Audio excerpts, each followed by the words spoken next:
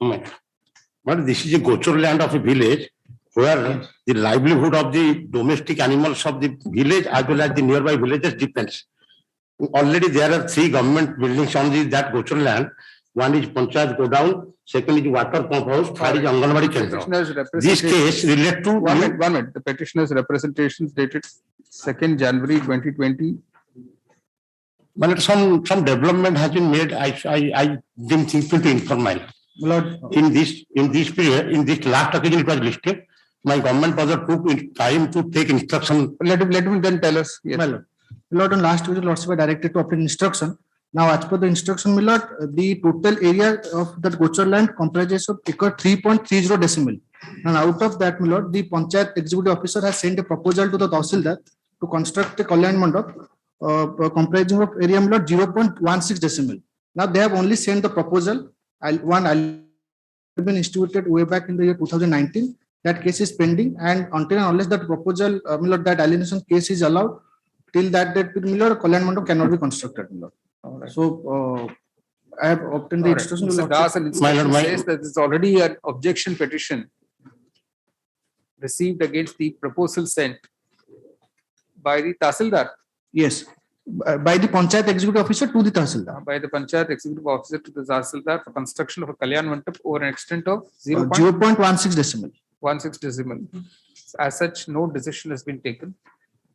My Lord. The only direction to be issued at this stage is that the Tahsildar will keep the petitioner informed in case any decision is taken to permit the construction of the Kalyan. My Lord, may I submit? My Lord, in fact, really the real crux and the real problem of this case, but real immense of this case, I want to touch up my mind. My Lord, this is a gochur land, village area, domestic animal in the to get milk, etc. is important.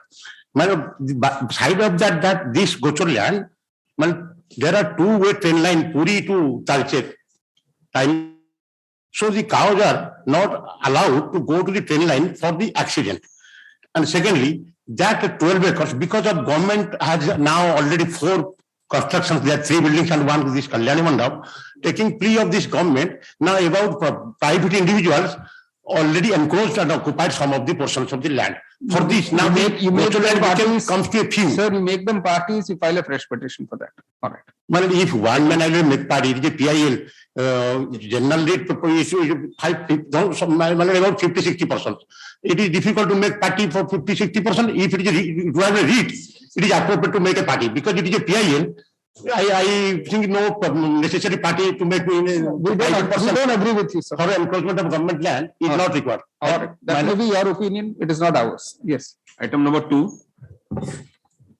My next hearing or my case disposed of or my Disposed.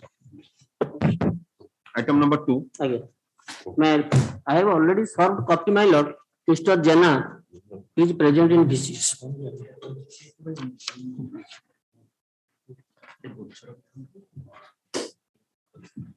Yes, please. My lord. Mr. S. Jana, I have already served copy, my lord. Also, I have already said to him. In VC, perhaps he is in present. Where is Mr. Jana?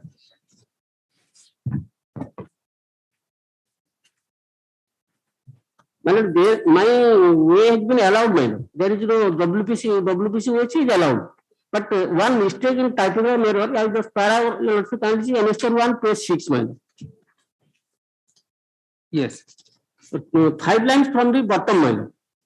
The petitioner has completed 15 years of service in his post from the date of his appointment with effect from 1781. There is no mistake, my lord. But the time-bound servant scale of pay was given to him from the date of his approval. So, this is the only, the date of approval is not correct. Because, your lordship kindly see, I have mentioned in my way from which date they have given me, till 12 months. Previously, they have given me, your lordship kindly page 12 months. Page, lordship got it, my lord? Yes. First line, second, higher scale of pay. The fixed petitioner TBS scale of pay, counting is subject from the date of higher scale of pay. They have given me earlier counting my service from the date of higher scale of pay, not from the date of approval. That is only be substituted in all. It should be higher scale of pay. Why did you file? You filed an IA and that was not entertained. So I filed IA, that was their lordship not entertained because I don't know, my lord. So because this is the only factual mistake. This is not Who is appearing, Mr. Jena? This is factual mistake because Mr. I have Parida is appearing. and from the date of my higher scale of pay. Mr. Parida, you have to unmute. My lord, one thing, my lord, I have two cases there. That another is listed 35. So your lordship may pass over to the 35. May I pray, my lords? On behalf of Mr. Jana, my lords, of School and Master Education, my lords, the brief is the same. Kindly pass over or maybe taken up along with item number 35. That's what he was also saying. All right, pass over. My lords, Along with 35, my lord. Along with my lords. Oblige, my lords. Item number 3. I don't know, your lordship, I pray for next week or any other date, your lordship. Because there is some development may be settled between them, your lordship. the list after 12 weeks. Item number 4. Please, my lords. My lord, this is a case was listed before the Honorable Single Judge on dated 15/3/2021, your lordship. On that day, the counsel for the SME stated that the WPC number 4684 of 2018. Accordingly, Honorable Single Judge directed me to file a second copy and the matter may be enlisted with the WPC number 4684 2018. Here, your lordship, that writ petition, WPC number 4684 of 2000 already been disposed of. But you said to see that WPC Civil 4684 of 2018, which is pending in this court, has already been disposed of. The writ petition therefore be listed again before the learned civil judge My lords. on 9th November. Oblige. Item number 5. May I please, your lordship? Whereas the petitioner has purchased the land after the acquisition is made, therefore your lordship wanted in the last occasion to submit some citations. I have submitted some citations which provides that the purchaser after notification is only entitled for the compensation. But the development is, but my lord, the development is after filing of the writ application, the authorities has passed an award at a grossly low rate, and for that the remedy lies with the claims tribunal. The coal bearing tribunal is at Jharsuguda. I may permitted to withdraw to approach the All right. coal The tribunal. petitioner seeks leave to withdraw this petition with liberty remedies as may be available to the petitioner in accordance with law. Oblige. This is withdrawn with liberty is paid for. Oblige. Item number 6. May I say, my lord? My lord, the petitioner, Carry on, carry on. yes, my lord, the petitioner applied for the SBLDR scheme, your lordships. The designated authority of the SBLDR accept the scheme and issued SBLDR 3, your lordships, directing for payment of rupees 10,42,649 rupees, your lordships.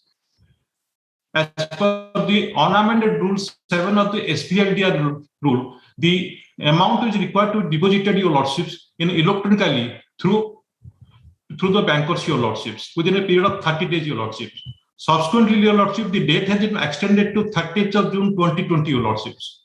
Lordship, on 29th of June 2020, the petitioner generated the challan for the said amount from the SBLDR portal, my lord.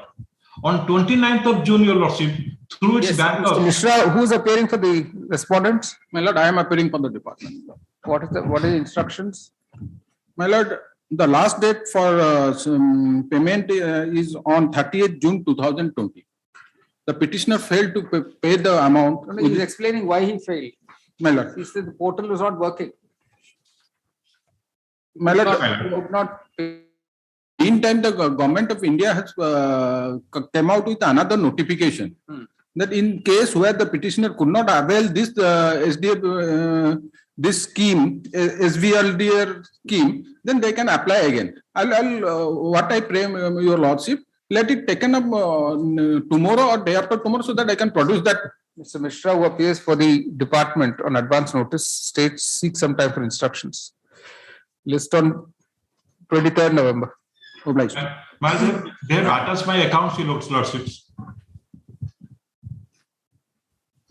under Annexure 1 against the demand.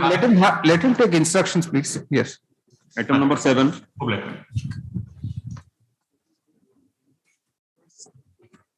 Item 7. May I please, your lordship?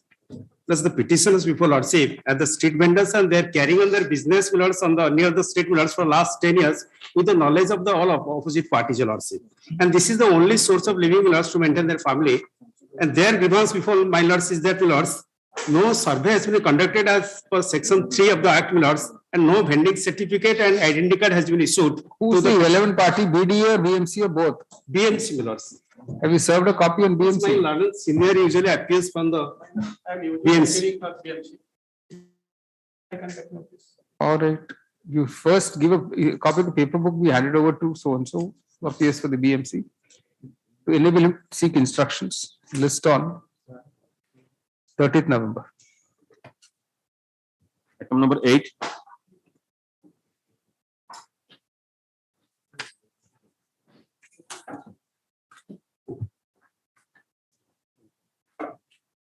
Item 8. Kailash Pradhan was the state of Orissa. Pass over. None appears. Pass.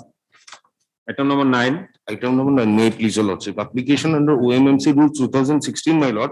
This is an application challenging the inaction of the opposite party number 4 in not reducing the production quantity from the 25,000 metric cube to 10,000 metric cube, and further not amending the granted environmental clearance, my lord. In respect of similar the Devi River Science Area, my lord. The NIT was issued and the petitioner is the highest qualified bidder, my lord. Subsequently, the CI issued a certificate regarding the environmental clearance. Page 14 is the starting of that. And the operative portion is at page 6. So this basically a grievances against the SCIAA. Yes, ma'am. Who appears for them, Mr. Monty? Well, perhaps the state, but I have no idea. Perhaps they have got The standing council. Standing council. Let your lordship dispose of this REIT application. Annexure 5 have made a representation, my lord. I can see that, but unless that person is present, what's the point? I made a representation to the CM. Or then you have to produce it before the SCIA. The petitioner's representation dated 23rd September 2021 be considered by the State Environmental Impact Assessment Authority. Within a stipulated period, my lord. After issuing notice to the petitioner and giving him an opportunity to be heard,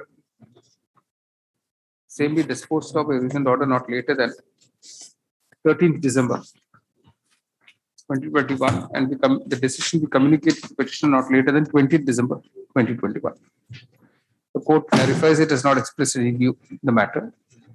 The petitioner will produce a downloaded copy of this order for the SCIAA on or before 15th November 2021 for compliance. Item number. May I please, your lordship? That the petitioners, all these petitioners, street vendors, doing small business, putting their small cabins near Satsang Bihar and Bani Bihar under the Bhubaneswar Municipal Corporation, and they are all provided with street vending license certificates and also street vending identity. Actually, sir, this is another matter. No, this is not similar to that. I am having all those documents. Street No, vending but somebody has to appear for BMC, sir. I have already, competent authority is the state government, I have already served copy to the state government. So the state will allow your petition. No need to hear anybody, correct? No, your lordship may keep it some other day. I will provide copy to the BMC. But your lordship, there is a counsel for BMC here. He had appeared earlier, so you please give him a copy. I will serve a copy in course of the day. Can it be, your lordship, put it in shorter day? They are now threatening to evict all these street vendors, my lord. All right. See, he appears on behalf of the BMC. Opposite parties 3 and 4 and trace time for instruction. When is that matter coming up? The other one? That is when you accepted notice. When is that matter coming up? Item 7, your lordship, 13, your lordship. 13, your lordship, put this matter on 13. 13, lordship may grant me some more time because I have to send it and we'll get instruction. So 30th November, these people wanted actually earlier. Yes. All right. They have already given a threaten at the place, my lord. Are you aware of these matters or you're just standing up like that? No, I am not aware. Have you seen him before? He's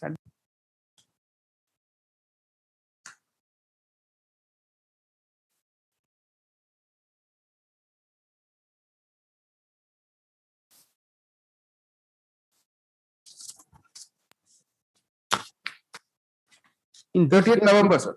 Right. Orders item number 11. Item number 11, I pray for 1 week time of behalf of Mr. Mantri, my lord. No. We're not adjourning this even for a second. My lord, we could not trace out the file is. No. Then that's it. You say, counsel for the appellant states that the file is not traceable at their end. Dismiss for non-prosecution. My lord, we'll take first steps for the. No. All that is over. 99 appeal, no question. No question at all. My lord, liberty, my Item lord. 12.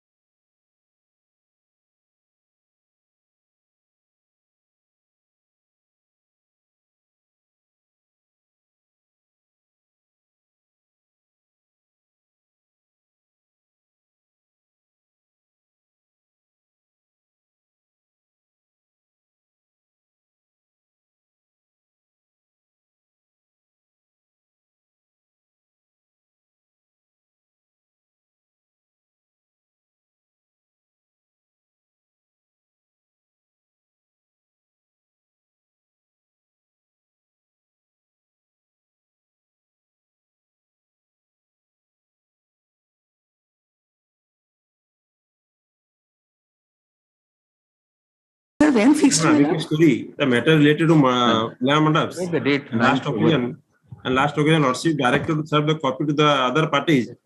A matter fixed to today, and Lordship also directed response, if any, to the said affidavit be filed before the next date matter. And other counsels are appearing in this case. And the affidavit dated 16/8/2021 filed by the CMC, pursuant of Lordship direction, they serve the copy to the other side. And on the last occasion, your Lordship directed to, they also asked time that they also issue notice to the mandap, 60 mandaps, and they have not received the response from the mandap owners, whether they comply the guideline by the fixed by this court or not, my lord. I have filed the affidavit today in response to the affidavit of the CMC in the other writ application. There are 2 writ applications, my lord. The other writ application, I have filed the affidavit, my lord.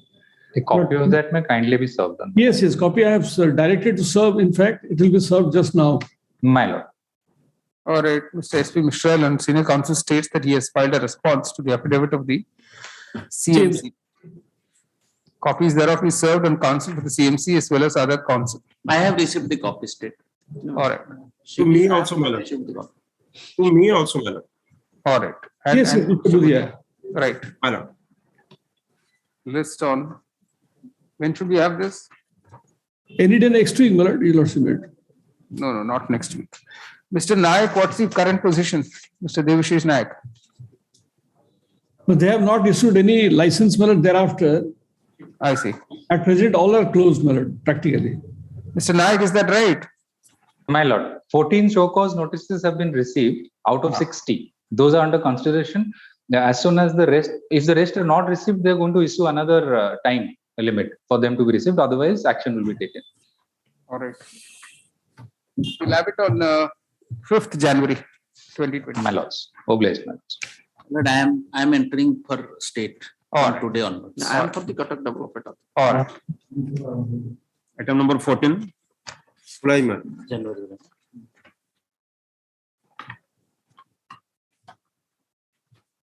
Arpit Das.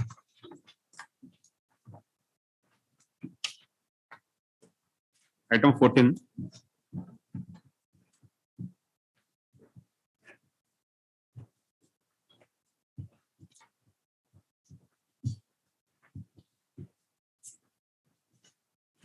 Asu. Item number 15.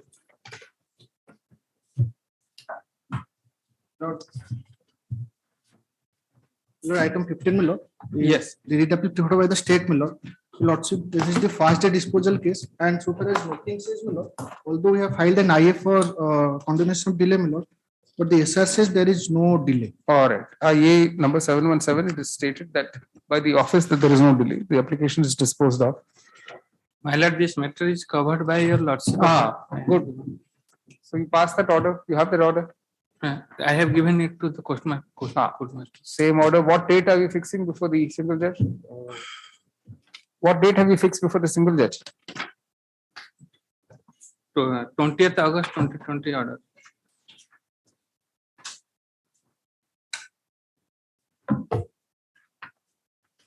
All those dates are over, sir.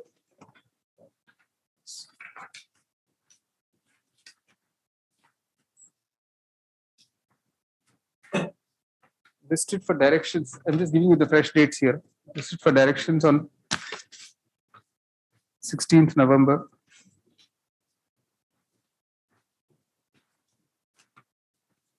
Can you file your farewell's reply by 16th November? Yes, ma'am. All right. Then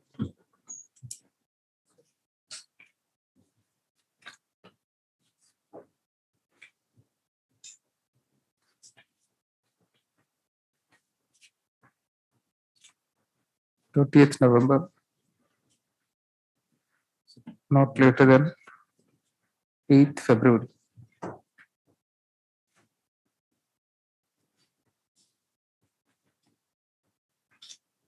All right. Obligement. Item 16. 16 and 15, 17. 16, 17 and 19. Same. Same. But my lord, in item 16 there is a defect, my lord, that may be cured, my lord, because the impugned order passed in another writ petition has been annexed to this petition. What is the writ petition? Writ petition number is, my lord, WPC number 21330 of 2020 and order dated 28/8/2020. All right. Just note down that. Order. 16, 17 and 19. 19. All right. 18 you follow. Item number 18. Please, my lord. My lord, here, during the COVID pandemic, that the present petitioner applied through online for the post of the lecturer, assistant professor in political science, fulfill all the criteria. They wanted that I to give the world university ranking, which they have rejected by application, not yet communicated to me also, that my application has been rejected during the, but because I am the lady of the Khali court, and it is not possible because due to conveyancing problem, I could not come to the OPSC, because the OPSC now is a corrupted institution here, and adopting all sorts of fraud practice. That can't be an exception. Please. No, that is there. Cannot be exception. But due to COVID pandemic, how do I have fulfilled all the criteria? I can give an undertaking. If I will not supply that world ranking position, then they can reject my application. How can they will reject my application without informing me? They should inform me. Yes, I have rejected, but the online application, I intimated them. I want to know that they have not intimated nothing. What is wrong? I to appear. If I file merit, what kind of argument this is, sir? First of all, has this no, suppose you saw. No. What is the mistake I have committed? I have given pursuant to the advertisement and fulfill all the criteria. The world ranking position. They are asking me the world ranking position, but they have not communicated me. If they have given time during that, they know that there is a COVID pandemic, and it is very difficult to come out from our house. Now, allow me to appear. If I will get through, then I will get the chance, otherwise not.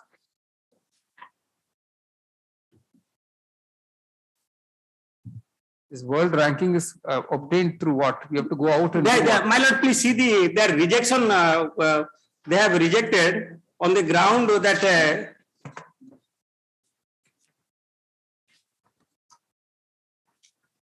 My lord, the page annexure 3, my lord.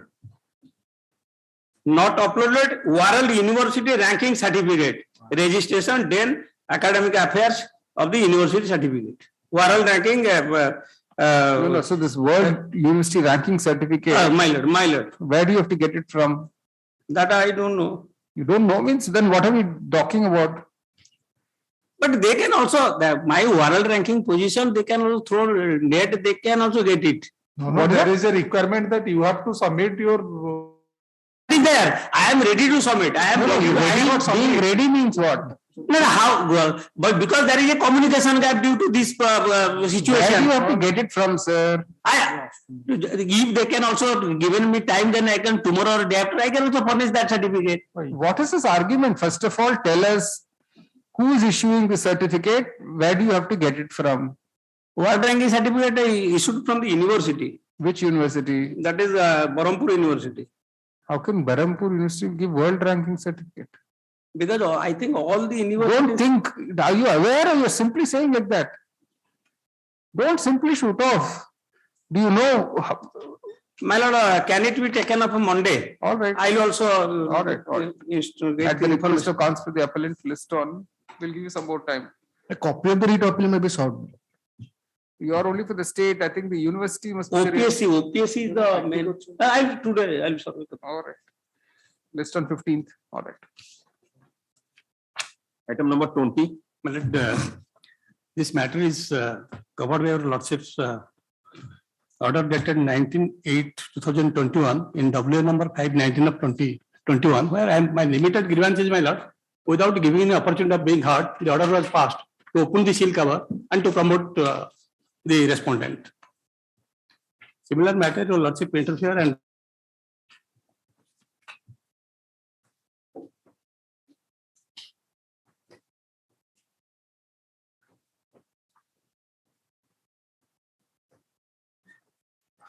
Who's for the other side? You're for the other side. I have the instruction to appear for the respondent, my lord. Right. I only let it go back. My judge. Only in that case, my lord, subject to. All right. Lordship's, The impugned order of the Lord Single Judge appears to be passed in the very first day 5 days, my lord. It may be without any opportunity to the present appellant to file any reply. On that short ground, the court considers it appropriate to set aside the impugned order of the Lord Single Judge dated 27th August 2021 and restore WP Civil 25794 of 2021 to the file of the Lord Single Judge.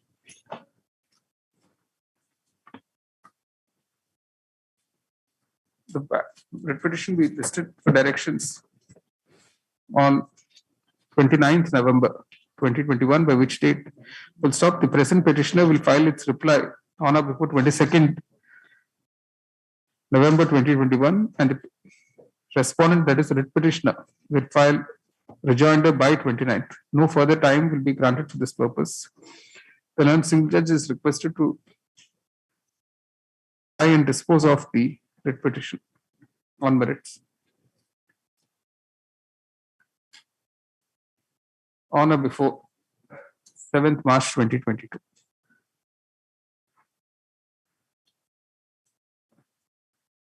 Delay in filing the appeal is condoned.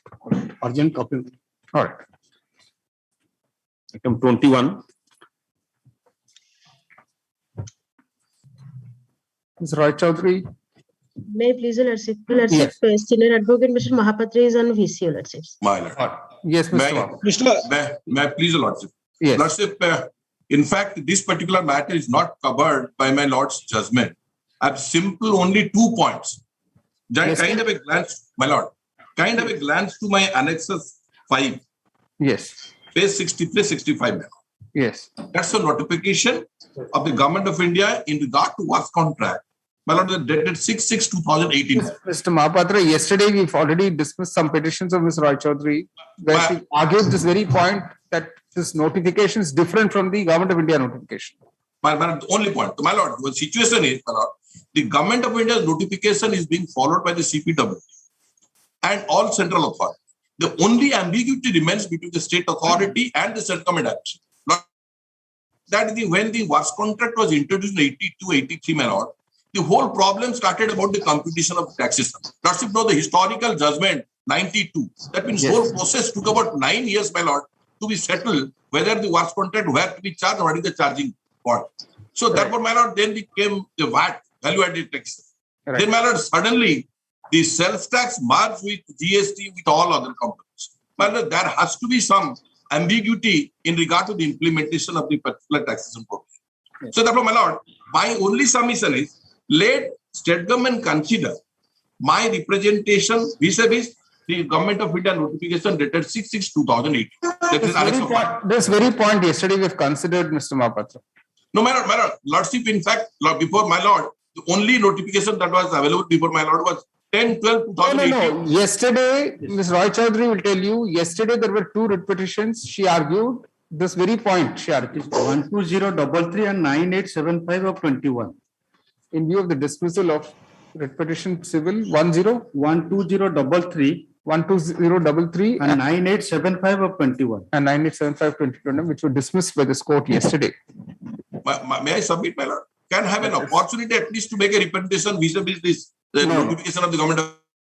Not inclined to please. That is yesterday. That is I'm appealing on behalf of opposite party. And I am appealing of the opposite party number 5, my lord. All right. This writ petition is also dismissed. All right. I am appealing on behalf of the opposite party number 5, my lord. All right. All right.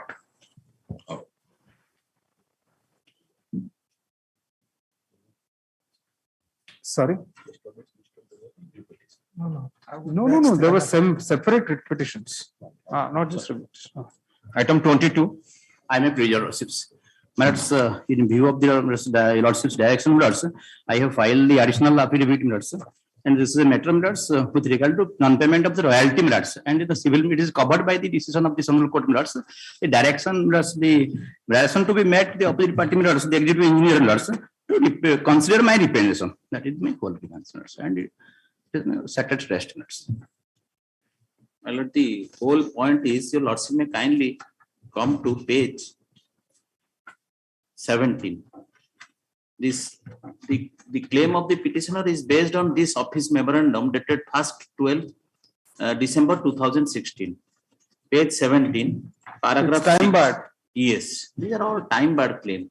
Yes. They have made claim in 2020. It has to be with this decision of this honorable court.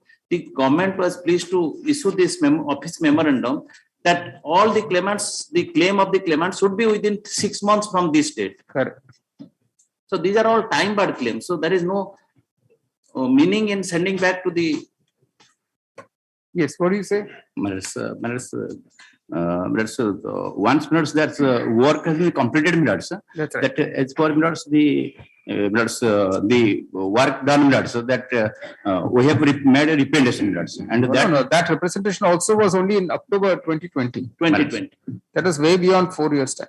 So that is after soon after minutes completion of the work. No. When did you complete the work? Minutes, that completion. That is also not available. That I was searching. Even the additional affidavit, there are no dates at all. Minutes, may I may minutes. No. You see, the work order is 26 September 2014. Yes, minutes. Then completed work was completed by the minutes by the end of minutes 19 minutes. No. Don't simply say like that. Where have you said this? I may be going to file an additional affidavit, saying this minutes only when it is completed, minutes. Because in this way I have not, as because lordship order was very specific to file only the amount, not the. So everything we have to specify. You don't have to do anything. No. Yes. Only we have to do everything. We are not able to do that. I am going down also. For that, I am there to comply. I am there to. But in any case, your claim is time barred. As per clause 6 of Annexure 2, the claim is time barred. That you cannot substitute your representation. That is already on record. You can say that when it was completed, that is that may be you. Yes. So if it is within that, but your claim is time that your lordship will ask that minutes by the end of 19 minutes the work is done. So I have made a representation within the time period as minutes. But going on making representation will not satisfy the time requirement, right? Yes, minutes. So for that minutes I will file an affidavit, minutes, to saying that when it was completed, minutes. For that minutes I seek. No. Come to para 6. Yes, minutes. 6 months. Yes, yes. The petitioner, after successful completion of the project work of the utmost satisfaction, all the opposite parties, it is required to get reimbursement as per the Annexure 2 and 3 minutes. Whereas the account of non-reimbursement by the fulfillment of inaction on the part of the opposite parties, she started approaching the opposite parties by filing written representations 16/4/17 minutes. 1 minute. So stop here, which means the work finished satisfaction prior to 16/4/17 itself. Yes, yes. That's so. So it's time barred, please. So Para 6 apparently time barred. The petition has been averred by the petitioner is under. then reproduce that. It is pointed out by Mr. D.K. Mantri, learned additional government advocate, that in terms of the resolution dated 10th February, 1st December 2000, Annexure 2, page 16. December 2016, bracket Annexure 2, the claim for refund of royalty had to be received within 6 months of the completion of the work. Mere filing repeated representations would not make up for the lost time. Clearly, therefore, the petitioner has missed the bus as regards claim for refund. On this short ground, the court is unable to accede to the prayer of the petitioner. The petition is dismissed. Item 23. Same. In view of the dismissal of 17470, the present petition is dismissed for the same reasons. Item 24. 24, in this matter, I have been directed to take instruction in this matter. Because I have written the letter, but I have not received any response from the other side. I pray for some time. I have talked to the land acquisition officer today in the morning. But who's for the petitioner? I'm for the petitioner, Your Lord. Lordship by the order dated 19/8/2021. All right, Mr. Katke needs some more time for instructions. List after 12 weeks. Item 25. Please, my lord. My lord, here is sought for a direction to the opposite party number 2, the collector Jajpur, to save the, because, my lord, the illegally they are lifting the sand which is also cause danger to the embankment in the river Kharasrota. So representation is pending. My lord, let a direction be issued to the collector. Right. The petitioner's representation dated 29/12/2020 shall be examined by the collector Jajpur, and after issuing notice to the petitioners, as well as who is transporting? I have stated their names. Where? In my representation, as well as also the body of the petition also. No. So, number 3, 4, and 5. Yeah. Okay, after notice to, no. Sorry, sir. No, that's a petitioner. You have not mentioned the names. So make a fresh representation. My lord, sorry. Counsel the petitioner seeks leave to withdraw the present petition with liberty to make a fresh representation to the collector Jajpur, mentioning the names of the persons engaged in illegal transportation of sand, and after following up the said representation to seek appropriate remedies in accordance with law. Post office withdrawn with liberty is grateful. Item 26. May I please, my lord, in this case, my lord, the grievance of the petitioner, sir, my lord, a new Gram Panchayat was constructed, a form, namely Athantar Gram Panchayat. Initially, it was earlier, it was with the Garadi Panchana Gram Panchayat. Athantar Gram Panchayat consists of 4 villages, Athantar, Giringo, Siripur, but they don't have any representation is there. My lord, Annexure 2, page 24. Why did you start with Chief Minister, Panchayat Raj, everybody? My lord, the opposite party number 1. All right, the petitioner's representation be examined by the OP number 1. My lordship may direct the collector. The collector number 2. And after giving the petitioners a hearing, the recent order be passed thereon not later than within the time stipulated. Yeah. 17 January 2022, and we communicate to the petitioners not later than 24 January 2022. The court clarifies it has not expressed any view on the petitioner's contentions. All right. Item 27. Urgent copy. May I pray, Your Lordship? Lordship, can you turn to page 21, Annexure 2? This is the letter of award of a civil constructions work on 27/3, which is March chapter coming into force of the GST Act. And at page 25, the formal agreement was entered into on 6/4/2018. Then, my lord, there was a clause for inclusive of GST, which was taken away by a order dated 18/5/2018 prior to execution of the work. Lordship, may kindly have that page 65. In response to the above cited letter, serial number 9 of this letter is to this is pursuant to a contract, is it? Yes, my lord. So there must be a clause in the contract for arbitration. No, my lord, there is no clause. Then you have to go for a suit. My lord, I'm just pressing. What has happened here that I have concluded the work by virtue of a clause which is there in the contract. Now they are withdrawing that and asking for refund. That's the case here, my lord. That's a dispute in the. No, that is absolutely contract, please. No, my lord, no disputed question here is. No. Lordship, kindly have that page 65. Yes. In response to the above cited letter, serial number 9 of the letter read as that serial number 9, the contractor is to bear all local taxes, cess, ferry, tollage, charge, royalty, and any other charges, but exclude GST. GST as applicable will be borne by IDCO. Then the next letter, then I have concluded the work. The next letter is the completion.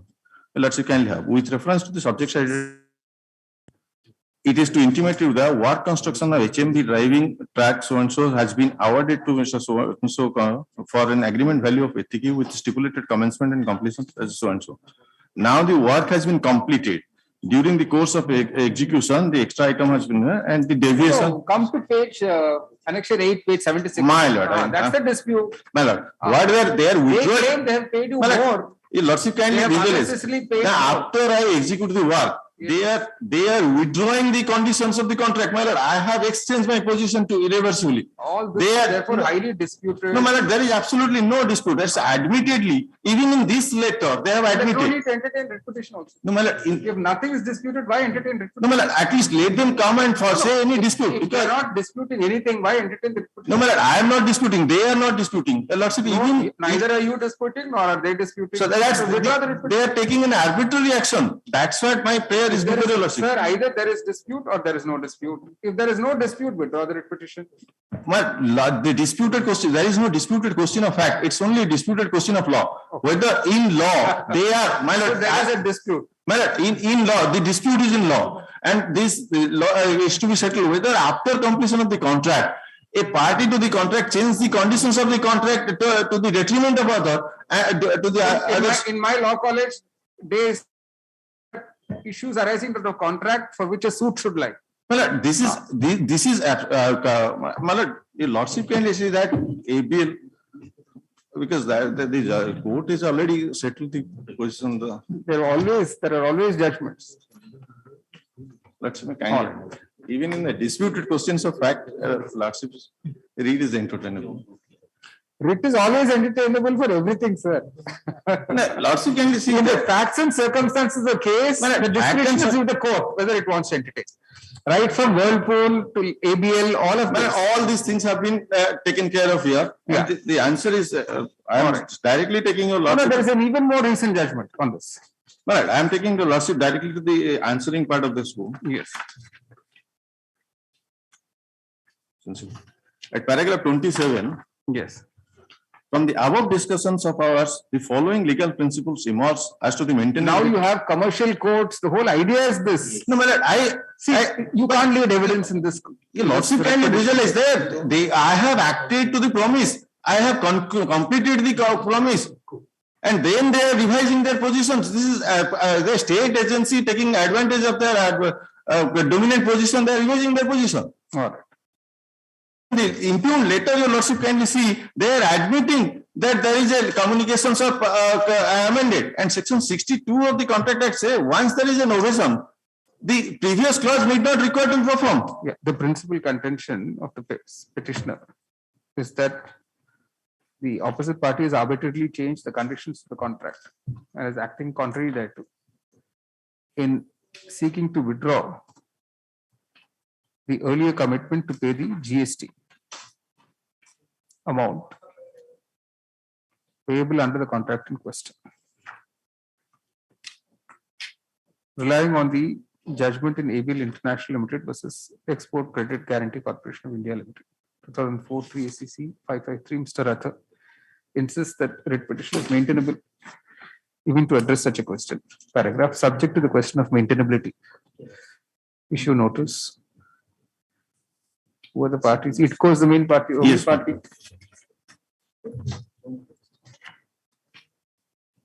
Why United Bank of India? Bank what is there. They are requesting for encashment of FDR.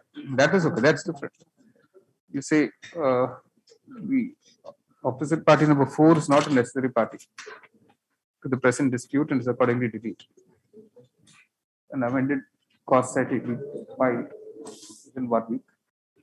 Notice to opposite parties 1 to 3. Returnable in 12 weeks. List after 12 weeks.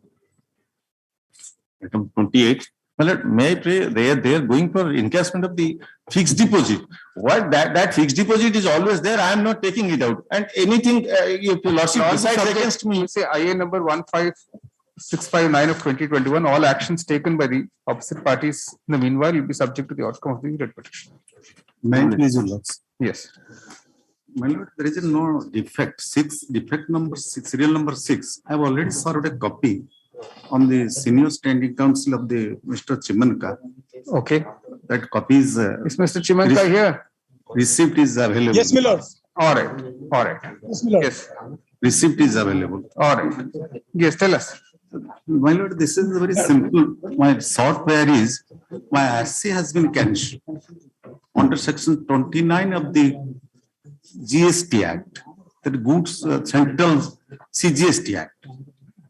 And I filed an appeal before the additional commissioner GST appeal, who has rejected my appeal on the ground of limitations. There is delay in filing appeal. Then I prayed for condonation of delay on the ground, on the basis of the Supreme Court judgment, that all delay in special law or maybe condemnable. He has also quoted that observations at page 27 of the Annex 2. But he simply says, since the appeals have been filed in delay, he rejected the appeal. My humble prayer before your lordship, a similar order has been passed by your lordships earlier, where the RC has been revoked, and with a condition that all the returns, pending returns along with the tax dues to be deposited. That order may kindly be passed. Yes, Mr. Chimanka. Similar, but with my business has been stopped. I pay all tax and the I have not seen that order. Let me take it. I am giving the judgment. Passing over the judgment. My lord, I have not seen that judgment. Which judgment, my lord? That small. Not judgment, it's an order. Order. Sir. But this you could have produced before the appellate authority. I have produced, my lord. It is. Since the appeals have been delayed. Have you sent Mr. Chimanka a copy? No, my lord, I have not seen it. You can send it to him by WhatsApp or something. I will send it WhatsApp. Extra copy. My lord, the Balkrishna filling station judgment, my lord. No. A small order of this Honorable Court, my Lord Chief Justice, have passed for condonation of delay in revocation of RC. No, but where have you produced this before the appellate authority? You don't seem to have. You're not similar, but you're not. No. This order, why did you not produce it before the appellate authority? I produced, my Lord. Where does it say? It doesn't mention. He says nothing. He says only one thing, that since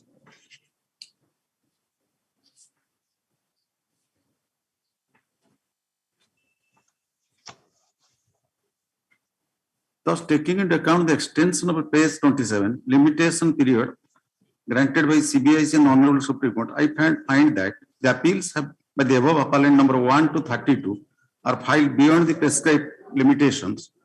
Therefore, I am constrained to reject the appeals. Mr. Chimanka, can you just under this is applicable? Yes, my lord. All right. Counsel the petitioner. It is a Balkrishna seeks to rely on. No. Order dated 19th August 2021 passed by this court. In writ petition civil 22214 of 2021 bracket Pavitra Mohan Lanka versus Commissioner CT and GST Orissa and others bracket. Actually, later we modified this to say all taxes, interest, penalty, and all that. Whatever due, my lord, direct me. Mr. Chimanka states that he needs some time for instructions. List on 17 November. Yes. Item 29. May please your lordship's point. While the petitioner is the lessee in respect of Devi River Sand Sarat quarry at Kontapoda in the village of Bada Khamaranga in the district of Cuttack, my lord. And the lease was to expire already on 30th October, my lord. the condition of lease was that the petitioner is to lift 6,515 cubic meter of sand per annum, my lord. Last year, my lord, that due to the deposit of sands, the authority asked to give a fresh mining plan, and I gave a fresh mining plan of 15,000 cubic meter of sand to be lifted from the sand quarry in the 5th year, my lord, and that was approved. And they said, the authority said to deposit the amount on, my lord, 25/2021 in respect of a rest that is, my lord, 8,485 cubic meter of sand, my lord. I deposited the amount, my lord, but this is just done on 25/2021, my lord. Monty, they seem to have already granted you an extension. No, they have not granted me extension. He has made a representation by the annexure 3. They have not granted me extension. My lord, this And now the the 485 kilometers, some time is required to leave that sand, my lord. My lord, Because within another 5 months left, my lord, 3 months went away due to rainy season, my lord. I could not operate. Within 2 months, it is not possible to lift, my lord, 8,485 kilometers sand, my lord. I have not lifted. I have paid the amount. Consider the representation which he has made under annexure 3 for extension of the lease period, because many things have to be checked up by the collector. What he is saying that he has not excavated the sand as per the NTQ. These are to be checked up by the geological people, and the collector will examine it and pass necessary orders in his representation for extension of lease period. Was this actually given to the collector? Yes, my lord, I had given to the collector. He is the controlling authority, he has to. On 5/7/2021, the same has not yet been disposed of, my lord. The petitioner's representation dated 5th July 2021, seeking extension of the lease period to enable him to lift the balance sand from the sand Sairat in question, the lease for which has expired on 30th October. My 30th October. 30th October 2021, be examined by the collector Cuttack, and after hearing the petitioner, a reasoned order shall be passed thereon not later than 1st December? 1st December or even earlier? My lord, earlier it will, 1st December, it will take time. Some they will make survey, my lord. He may be directed to produce the order before the collector. Yes, I will produce, my lord. Till then, no third party interest may be created, my lord, in respect of. No, even They if should not put advertisement will be No, there is no advertisement till today, my lord. So that is a very long. A downloaded copy of this order will be released before the collector by the petitioner not later than 10th November. 2021 for compliance. Court expressed any view. It will be open to the petitioners to seek appropriate interim relief before the collector. Yes, in accordance with law. All right. Admission item number 30. My lord, that to be disposed of by 1st December, my lord. 1st December, that's right. Item 30. This, my lord, is the PIL matter regarding that leprosy. Now, if my lord would see, last time we had given a spiral bound note. Right.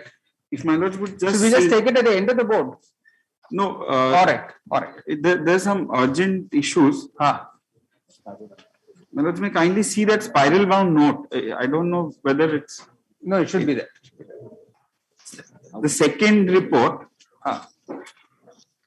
I won't take much time, my lord. No, we'd ask the committee to do a lot of work, right? The state level technical committee had met, my lord, and also may kindly see the reports. All right. After. Yes, my lord. Regarding Baleswar, what has happened, my lord, may kindly see that spiral bound report at page 54.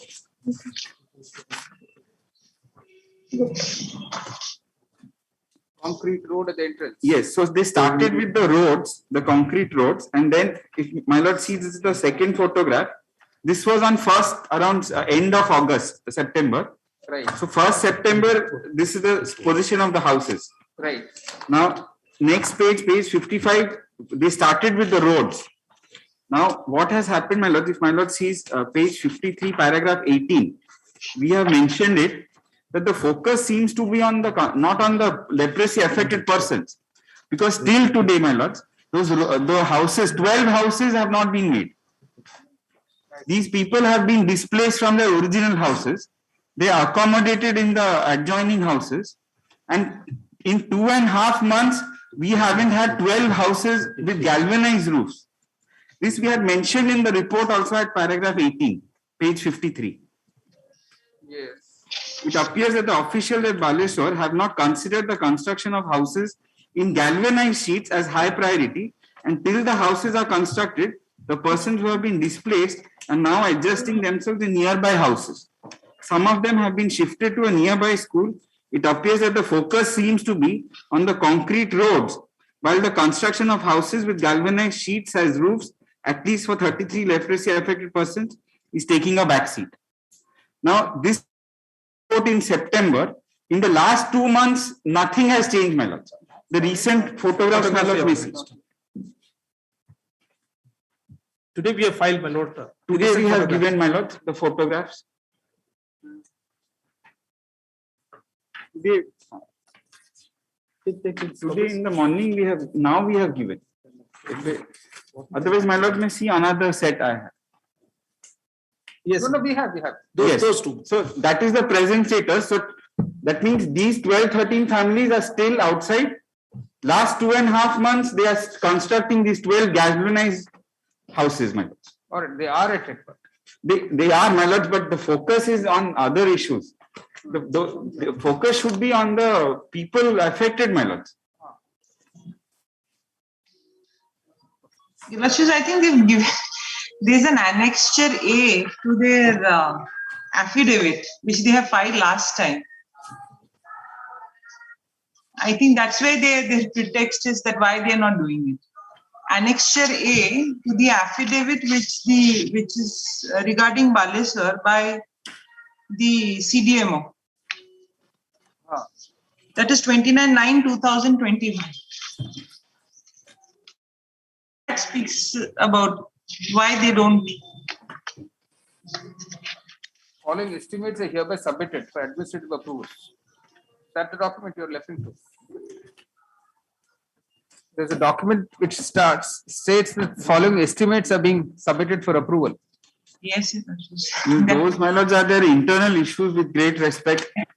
These 12 houses is not much for what we are looking at. Right. And anyways, the state government has a policy to provide people, landless people with houses, so it should not be a problem. Right. So that is one issue. What is the other? That's the immediate issue, my lords. Regarding the other issues, we will come up shortly with a report. So what we were suggesting is, if my lords would request the collector Baleshwar to remain present on BC, so at least his focus should be on Baleshwar, which has everything going for it. It's only this government apathy which is the problem. What about doctors' treatment and all? Doctors, there is slight improvement that we have given in the report. Nice.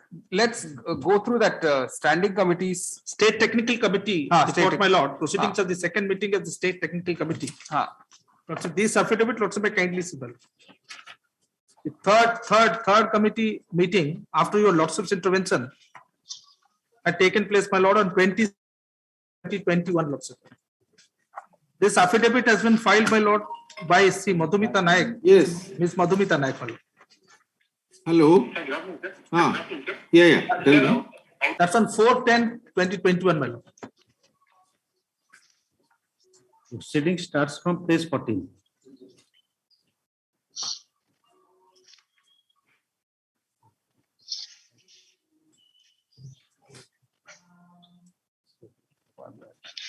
Yes, affidavit dated 4/10. Lordship, for the copy of the, my lord, the compliance affidavit, my lord.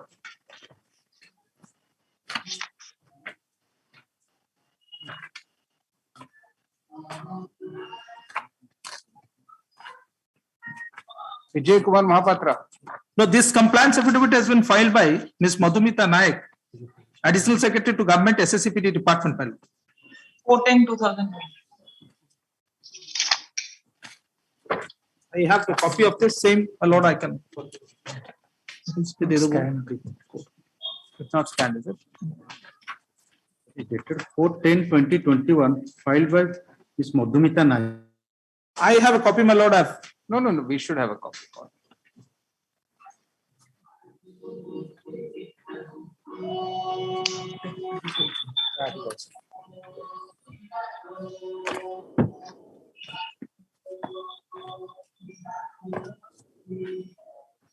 Yes.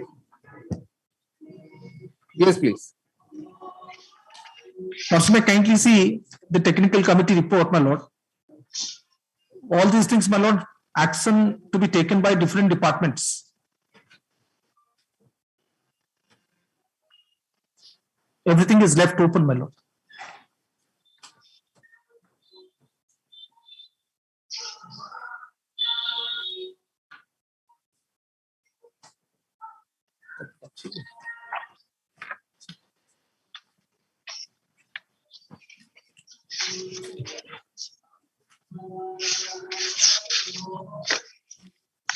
Amirat.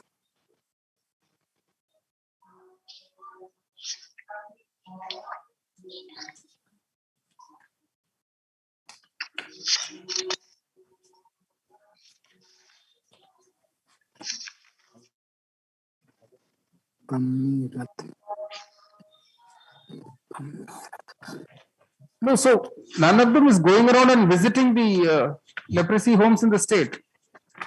Yes, my lord. No, unless they go and visit the homes, how will they know what is happening? That is the reason, my lord. Lordship may kindly see, even in all these places where we have, my lord, suggested for ensuring construction of toilets, they have written that the representatives of the Housing and Urban Development Department is to ensure the construction at the earliest. Then with regard to Vasundhara scheme for sanction of homestead land free cost in favor of the eligible beneficiaries, my lord, that also is left open, my lord. Actually, this will not work, Mr. Mudali. At the earliest and all that, those kind of words will not have any, we'll have to fix time. They'll have to fix timelines and they have to go personally visiting. Members of this committee, they have to form subcommittees and go around the state. They have to actually visit the leprosy homes.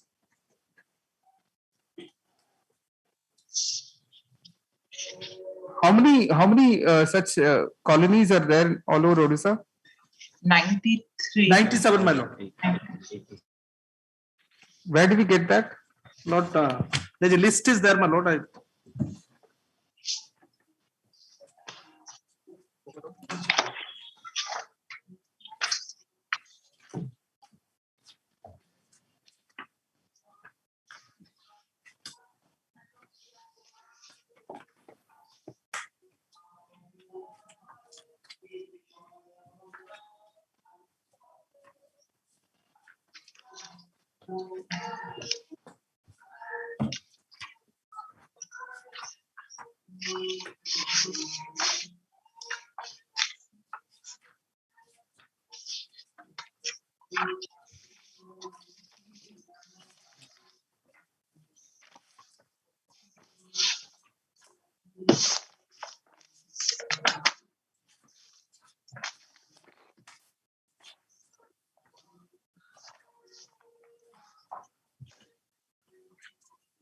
What about Khurda and Puri? What about what's happening there?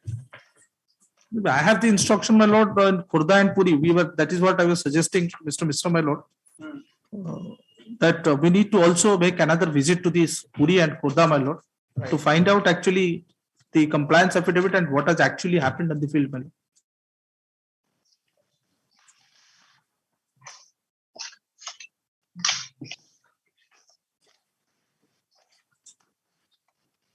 All right.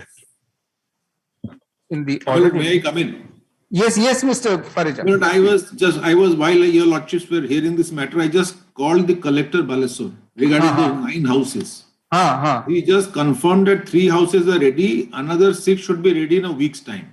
Lordship may say 10 days time. I think week is saying 10 days. All right. So your lordship may say that 3 completed as per instructions from Balesur collector. Just now I have received the instructions, I am passing on it.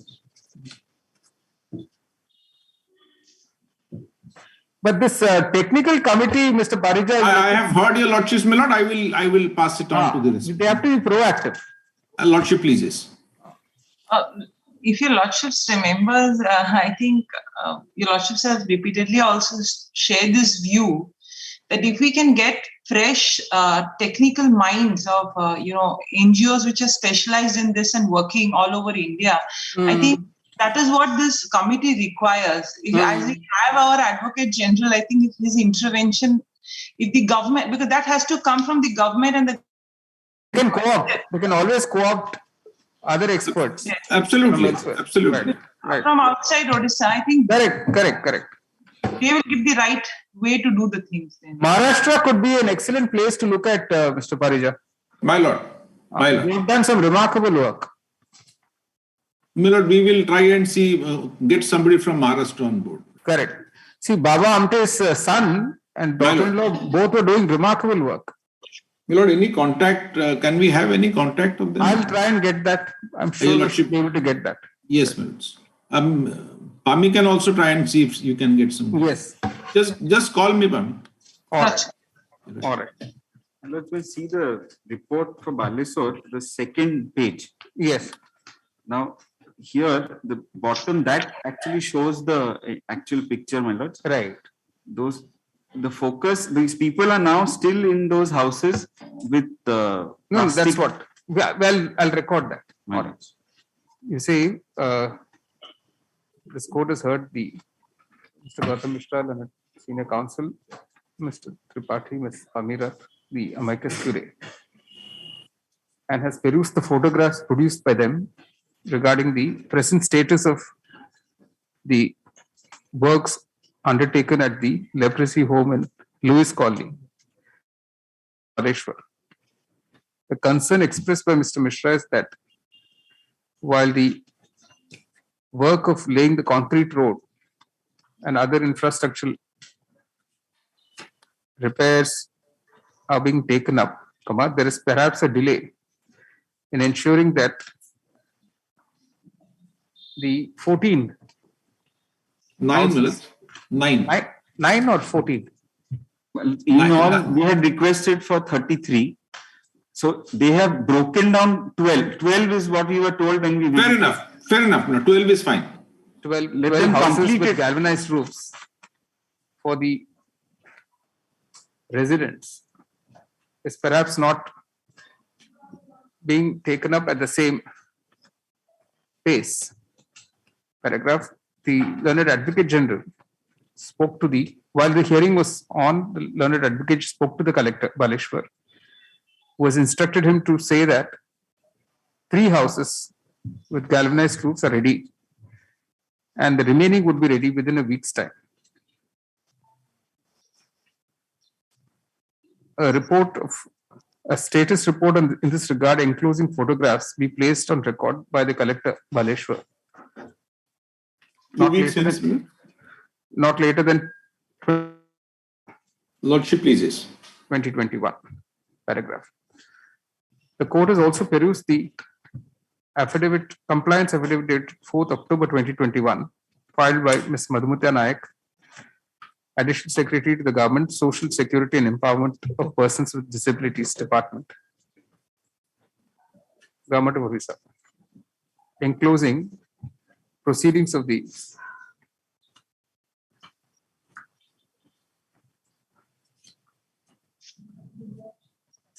third meeting of the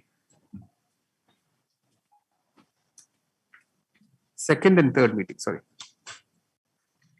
of the Technical Committee for Formulation and Monitoring of Rehabilitation Programs for Cured Leprosy Persons. Court notices that although various issues were taken up for discussion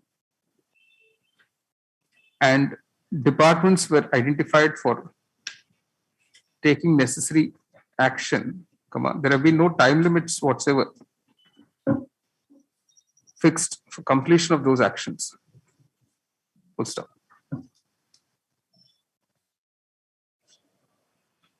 On each of the schemes under which leprosy cured persons are to be granted benefits,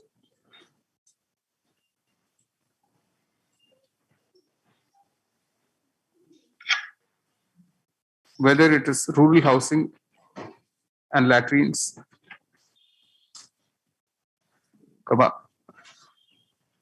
the sanitation needs,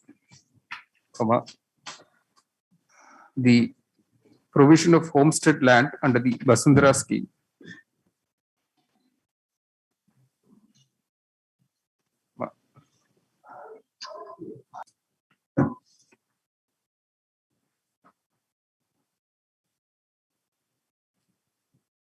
the enabling of reconstructive surgeries, provision of footwear, provision of MCR footwear, and employment opportunities,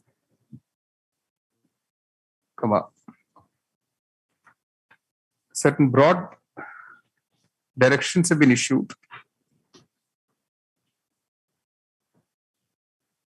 without any specific targets or timelines.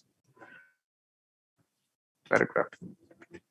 The court would like to impress upon the technical committee the necessity for fixing actual time targets for completion by the various departments or authorities that have been identified for that purpose. Stop.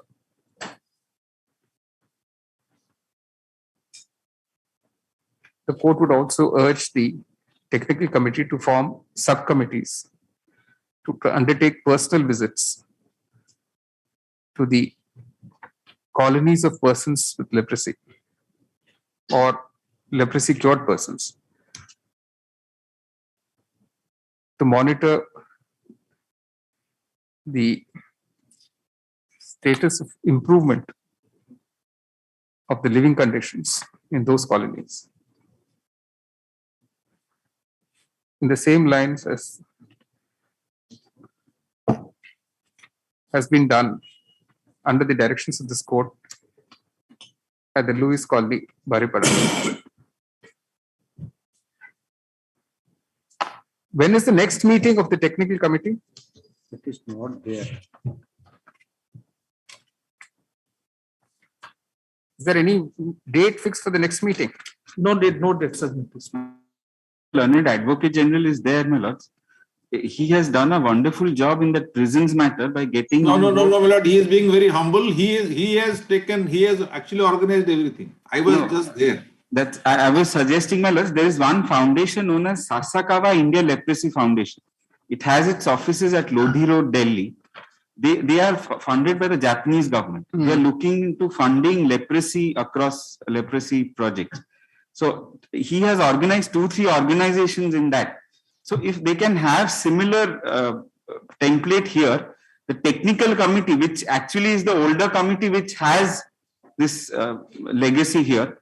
So if they can have infusion from those 2-3 bodies, then they can get fresh ideas. All right. You say it will be open to the technical committee to co-opt experts from other civil society organizations, NGOs, in elsewhere in the country who are involved in the task of improving the lives of persons affected with leprosy or cured of leprosy. The Learned Advocate General states that he will advise the technical committee appropriately. The court urges the technical committee to have another meeting for these purposes in the month of November itself on a convenient date, so that the steps can be, the ameliorative steps can be taken up forthwith. My lord, may I suggest, my lords? Yes. The lordship can stay and also invite other stakeholders, like we did in the prison matter, where Mr. Gautam took a lot of interest. Yes. And other stakeholders, we say, right? Lordship, please. Yes. The Learned Amicus Curiae state that they will undertake a further visit to the 2 leprosy colonies in Khurda and Puri and submit a further report to this court on the current status there. Should we have it in this month itself then? Yes, my lord, yes. 30th November.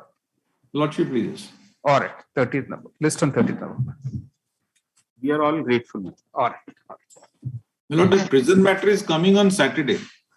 Yes, 6th November. Yes, would your lordship fix a time because we have requested all the other people to also join. 2 p.m. As your lordship. 2 p.m. Lordship, All right. please. All right. 31. May please, Lordship. That I have filed a date chart that may be on the record. Well, item 31, I have not filed the counter affidavit. I pressed some time to file the counter affidavit. The latest patent appeal, the Honorable Single Judge disposed of the writ petition at the admission stage without any counter affidavit. So it's a latest patent appeal. But basically, UGC has come forward with a cross objection admitting my case. So this is the university recruitment, and under the UGC regulation of 2010, there is nothing called a post of reader. Now it's hierarchy is assistant professor, associate professor, and professor.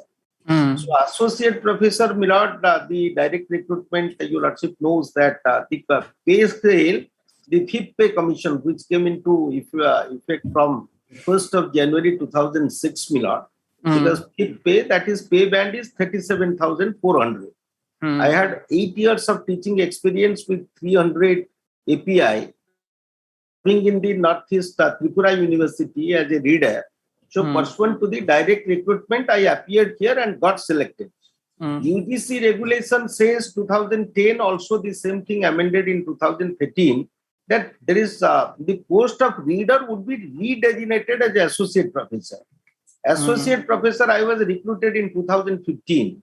UGC regulation is of 2010. So state, the university has recommended me.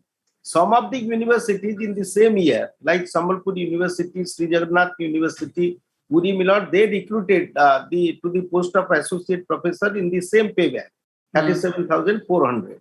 They give me the pay scale of 15,600. My assistant professors, I am the head of the department, having a very bright career. I was the gold medalist in the Department of Statistics of Uttal University. So I am getting less salary than the post of assistant professors in the department. There is UGC counter, your lordship may kindly turn to. This was disposed of at the admission stage. I have filed a comprehensive date chart with reference to relevant page numbers. That your lordship may kindly turn to para 5 of the UGC counter. That's at flag. Para 3, Milord. At the outset, it transfers from the records in WPC number. Para 3, I am reading at the top. But after hearing only the learned additional government advocate who appeared for the state, to the best of their knowledge, no notice of motion was ever served upon UGC to have its say on the matter. It is only at the writ appeal stage UGC was issued with the notice of motion of the present writ appeal, and hence filing this cross objection narrated herein after. Lord, para 5 is important. That be that as it may, it is respectfully submitted here that in the year 2010, my recruitment is in 2015. UGC in exercise of the powers conferred under clause E and G of subsection 1 of section 26 of the UGC Act framed its principal regulations called University Grant Commission minimum qualification for appointment of teacher and other academic staff in university and colleges and measures for the maintenance of standard in higher education 2010. The said regulation came into force with effect from its publication in the official gazette on 18/9/2010. In the year 2013, clauses 1 so of the principal regulations stood amended and substituted respectively in the amended regulations notified in the gazettes 1 so that the issue involved in the present litigation originates from an advertisement dated 22/6/2015 issued by Uttal University, the present respondent number 5 inviting application for the post of reader. This is the crux. The eligibility criteria as stipulated in the said advertisement was the qualification meant for associate professor as contained in the UGC regulation 2010. Lord, they recruited me. There was in 2015 also, there was nothing called a post of reader in the university cadre. Because your Lordship knows under section 22, it applies to all universities because UGC is the nodal body to frame the regulations so far the minimum standard of educational qualification, pay scale, everything is concerned of the university teachers. The appellant applied and was selected for the post and appointed as reader in the scale of pay 1. So the grievance of the appellant was to grant him UGC scale of pay band of 37,400 with grade pay of 9,000. Since he was directly recruited in the post of reader, which had since been redesignated as associate professor as per UGC regulation 2010. But its regulation is effective from 2010. My recruitment is in the year 2015. There was nothing called a post of reader. Qualifications are that of associate professor because 8 years teaching experience, I had. I directly applied. University, because of the wrong advertisement, they give me this pay scale. And the readers, as per this 2016 government resolution, that applies not to the direct recruits, because that is under the career advancement scheme. So, if the original selection is for the post of associate professor as per the UGC regulation, that is binding. They say also, so I am entitled to that pay scale. Actually, these facts were not placed before the Honorable Single Judge because UGC was not in the picture. There was no counter of the state government. Merely on the basis Mr. of... Acharya, you would be agreeable for it to go back to the single judge? Your Lordship, because let it be decided, I am already suffering. It's more than 7 years by now. My juniors are getting higher scale than me. The assistant professor is getting higher scale. He is the head of the department. The petitioner is the head of the department, having an outstanding career. He was also the topper in the Department of Statistics of the same university. He served for 8 years in a different Tripura university. Came here in a pursuant to a direct recruitment as associate professor. So, UGC says there is nothing. Your Lordship may kindly look at the regulation. There is nothing called a post of reader in the university cadre now. Yes. So, the Lordship grants that relief, UGC says, and the university also recommends only the government should stand as a barrier because university BC has recommended that this is the Your Lordship may kindly turn to the recommendation of the Vice Chancellor. It was wrongly done. The fixation was wrongly done. Your Lordship may kindly. Yes, you appear for the. No, I am along with Mr. Acharya. Okay, all right. I pray some more time as a last chance to file the counter affidavit. The UGC is supporting them, I think. No? Yes. Mr. Acharya, the UGC supports you. Yes. UGC supports me. This is the counter. So, Your Lordship grant me last chance to file the counter affidavit. The state has absolutely nothing to do with this because they have to merely accept the recommendation of the university. The university recommends, UGC supports, regulation, they can't contravene the government is to provide the regulation fund. And take a contrary decision. Very important. Government has to provide the fund. And today also another additional affidavit has been filed. And for the UGC. No. So additional affidavit by the appellant matters. No. Whom are you for? No, I am for the university. University. Who's the UGC? Mr. Last occasion, Lordship, Mr. JK, Senior Advocate Mr. JK Mishra was appearing. But I don't think he is locked down. All right. You see, the entire note sheet I have filed, the finance department has agreed, I have the note sheet by way of an additional affidavit. Today itself, now the finance department, so far the grievance is concerned, Your Lordship may kindly in all the above advertisements, page 19, one additional affidavit is there. Now the government, on principle agrees to grant it. The redesignation of teachers were issued by the HE department, so and so, wherein it was so and so, readers with So, Mr. Acharya, what we'll do is let them either file their own affidavit or respond to your additional affidavit, failing which we will go by the note sheets that we have enclosed. That's good. All right, Mr. PK It's the Murli. government decision. Additional government advocate Your Lordship, appearing on behalf of. Your Lordship, just a small request. Yes. Lordship, ask them to confine it to a small affidavit so that the matter can be resolved with regard to this additional affidavit. No. Or they want to file a detailed counter. It's a government note sheet, They have already on principle, they have taken the decision. Opposite parties. Well, also to look at this, the finance and finally approved by the minister, honorable minister. All right, 1 to 4 seeks some more time to file a reply. It may be noted that today the petitioner, the appellant, has filed an additional affidavit enclosing the notings, public note sheets of the Department of Higher Education, the Department of Finance, etc., relevant to the issue on hand, obtained through the Right to Information Act. Paragraph. Mr. Acharya, learned senior counsel for the petitioner, points out that the learned single judge disposed of the writ petition civil 12860 of 2018 filed by the present appellant at the very first hearing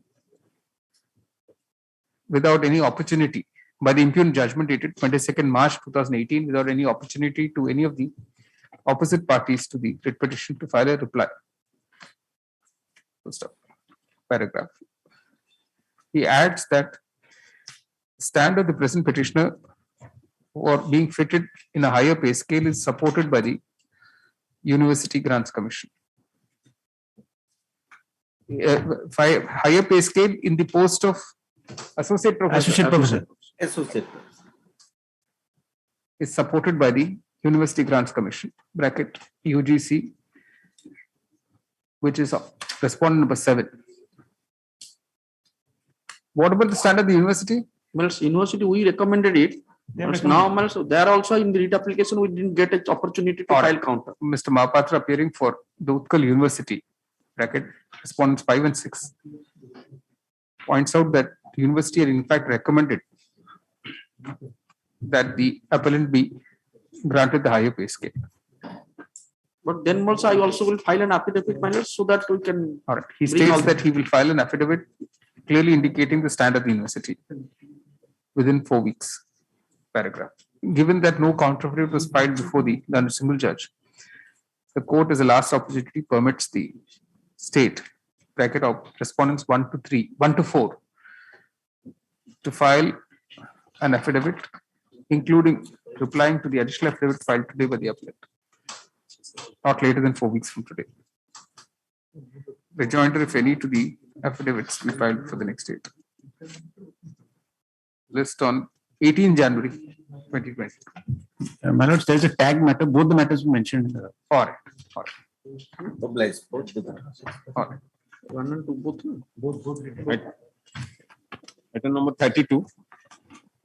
My lord, here I filed an application. Item 32, your lordship, on behalf of Mr. Sahu, he is suffering from fever. For that reason, I am making a short adjournment only. My lord, may kindly. He is unwell. He is suffering from fever for that. My lord, may kindly see what order they have challenged. They are stopping a developmental project for fixing of headquarter at Panchayat. My lord, they had lost this application. Thereafter, they have filed another writ application. That writ application was dismissed. Challenging that, they have filed this writ appeal. But there is no interim order in this, Mr. Bose. My lord, due to pendency of this case, no developmental work is being taken because the writ petition is pending. If your lordship may clarify, pendency of the writ petition will not stand a bar for developmental or fixing of headquarter. It will do, my lord. All right. Counsel for the appellant is stated to be unwell. Paragraph. It is seen that in the present appeal, there has been no interim order passed till date. It is clarified that any developmental activity undertaken by the respondents will be subject to the outcome of the writ appeal. In other words, the development activity can continue even during the pendency of the appeal. List on 7th March 2020. Item 33. May it please my lords, my lord. I'm appearing, my lord, Pinaki Mishra, my lord. Am I audible, visible to your lordship? Yes, Mr. I'm not. You're not visible, but you're audible. Now you're visible. Yes. Am I visible now, my lord? Yes. I'm grateful. My lord, this is a writ petition, my lord, against an order passed by the Competition Commission of India. And my lord, at the outset, Commission really should have been a little more mindful of an order passed by your lordships, kindly just see, the earlier writ petition at page 202. Would your lordship just turn to page 202 for a moment, my lord? Yes. I have challenge an order of the commission. At page 202, my lord, their lordships, my lord, Justice Vineet Saran and Justice Mahapatra, on 19th of June 2017, my lord, passed this order. Counter affidavit filed on behalf of the opposite parties 2 and 3 is already on record. Petitioner prays for and is granted 2 weeks' time to file rejoinder. Place the matter immediately thereafter along with a fresh report regarding service. The petitioner shall be at liberty to file an application for adjournment before the Competition Commission of India, opposite party number 2, if so advised. Because we said, my writ petition shouldn't become otious. The lordship said file an application there and ask for an adjournment, saying that the writ is pending. The commission at page 209, very strangely for a constitutional court, may not have passed a stay order, but the import of the order should have been quite clear. The court at para 19 says, the commission says, having perused the application and hearing the learned counsel for us, the petitioners, the commission is of the considered opinion that pendency of a writ petition before the Honorable High Court of Odisha cannot be a ground for adjournment when DOA has already been accommodated. But in the interest of justice, commission decides to grant another opportunity, objections, suggestions to the DG report. But my whole point is, the DG report, the second DG report could never have been, ordered, or indeed, the report could never have been filed. That was my whole case in the other writ petition. I don't know why that writ is not before your lordship. Normally, they should have been tagged together, and the other writ also should have been heard along with this writ. Which is that writ? That is writ petition, and your lordship will find it page 202, 5326 of 2017. That's the writ in which their lordships passed an order saying ask for an adjournment and we'll hear this matter and dispose it of finally. All right. Instead of that, ex parte, the commission goes and doesn't give me time and passes a final order. And that now I have challenged also the final order. Right. So both the earlier order and the final order are under challenge. But the earlier order, which is the material order, that was under challenge and in 5326. That's not before your lordships today. So we listed with that. You say list along with writ petition civil 5326 of 2017. And there's one more writ, my lords, that is 3454 of 2018. And 3454 of 2018? Yes, my lords. All right. Interim order to continue. Deeply grateful, my lord. List on 9th February. 20. Very grateful to my lords, my lord. Right. Item 34. 9th February. Yes. May please, your lords.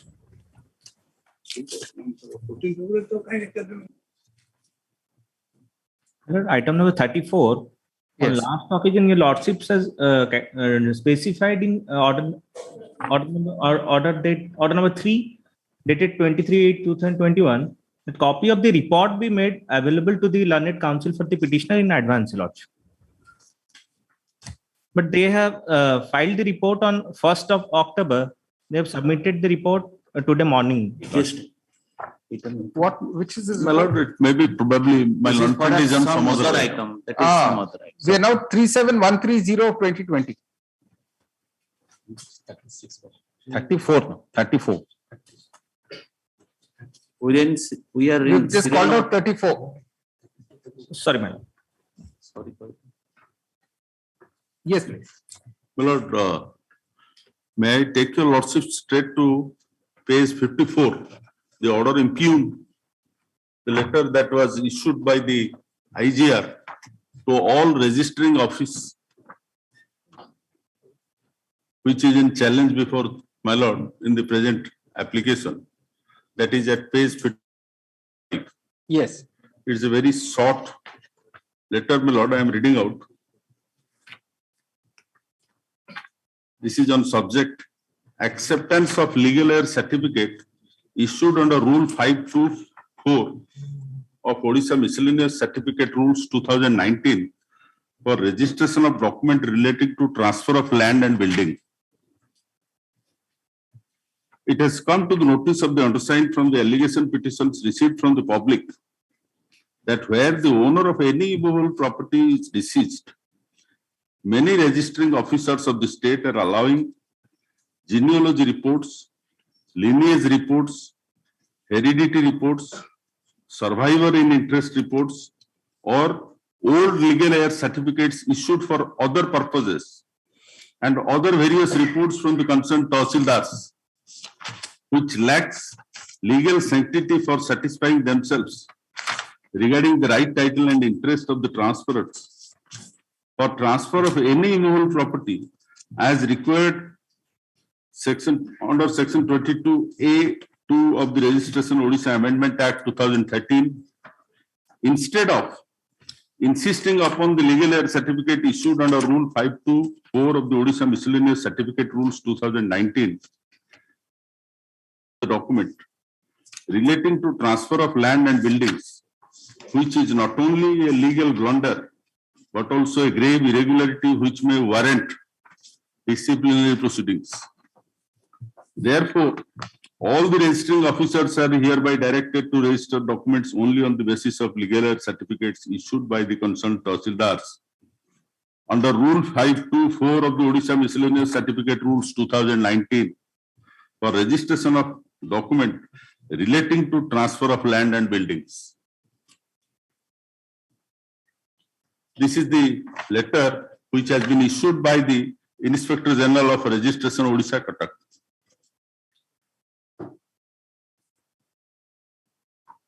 My Lord, challenge to this letter is that whether this legal heir certificate which has been issued, which is to be issued under the certificate rules of 2019, is the only document that should be taken into account for considering whether the document can be accepted for registration, or that other documents which were being taken into account for accepting the document for registration will.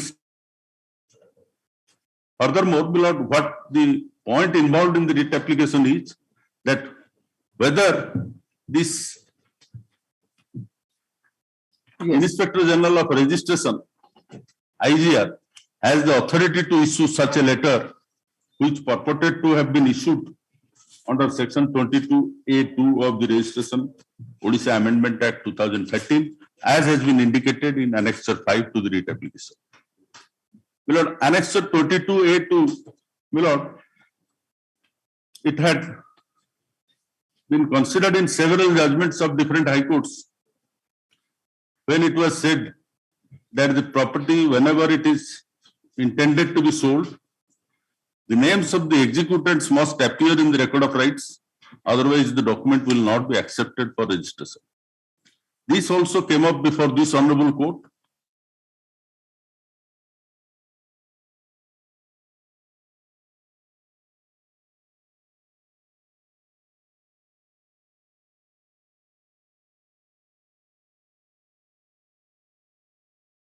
The record of right or not, the same is to be registered. That view has already been taken by this honorable court. I have produced a copy of the judgment for my lord's kind perusal. Those judgments, my lord, I have made it a flag mark all through 5 judgments.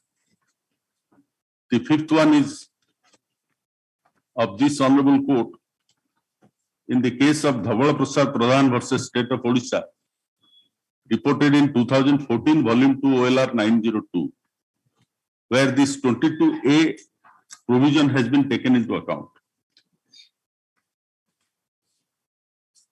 And this has also been quoted, my lord, for my lords. My lord, I have given a separate bunch of. Yes. Gaurang Naik. Judgments of this, different judgments, my lord. Dhaval Prasad Pradhan is one, Gaurang Naik is the other. Gaurav Naik is a case where, Gauranga Naik, my lord, it is a case where this honorable court said that if the authority concerned is given the power to exercise, that is the registering officer, and section 35, your lordship knows that the Indian Registration Act provides. No, but tell us one thing, what prevents you from obtaining a legal heir certificate under the new rules, the 2019 rules? My lord, for this, I will say that there is no such bar, anybody can get it. No, any and difficulty. apply. What I'm saying is there any The particular difficulty in the sense, my lord, your lordship may kindly visualize that a person who has a title over the property, and for some reason or the other, your lordship can visualize that a person is highly in need of money for treatment of somebody in the family and he intends to sell, he will have to rush to the Tahsil office for obtaining a legal aid certificate. No, let's not talk in hypothesis. As far as you are concerned. My Lord, for me also, my Lord, I am not.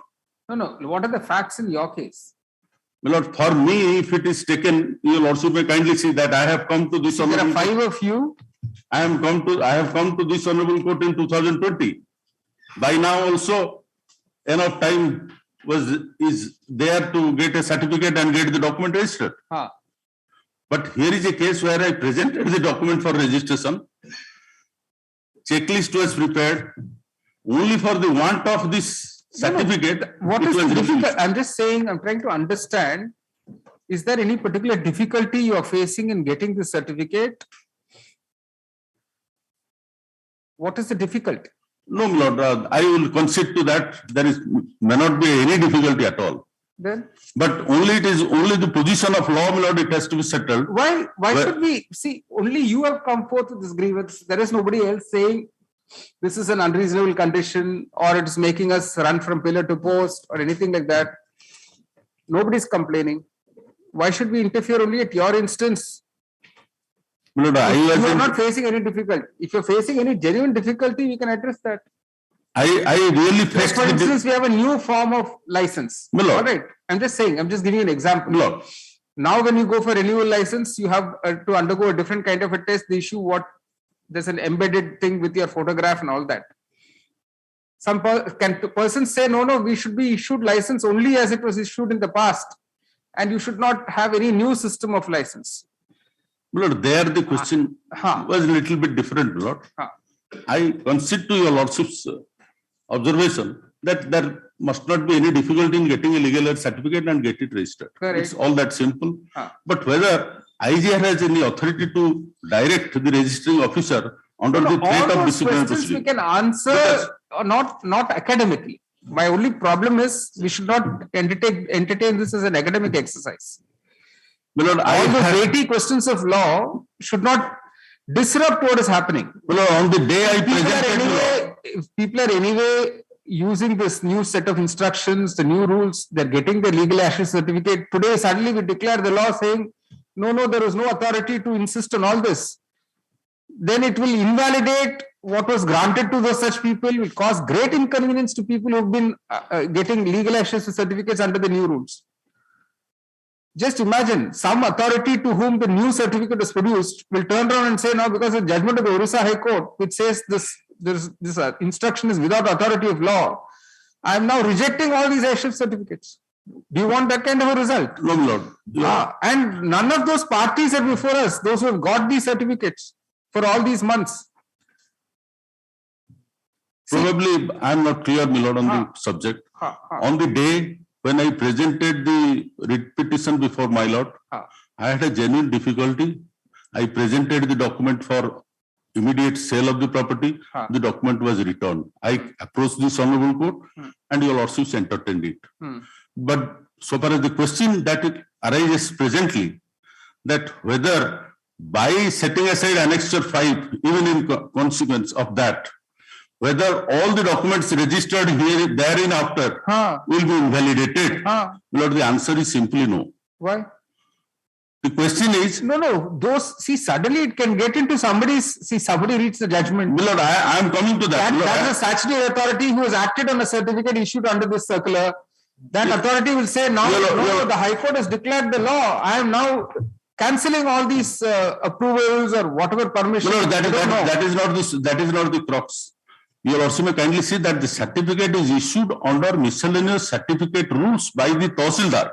Okay. Whereas the said certificate is taken as a requirement for accepting the document for registration by the sub-registrar. Right. And here is a letter issued by the IGR under the authority of section 22A that unless such a legal aid certificate is included along with other documents to the deed, the document will not be registered. No, I'm talking of sale registration itself. No, I'm talking of sale registrations itself. Let's say numerous sale registrations have now taken place after this instruction. Yes, my Lord. And the registrar, sub-registrars all over Orissa have been accepting that and granting sale registrations. Now, some sub-registrar can turn around and say, no, now the High Court has declared the law. I'm going to cancel all these sale deeds. Milord, I am not going to say that in accepting a document with the aid of this certificate, there is any error going to be committed by the registry. No, we can't declare a law like that. I am Either not we declare the law or we don't declare it. Milord, for declaring that, your lordship should find out that whether such a person has the authority to issue a letter.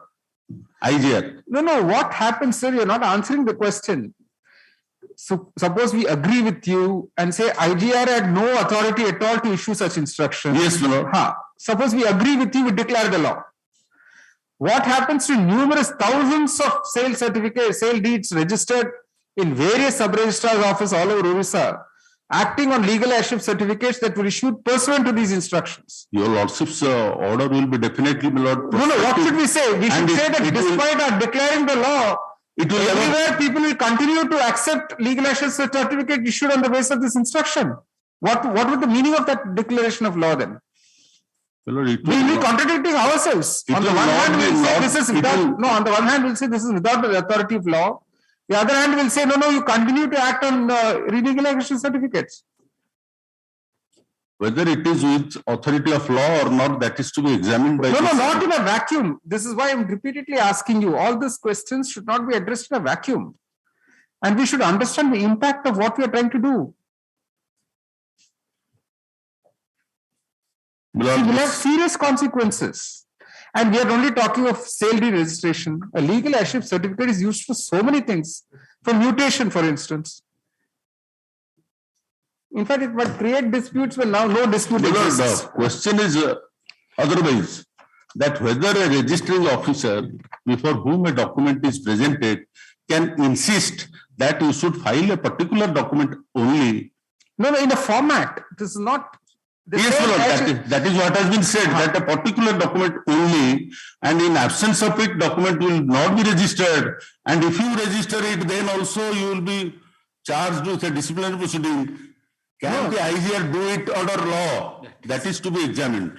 That is an official administrative and when I challenged it under that you don't have any authority under section 22, they have accepted my version.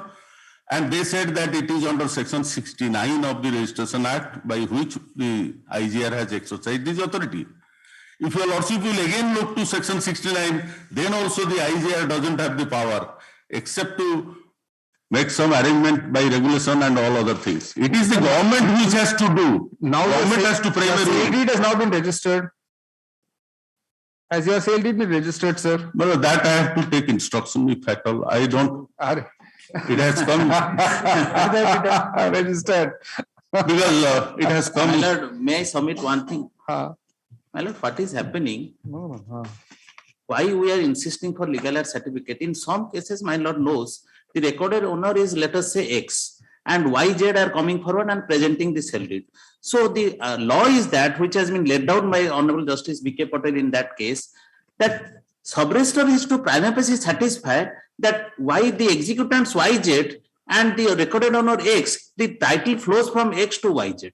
That is why we are insisting for legal heir certificate, and legal heir certificate are of 5 types. 5.2 says, one for drawal of pension gratuity, another for receipt of government assistance, another for withdrawal of money from financial institution. 4th is for particularly for registration of document relating to transfer of land. So in the impugned order, the IGR has said unless a person, if X is the recorded owner and Y and Z are claiming that we are the legal heirs, presenting the sale deeds, you must insist the legal heir issued under the rule 5.2 subclause 4 of the missioners. That is the only purpose. There is no, it is never against the interest of any general public. And why we are saying, because your lordship, my lord senior is saying, sometimes so X is the recorded owner and there are 3 legal heirs. And 2 legal heirs, by suppressing the fact that another daughter heir is there, they are registering the documents with a declaration that we are the only legal heirs. That is why this particular, at least we will be primarily satisfied by virtue of by means of a legal heir certificate issued by the competent Tahsildar under 5.2 that they are the executants are the real legal heirs and there is no other legal heir. So nobody is prejudiced by this registration of the salary. In fact, strangely, they have not challenged the virus. Of No, that is not. I have challenged that in the present application. And there is no stay order also. And your lordship, the main point thrust of my submission is that they can do it. Prayer. Let's see the prayer.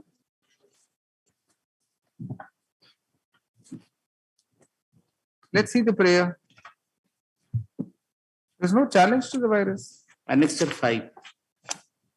Page 11 is the prayer. You're only saying ask them to register without insisting upon. Yes, my lord. That is not the same thing as challenging the virus of this rule. The virus of that Orissa miscellaneous certificate, that is not challenged. No, virus of that certificate I am not challenging because he is challenging the administrative letter which was issued by IGR. That is the official communication. We have restricted the sub-registers that don't do this. This is official communication. Your lordship, I kindly see the judgment. How the petition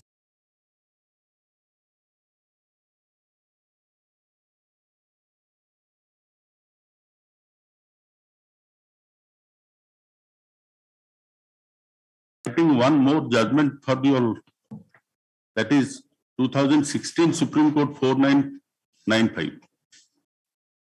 Your lordship may straightway come to paragraph 28.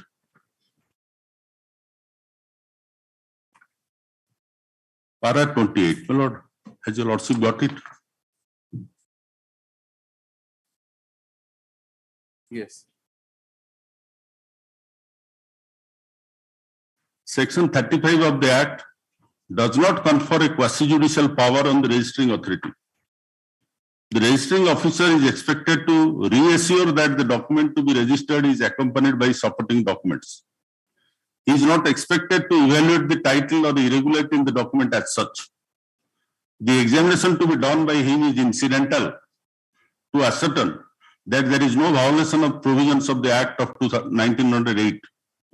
In the case of Parkview Enterprises, it has been observed that function of the registering officer is purely administrative and not quasi-judicial. He cannot decide as to whether a document presented for registration is executed by a person having title as mentioned in the instrument. We agree with that exposition.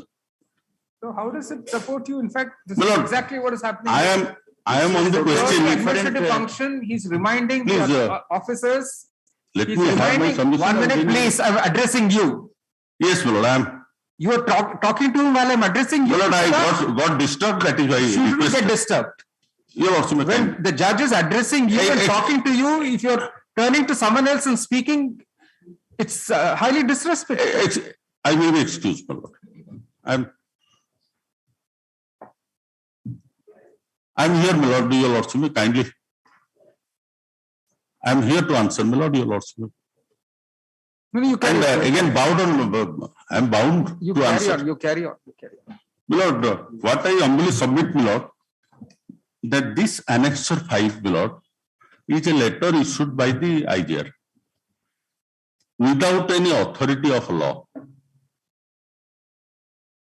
In the case of Dhaval Pradhan, my lord, that incidentally I had argued for the petitioner. So also in the case of Gauranga Naik. What the Honorable Court had expressed, that a statutory authority must not be influenced by any such arbitrary letter issued without authority, because the statutory authority is supposed to exercise the jurisdiction as vested in him under the statute. That is why, my lord, section 35 clearly says that if a document is presented before the registering officer, he is to apply his mind when the document is to be accepted or when it is not to be accepted. If the IGR issues a letter, my lord, of course, my lord, your lordship is absolutely right that there is a requirement under a particular miscellaneous certificate rules that to obtain a legal heir certificate. A legal heir certificate is obtained for variety of purpose as your lordship saw it. If a person on the other day, just a day before, has obtained a certificate for the purpose of pension, for the purpose other than for selling a property, whether that legal heir certificate will be of any use for accepting the document for registration, it is to be left open to be decided by the registering officer himself under the statute.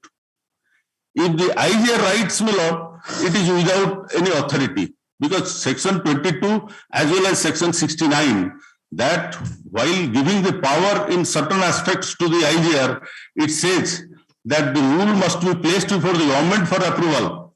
If it is done by a rule, by the statute, that this is a document which must be taken as a precondition for accepting a document for registration, things will be otherwise. As your lordship said, that a photograph is to be affixed to a document when it is being presented. That is done under a rule, and that rule has been prepared by the government. But here, the IGR demonstrating something which is without any authority of law, whether that is acceptable or not. And I faced the difficulty when I presented the document, checklist was prepared and document was returned to me. When I was in dire need of money, I presented it, and since it was returned, I approached my lords for redressal. And I urged the point that here the IGR does not have the authority under section 22A to issue such a notification. If the thing what is there is correct and a rule has been framed by the government as available under the statute, probably the question would have been otherwise. Government having authority, they can make the rule and say that this would be a requirement under the law to accept a document for registration. But on the one hand, before the authority who is only supposed to accept a document and exercise the administrative power only, whether he would be guided by the IGR, the higher authority, issuing an instruction without authority of law, that is the subject matter of the present writ application. My lord, in that respect, my lord, I have few judgments, my lord.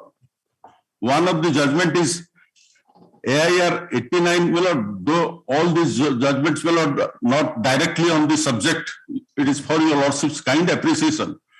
The first judgment of the Patna High Court, that is AIR 1989, Patna 144, where in paragraph 3, it is said, Lord, I am reading out that paragraph 3 from AIR 89, Patna 144. I give that to your lordships. You have not answered the question. My lord, I am prepared, my lord, your lordship, kindly. Has your sale deed been registered? My lord, that instruction, because I don't have You find that out. Yes, my lord. At the request of counsel to the petitioner, who is not clear whether the sale deed in question has been registered or not yet, list after 12 weeks. 35.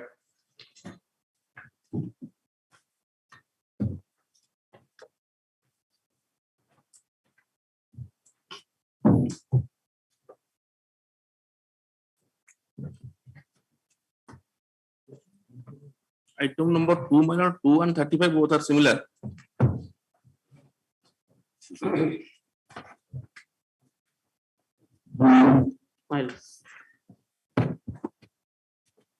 May I please, my lord?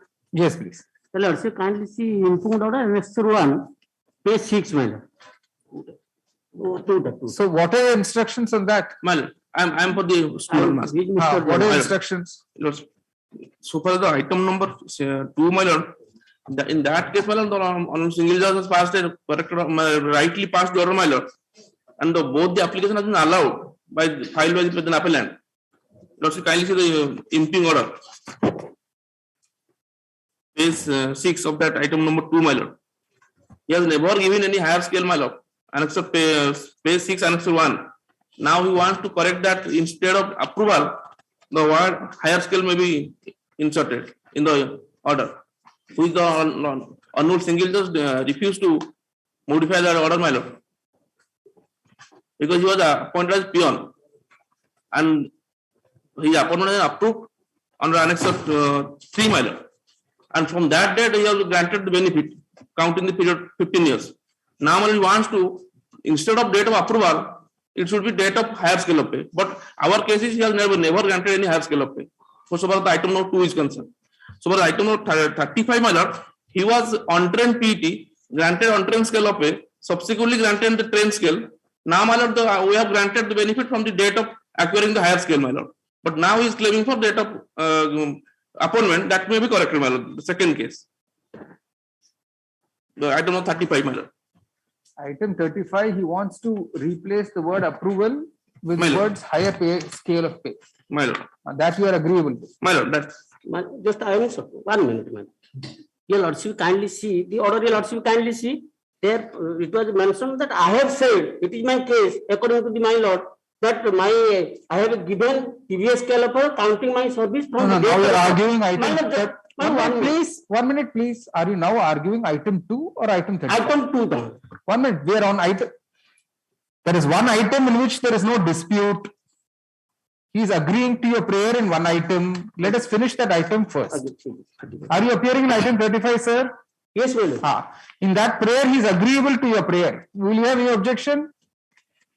No, I have no objection. Maybe from the So document item has to be 35, both cases. item 35, you say the grievance in the present appeal is that in the impugned order dated 13th July 2021 in WPC bracket OAC number 3611 of 2013, the learned single judge should have recorded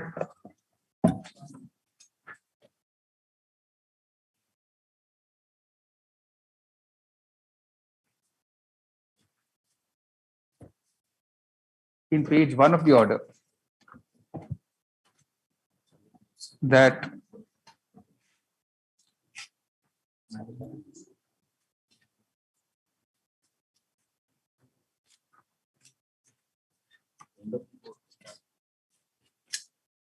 the time bound advancement scale of pay was given to him from the open quotation date of his approval, unquote, whereas it should have read open quotation from the date of his being granted the higher scale of pay. Paragraph. Despite the petitioner filing an IA number 128 of 2021 for such correction, the learned single judge has dismissed the said IA by an order dated 6th August 2021.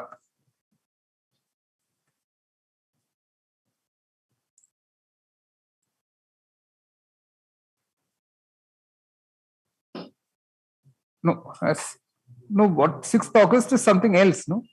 6th August is partly his prayer is allowed. So far the date is concerned, my lord. Yeah, the learned single judge has only corrected the date in para 6 of the order, but has not acceded to the prayer regarding substitution of the words open quotation approval with the words open quotation higher scale of pay close quotation. Paragraph. Learned counsel for the respondents has on instructions informed the court that there is no objection of the respondents to the above prayer of the appellant. In that view of the matter, the impugned order of the dated 13 July 2021 of the learned single judge in WPC OAC number 3611 of 2013 is modified, and the sentence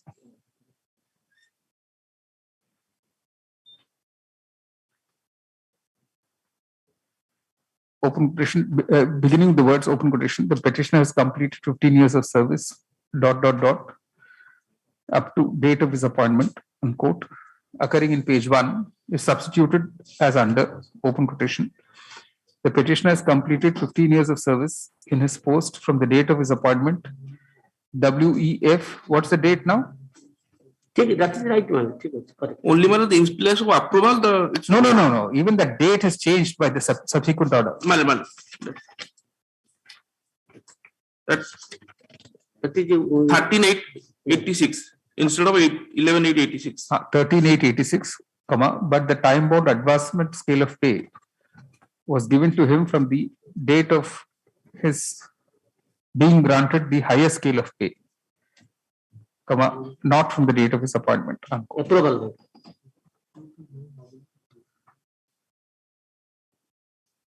The appeal is accordingly disposed of. Now come to the second matter. Well, you are also saying the petitioner was appointed in the unaided college, my lord. There is no pay scale. After school came into Grant from 1988, petitioner was fixed with the scale of pay and also given advancement scale of counting from that. That is from the date of approval, that is 88, man. But law is that the petitioner to be given according to this judgment as a delivered by civil judge, my 15 years to be counted from the date of my appointment. There is no dispute to that. But their lordship says, I say that government has given me advancement scale of pay counting my from service from the date of approval. Approval is, my lord, 86, man. 86 they have not given me. They have given me from the date of higher scale of pay, that is 88. So my question is, so that may be replaced not the date of approval, but date of higher scale of pay, because scale was given me from 88, not from the 86. No, but was that a higher scale? He's saying it was not a higher scale. He was never granted any higher scale, my lord. Because it's a peer, there is no scale of pay. He was given the granting elements. I say that is high scale of pay. Higher means it has to be higher from something. Yes. Yes, ma'am. You can't simply call it higher. Page 14, my lord, the approval order he has enclosed. Annex 2. You also may clarify to that one. You also kindly see. Page Annex 2 is not order of approval, man. And his prayer for is also that, man. No, prayer means certificate. In my read, you also kindly see. Page 12, man. Just you also filing the original application. You also, what is my case? Page 12, man. You also kindly see page 12. Right, my lord? I say, but the opposite parties have fixed petitioner TBS scale of pay, counting his service from the date of the higher scale of pay, not from the date of my appointment. So my say that in approval, in place of approval, it should be higher scale of pay. That is called the granting aid paid to the petitioner. It is not any dispute to the government, or government will bear any cost. Only it is a factual aspect. Because at the time of approval, the DO may say, you are not given TBA from the date of approval. How can you say that you get from the approval? I am not getting any scale from date of approval. I am getting from the date of higher scale of pay. That is there is no higher scale, sir. You can't simply say something is higher scale. That is mean, my lord. Only nothing else. They have not given scale of pay, yet because they have given one scale. You simply say that you are given time bound yes, advancement. We don't say from when.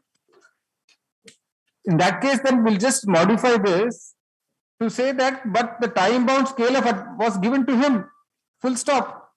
Yes, they have given me from the counting my from 88.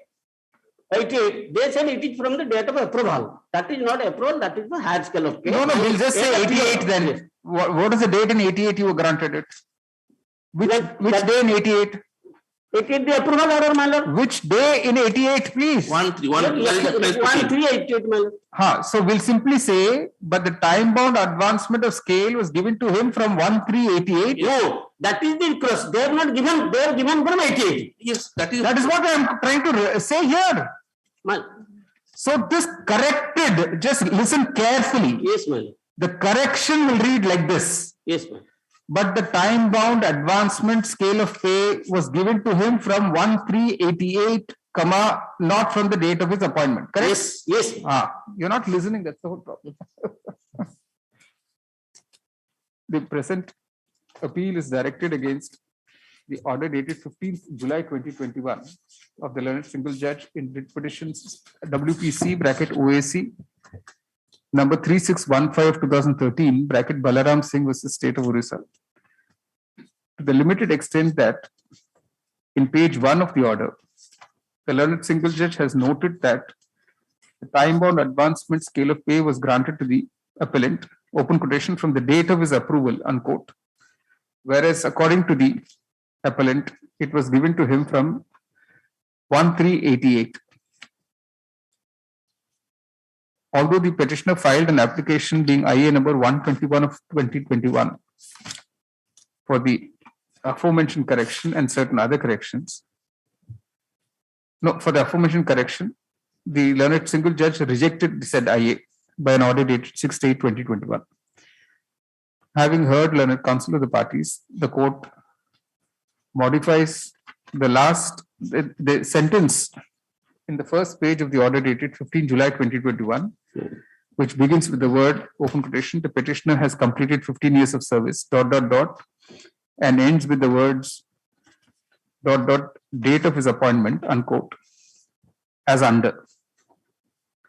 The petitioner has completed, open quotation, the petitioner has completed 15 years of service in his post from the date of his appointment, WEF 17/1981, but the time-bound advancement scale of pay was given to him from 1/3/1988, not from the date of his appointment, full stop, unquote.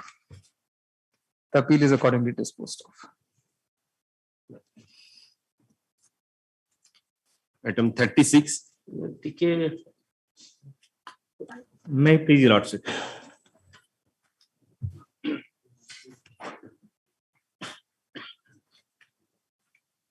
In compliance of order dated 16/7/2021, I have already filed the compliance affidavit.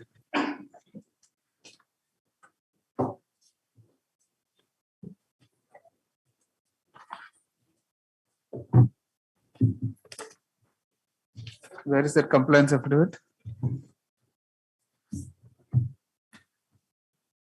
Yes.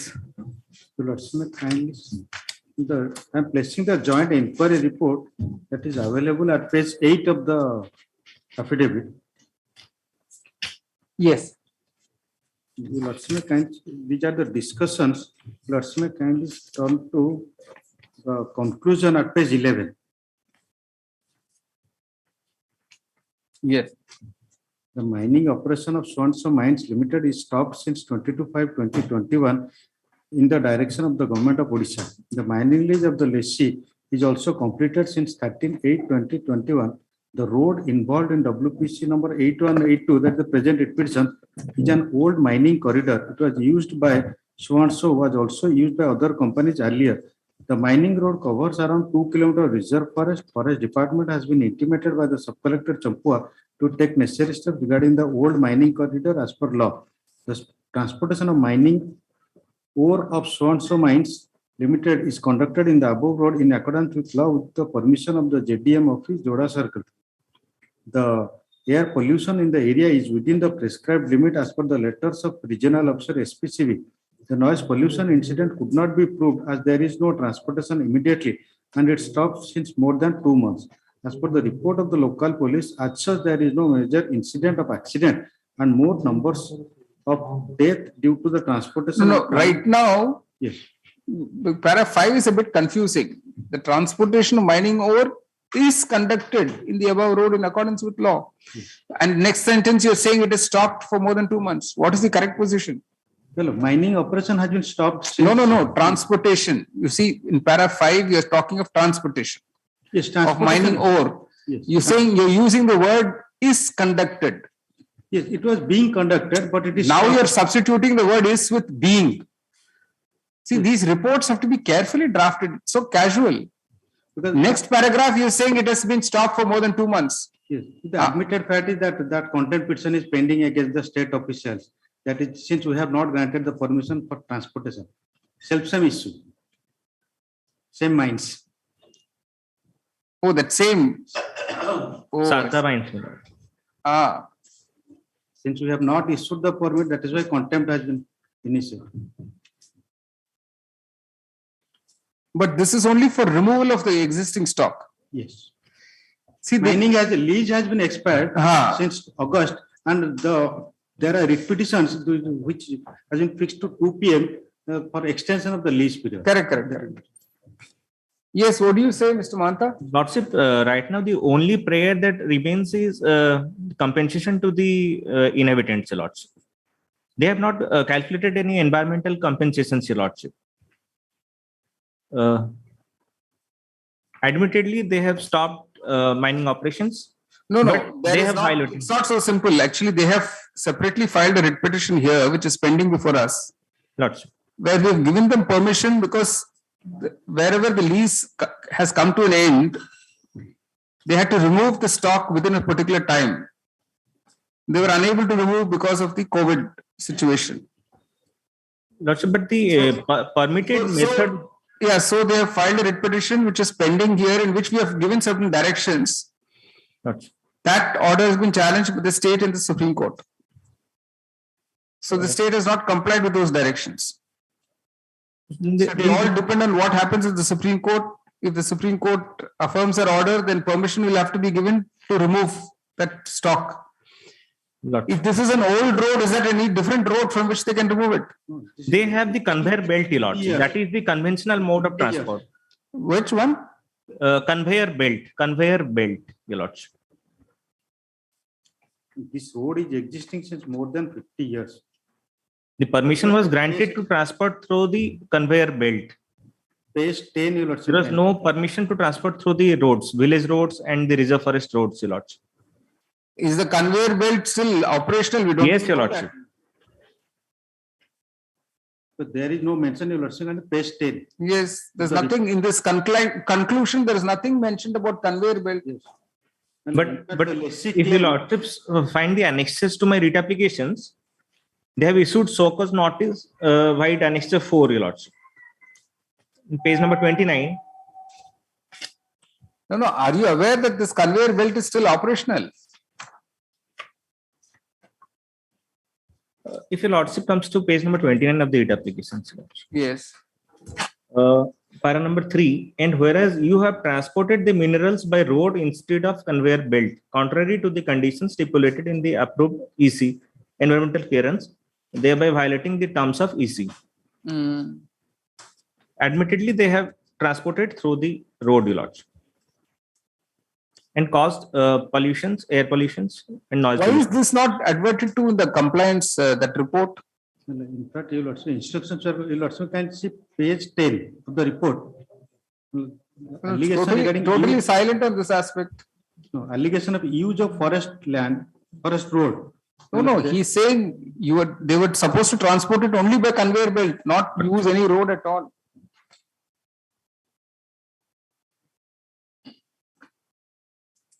Lordship will be surprised to know that the transporters were interested to transport mining materials, Your Lordship. They have given their opinions during the inquiry, Your Lordship. And the innocent peoples, they were restrained. I could have filed that in the rejoinder to the counter, Your Lordship, but the counter was served to me today morning itself.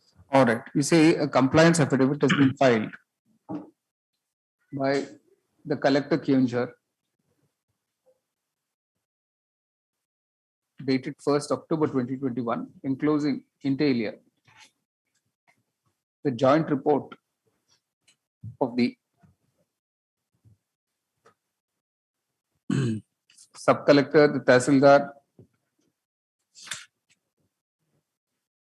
the RO SPCB Kyunjar, the executive engineer R&B Kyunjar, and who's the other one? SDPO Barbel, where among the conclusions is that at present the transportation has stopped because the mining lease of Mrs. Sharda Mines Private Limited has ended on 13th August 2021. It is claimed that the air pollution is within prescribed limits and there is no major accident that has occurred. due to transportation and flying of heavy vehicles on the single code.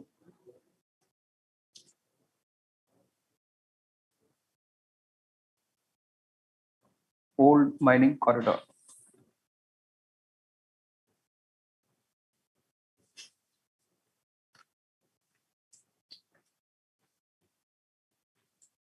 No, old road is old road paragraph. However, it is pointed out by counsel for the petitioner that the company was issued a show cause notice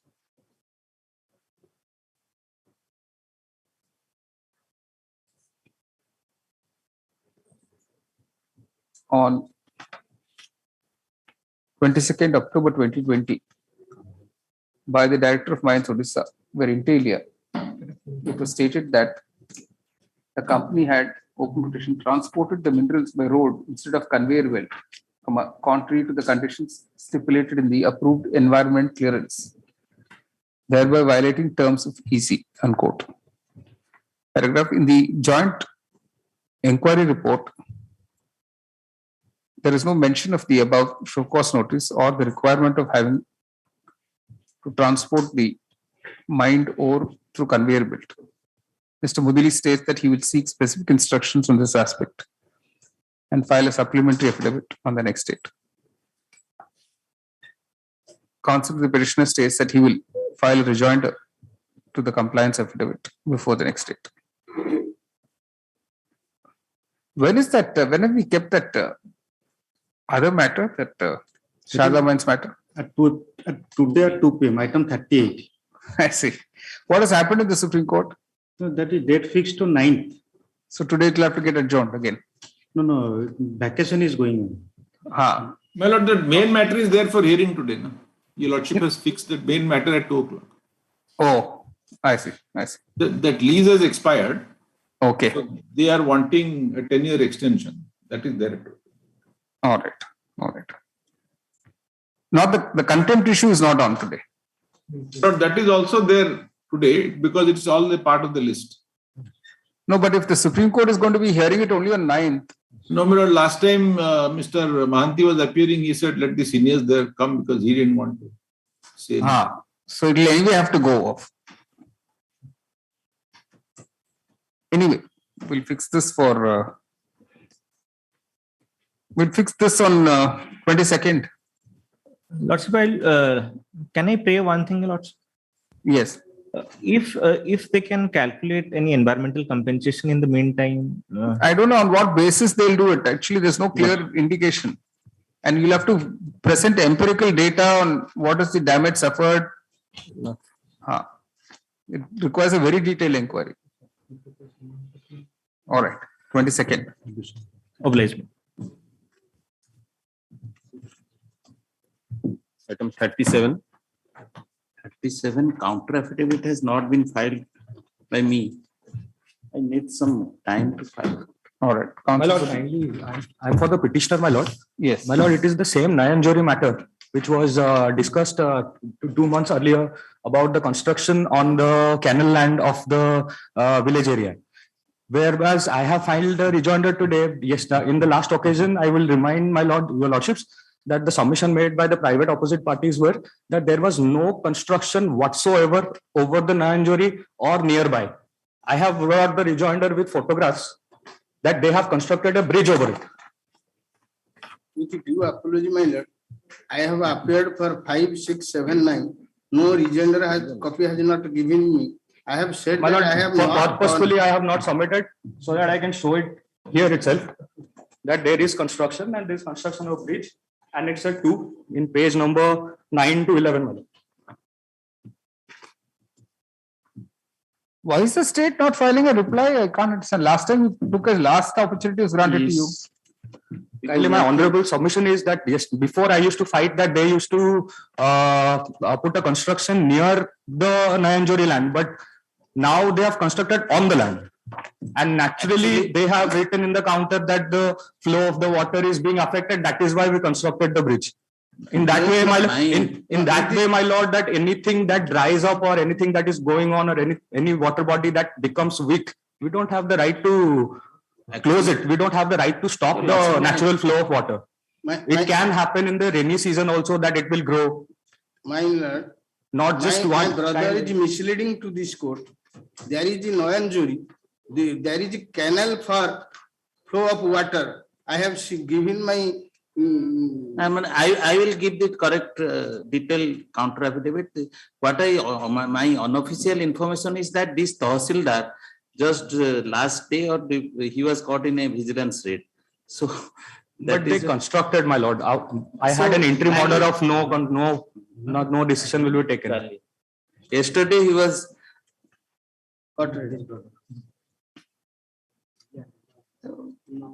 No, we only said all actions will be subject to the outcome. Yes, ma'am. All right, you say a rejoinder affidavit has been filed enclosing inter alia photographs to show that a concrete bridge has been constructed on the 9 Jodi land. Copies of the rejoinder have been handed over to counsel for the state as well as opposite parties. 5 to 9 in court. Paragraph. Mr. D.K. Manti, learned additional government advocate, shows the court that the reply of the state to the writ petition as well as to the amendments in the rejoinder of the petitioner to the reply of opposite parties 5 to 9 will be filed positively by 29th November 21. Rejoinder that to be filed for the next date. Based on 5th January. Sorry, 6th January. 6th January.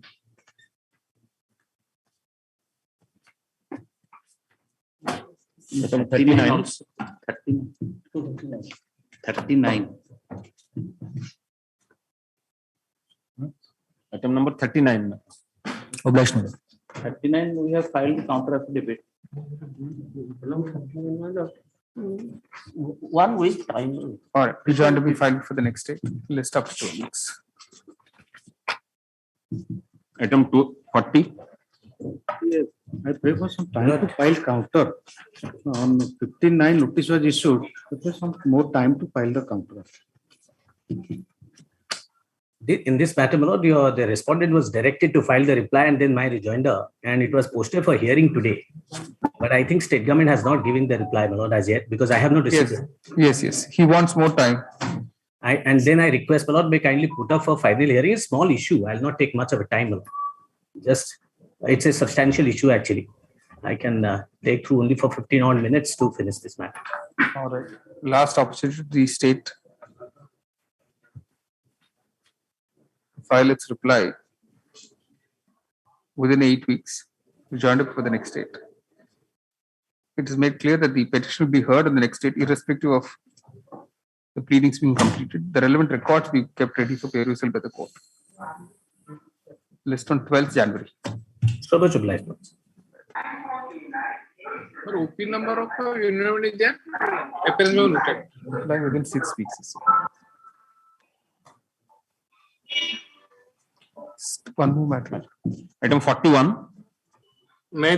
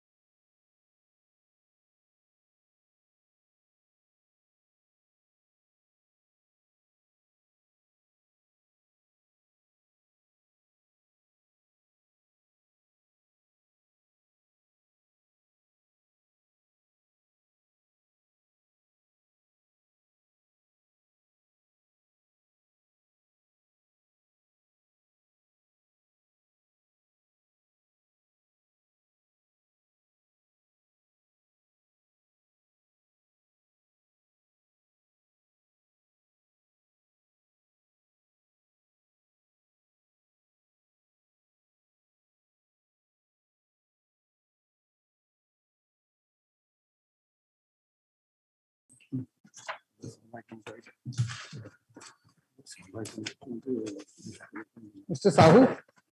Yes.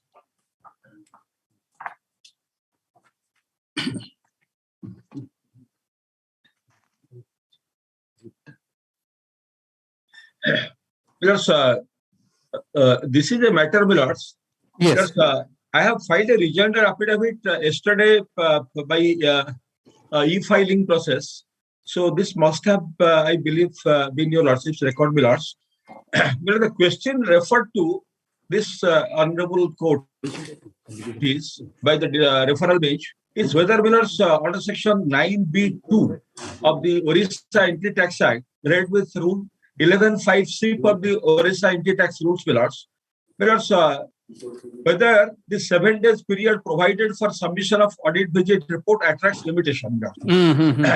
Yes, that's the question. But in my rejoinder affidavit, which I have submitted yesterday, in paragraph 4 of the rejoinder affidavit, the petitioner is not pressing this question. So therefore, your lordship, because I was initially in the batch of the 2 matters, which is today posted for lordship in item number 43. So because your lordship may kindly relegate me to the division bench to be tagged along with 43, in which I was earlier there. And this question, so far as this petition Dabur India is concerned, WPC 14069/2012, but this question is not referral question, not pressed. All right.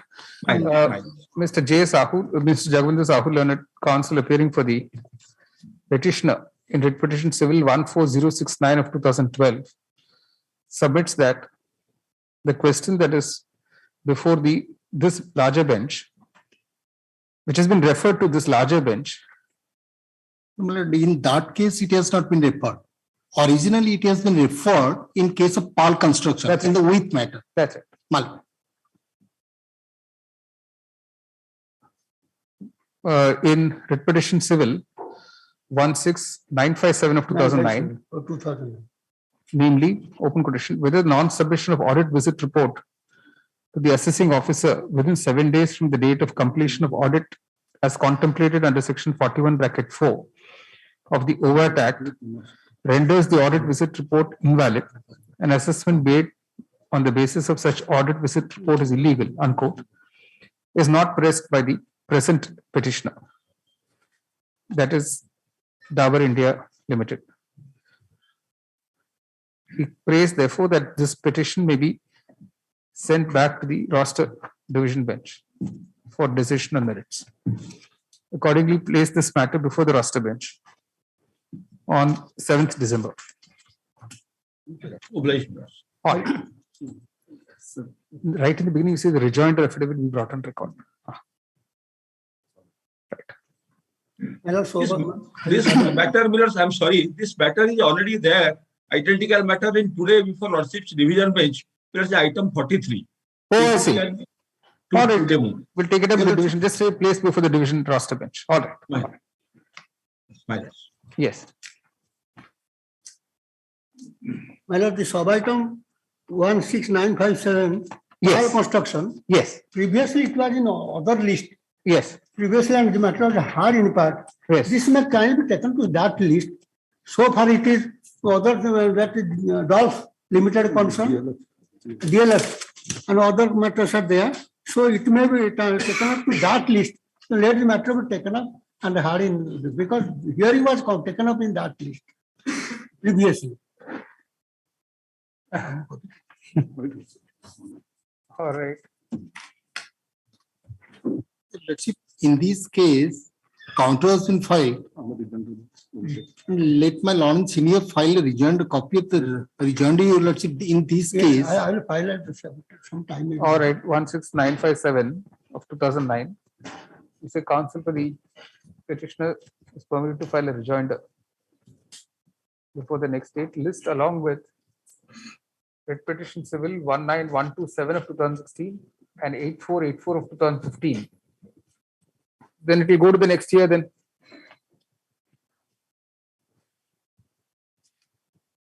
24th January. All right. All right. All right. Okay.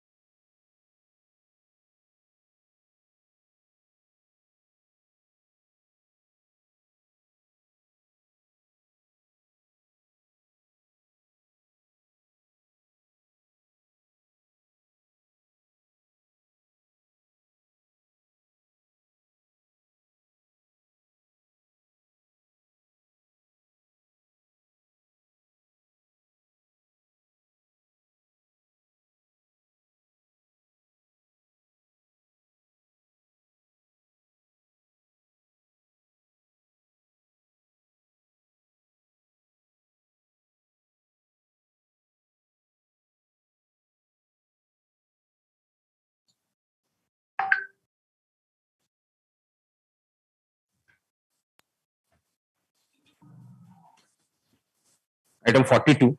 Item 42, I pray for an adjournment. Mr. Rao is not well due to surgery, my lord. The 94 matters. My lord, say he is not well, that's why, otherwise I would not have. At least 10 days, my lord.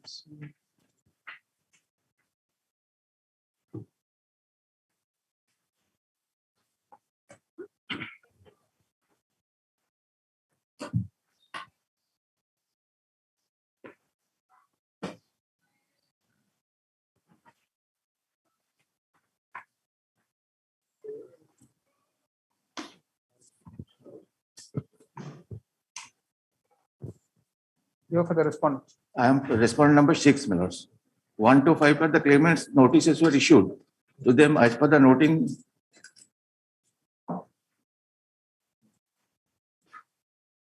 What is the notice?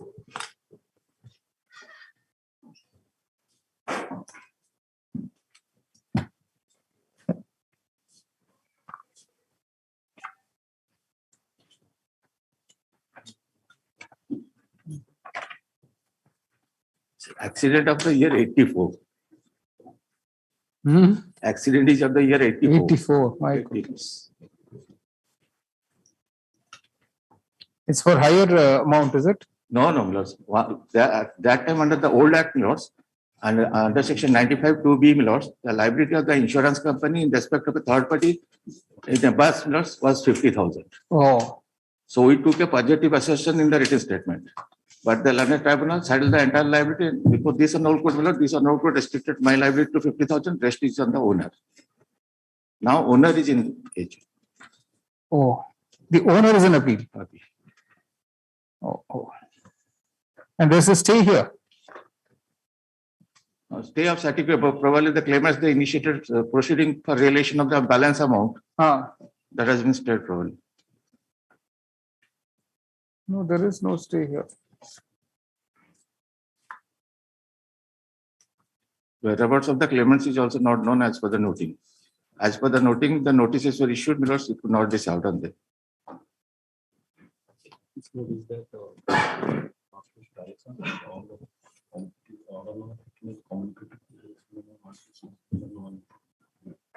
He's appearing for 6. And for the 6.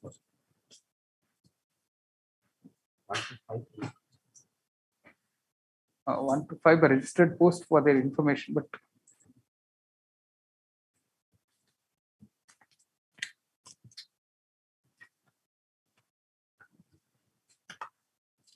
if none is contesting, then his limited prayer is only that the claimant should not go for. No, no. Their prayer is that the entire liability should be shifted to the insurance company. Oh. My contention is that my liability is restricted to 50,000 because I have taken a positive assertion in the written statement and 2 decisions of one decision of this honorable court and another decision of the honorable appeals court, 5 judges bench, says that in absence of any contract to the contrary, the liability of the insurance company is limited as per the statute. And this honorable court has held that in case of such a nature, owner has to take a positive assertion in the written statement to know the liability of the insurance company is beyond statutory liability. That has not been taken in the written statement. I see.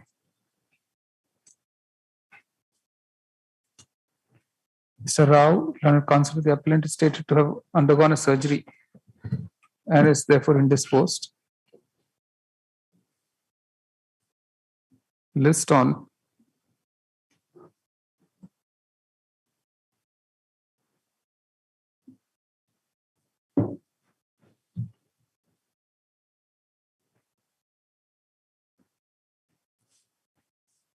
November 17th.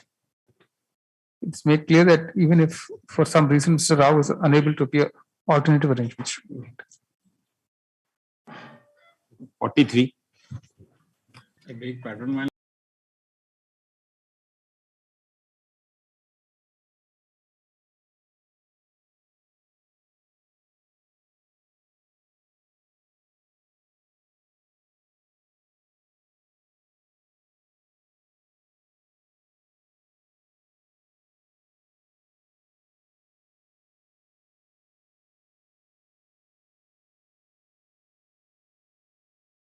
the full bench matter also has been added with that matter, and full bench matter has been assigned to me, and the 43 item is assigned to Mr. Paddy. So enter concentration, your lordship, so far as the full bench is concerned.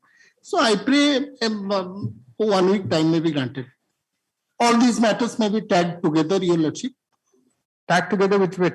All that full bench matter, that full bench matter has been. This is also same question. No. Some other similar matters, I am giving the numbers. Your lordship may kindly direct the register to list these pillars. Plus STRUV number 26, 27, and 28 of 2019 pillars. Okay.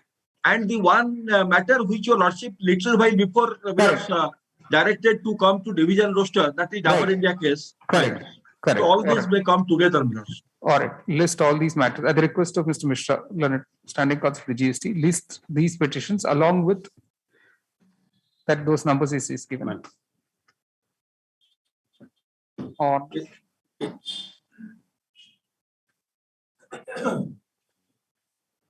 16th December. 16th December. Interim order to continue in STRUV 59 of 2017, one of the sub items. All right. In STRUV 59 of 2017 interim order continue. Item 44.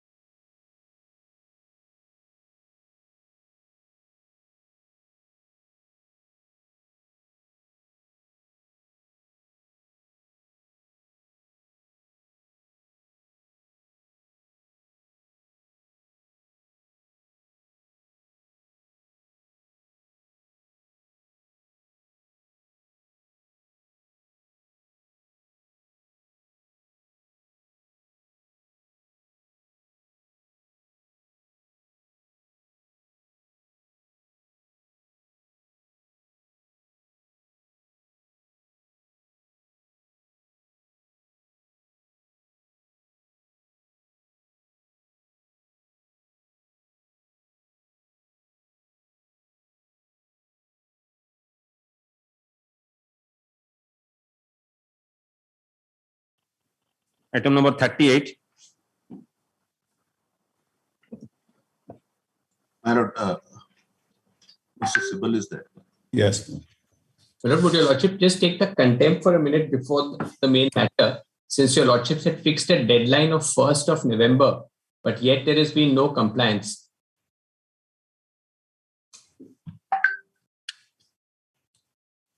If my lord can have the previous order.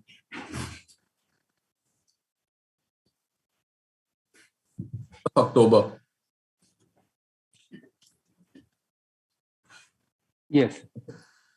Your lordship will see, after noting our submissions, para 3, in the above circumstances, the court is constrained to direct that if on or before 1st November, the direction issued in terms of para 15 of the order of 7th June is not complied with, then, my lord, the contemner shall remain present in court. And this is for dispatch, my lord. Your lordships have given that categoric direction, which I had placed for my lord's kind consideration. Then the last occasion, there was, the person did appear. No, my lord, because they mentioned that both matters should be taken up today. So earlier it was on 1st November. I think the last order said they were to be present, but virtually. So, my lord, there's complete non-compliance from the 7th June order, and the 8th October made it clear your lordship's recorded contention. Today he's saying it is listed for 9th November. Is that right? No. Yes, I have last occasion, day before yesterday, I have filed the advance copy of the advance list that it was showing at serial number 23. He says it's listed at serial number 23 on 9th November. My lord, with great respect, same argument was considered on 8th October, and this is the same story which has been said earlier. It's not confirmed. The advance list. It's de-linked. My lord, kindly see with great respect and humility. Now fix a second deadline for compliance. And again, in the final list, it's not there. So, my lord, let us not go by that. That argument was made and rejected. Kindly note the first and the second para. No, Mr. Jain, is it a fact it is listed on 9th? No. My lord, it is not a fact because it is not in the final list. Until the matter actually comes, it doesn't come. I am instructed it's not in the final list. Anyway, the last order de-linked it from the Supreme Court listing date is the point I'm making. And your lord, my lord had categorically passed this direction in para 3. In the above circumstances, court is now to direct. So, my lord, there's a second direction of which there was a fixed date for compliance, which was first by, on or before 1st November. Last time we were shown a SLP order. Yes, that is also there in after the order. After the order dated 8/10, 2 orders passed by. It says we direct the registry not to delete the matter from the date already notified. Yes. My lord, but I'm saying that it's not in the final list. This has gone on for 3 months that it's coming, it's coming, it's coming. And my lord considered and dealt with that submission on 8th of October. So, Ms. Kirti Mishra can tell us, is it listed on 9th? Yes, my lord. The list as of today is not a complete list of the 9th, and the registry now is not working as for the Diwali vacations. And the supplementary list is likely to come on the 8th evening. 8th is Monday, my lord. That's the day when it reopens. Since there is a court's order, as of today, I can only say that it is likely to be listed. There's a court's order on the 28th upon our mentioning. May I read that order, Manoj, please? No, I have that. I have that order. Very well. And it says clearly, direct registry not to delete the matter from the date already notified. And the notified date is serial number 23 in the advance list of 9th. Well, Mr. Jain is correct to the extent that whatever list has come, it's not the final list.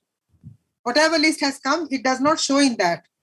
To that extent, I cannot dispute with him. But the supplementary list will come again on the 8th evening. Mr. Jain, let's fix it for 11th. No, my lord, with great respect and humility, this makes a mockery of all orders because this argument was made. If supposing on 8th or any day, it again goes for another day. That's a cat and mouse game. That argument was made and rejected. Pendency of the SLP is no ground. Some benches of the Supreme Court do take it amiss if after knowing a matter is pending the Supreme Court, the High Court goes on with it. Your lordship said that. There have been instances. I can narrate any number of such instances. But I'm making a slightly different point, my lord, that from 7th of June, equally a bench will take the view, and I have also had that experience, that, my lord, there's been 3 or 4 months. I can understand within 90 days or some reasonable period, But my lord, this is a never-ending process now. And therefore, we dealt with it on 8th October. My lord's order categorically dealt with it. I know, but so, my lord, I'm let us hear the main matter. If they succeed, my lord, all this will come back to them. No, but now, my lord, with respect, I'm only saying, let you, and my lord had also observed on the last day, let them comply for dispatch subject to any outcome. That's now, my lord, the time has come to make that as the operative part of the order. And not, no, but once the dispatch takes place, there's nothing, no question of putting no, the clock back. No, my lord, subject to the outcome. Equally, there's a direction. No, what would that subject to the outcome be? Once the dispatch happens, what would that, you can't put the clock back. You can't bring back what you've taken off. No, but with respect, equally, my lord, your lordship will put us to any terms, but it can't be that an order with impunity now for 4 months, 5 months, my lord, has not been complied with, and 8th October. Mr. Jain, ultimately, if the lease period is extended and you succeed in the main writ petition, then you will get back everything. Well, that's now we are on a contempt jurisdiction. We are not on the main matter. There was this direction. They should have complied with it even prior to the lease period. Today, I'm only on the dispatch part. So, my lord, we can't hold indefinitely a direction which my lords have passed. And this argument was made from June to October. On that day, we argued this point, and my lord had fixed it, notwithstanding any date in the Supreme Court, even on that day. So, I'm appealing to my lord's conscience, my lord, that this is a clear violation. There's no response or there's no answer. And now time has come for your lordships to pass the next consequential direction from here. My lord, in June, there was no mentioning order from the Supreme Court. Today, we have 2 orders of the Honorable Chief Justice's Court. One is of 21st October and the other is 28th. So this gets complicated. Then we'll have to pass an order that whatever you remove, you'll have to keep it in a place from where you will again not move it, and which can be accessible for verification, and then, that will be subject to the outcome of the main matter. That can only that can be said. Lord, I leave it to my lords, but my respectful submission is, once there's a clear direction not complied with. No, we can't have a fate to comply. So the only via media is that you find another neutral place, or it could be the OMC godown or wherever, where it will be identified as stock removed from your mines, but which nobody will use. And then subject to the outcome, you can, if you succeed, you move it to the buyers, or if you don't, they will take it to wherever they have to. Very well. That's fair. May I only do this? Then say that we can move it from there, and it will be in a mechanism by which it is verifiable. So we will ensure that it's verifiable, so that in case some order is passed. So where is the place? I don't know the quantity we're talking about, and where is the place to store it? Where is that? Very well. May I do this then? Let me take instructions on that. Let the main matter start, and by the end of the day, I will. No, Mr. Parija might know because he's. Fair enough, my lord. I will also take instructions by 4 o'clock. We'll come back to you. All right. Okay. Mr. Sibyl, we want to start. Yes, Melissa, I'm obliged to your lordship. But actually, in this particular case, the facts are really undisputed. My lord, can I just take half a second? Yes. My lord, can the officers be asked to? They are on VC. Can they leave, my lord? But whenever the contempt is called out, they'll have to be there. 4 o'clock, they'll come back, my lords. In the meantime, I will talk to the secretary and find out what is the vague. All right. Lordship pleases. Okay. I'm so sorry, Mr. Sibyl. No, that's fine. Well, the facts in this particular case are undisputed. Yes. May just to give your lordships the background. Right. This is a 1934 lease in respect of 2 areas, 2 blocks. Well, it's given by the Raja of Keonjhar to one Babu Hiralal Sarda. Right. And Miller's block A measured 2,590.4 acres. Right. And block B measured 2,340.2 acres in the Thakurani Iron Ore Mines, Keonjhar. Right. Now, in this petition, in these proceedings, we are concerned with block B, as I will indicate to your lordships as we move on. Yes. Now, this lease was originally for 30 years. Yes. To be extended by another 30 years. Yes. So, my lords, and prior to the end of the 30 years, the lessee was to seek an extension in time, which was 6 months, prior to 6 months. Yes. That was done in 1961, my lords. 62. And once it was done in 1962, my lords, the state government failed to dispose of that application for extension. Right. And therefore, a revision was filed before the central government in 1963. The central government in 1963, my lords, allowed the revision and directed the state government to grant the extension. Right. The state government, my lords, recommended grant of the extension in 1963 itself. I'm not giving the detailed dates, not necessary, my lords, because this has really become part of history. But the central government, my lords, instead of doing that, my lords, did not respond at all to the recommendations of the state government. But on the 12th of October, now this is important, 12th of February 1965, issued a notification reserving this lease mine for a public sector undertaking.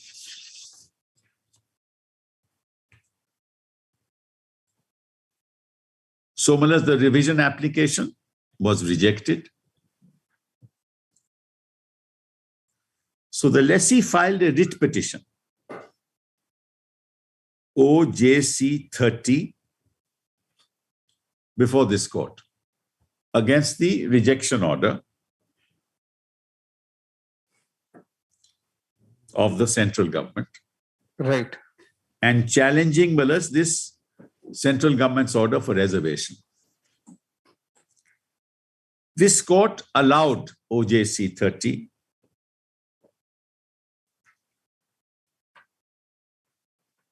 quashed the impugned order of February 9, 1965 of the central government.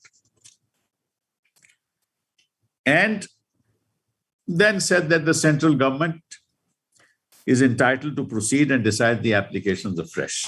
So, my lords, we come now to the year 1968. Yes. 17th of December 1968, the central government directed the state government to decide the application for extension and to 1 minute. Grant the renewal. 1 minute, Mr. Sibyl.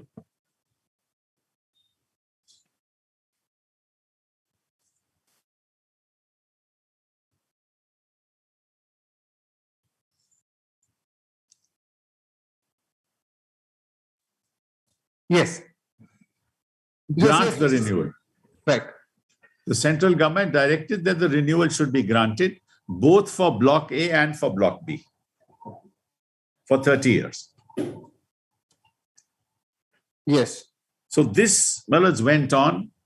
All kinds of correspondence went on. And suddenly, my lords, we jumped to the year 1985. Okay. 83, actually. Instead of extending it for 30 years, they issued a notification on the 5th of February 83, reserving it for the public sector. That's the state government. Right. So, in 1985, a writ was filed, which is writ 2567 of 1984. This was allowed also. This was also allowed. On 28th. And this was allowed in 1991, on the 28th of June, 1991, saying that you grant the extension for the next 30 years. But by that time, there was an amendment to Section 8, where the extension or the renewal of a lease could not be granted for more than 20 years. So, Malaj, a modification application right. was filed on the 18th of December 1991 by the state. Now, that order is very important. And your lordships will find that at page 173 of the paper book. Yes. That is in writ petition 3115 of 2021. It starts at 158, 168, and it's at 173.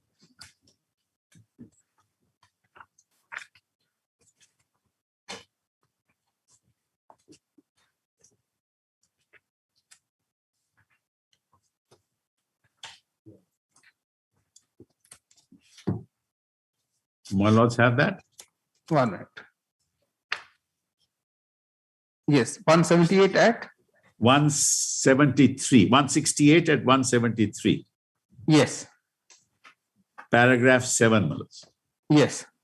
The second hurdle, legal hurdle, is said to be that as per section 8(2) of the Act, a mining lease cannot be granted for a period up to 30 years, which was the direction of this court. Reference to section 8(2) of the Act shows that a mining lease of the present type may be renewed one period not exceeding 20 years, but then section 8(3) of the Act permits renewal of a further period not exceeding the period for which the lease was originally granted on the authorization of the central government. As in the present case, the central government itself has ordered for renewal in the present case of the view that the renewal in the present case may first be made for a period of 20 years to be extended thereafter by another 10 years, which would comply with the requirement of 8(3) of the Act. We've taken this view because in the Act, as enacted in 57, mention had been made about the aforesaid period of renewal, despite which the central government directed in 1968 to renew the lease for 30 years. Maybe because the original lease was for 30 years, so we may read the central government's authorization for renewing the lease for a further period of 10 years. Now, let's kindly come to paragraph 10, which is the final part of the order, which is at page 176. We therefore modify our order only in one regard. The same is that instead of renewal for 30 years at a time, the same shall be extended by 20 years without any further action or step being taken by the leaseholder.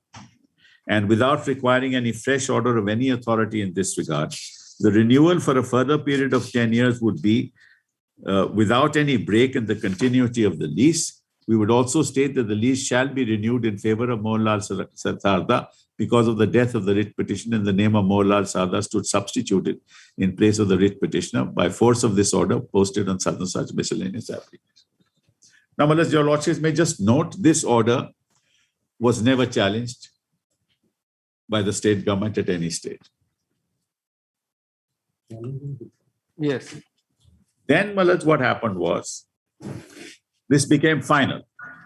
Now, then what happened was that in 1993, they filed a civil appeal before the Supreme Court. The state government filed a civil appeal. And while that civil appeal against this order, but while that civil appeal was pending, the petitioner moved that the matter be compromised.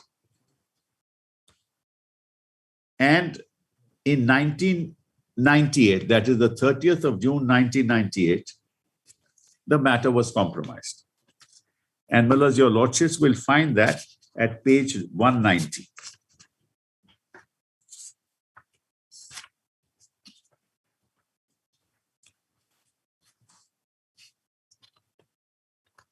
This is the compromise. Page 19?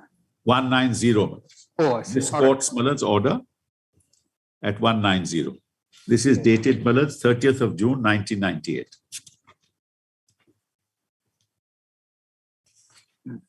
Now, what happened? I just tell your lordship said what happened in this compromise. We decided to give up Block A. We said, we'll give up Block A. You grant us the 30 years in Block B. That was ultimately agreed to. And the compromise was recorded, and the civil appeal in the Supreme Court was withdrawn. So that became final. This, your lordships, will see, my lords, at page 193. Paragraph 4, last 7 lines of paragraph 4 at 193. Lordship has that? Yes. It is stated that they intend to abandon their claim for renewal of mining lease so far as Block A of Thakurani mines. They ask for renewal of mining lease in respect of Block B, subject to clearance by the state government and necessary approvals by the central government on compliance with statutory requirements. That's for 30 years. And then, Muller's paragraph 9.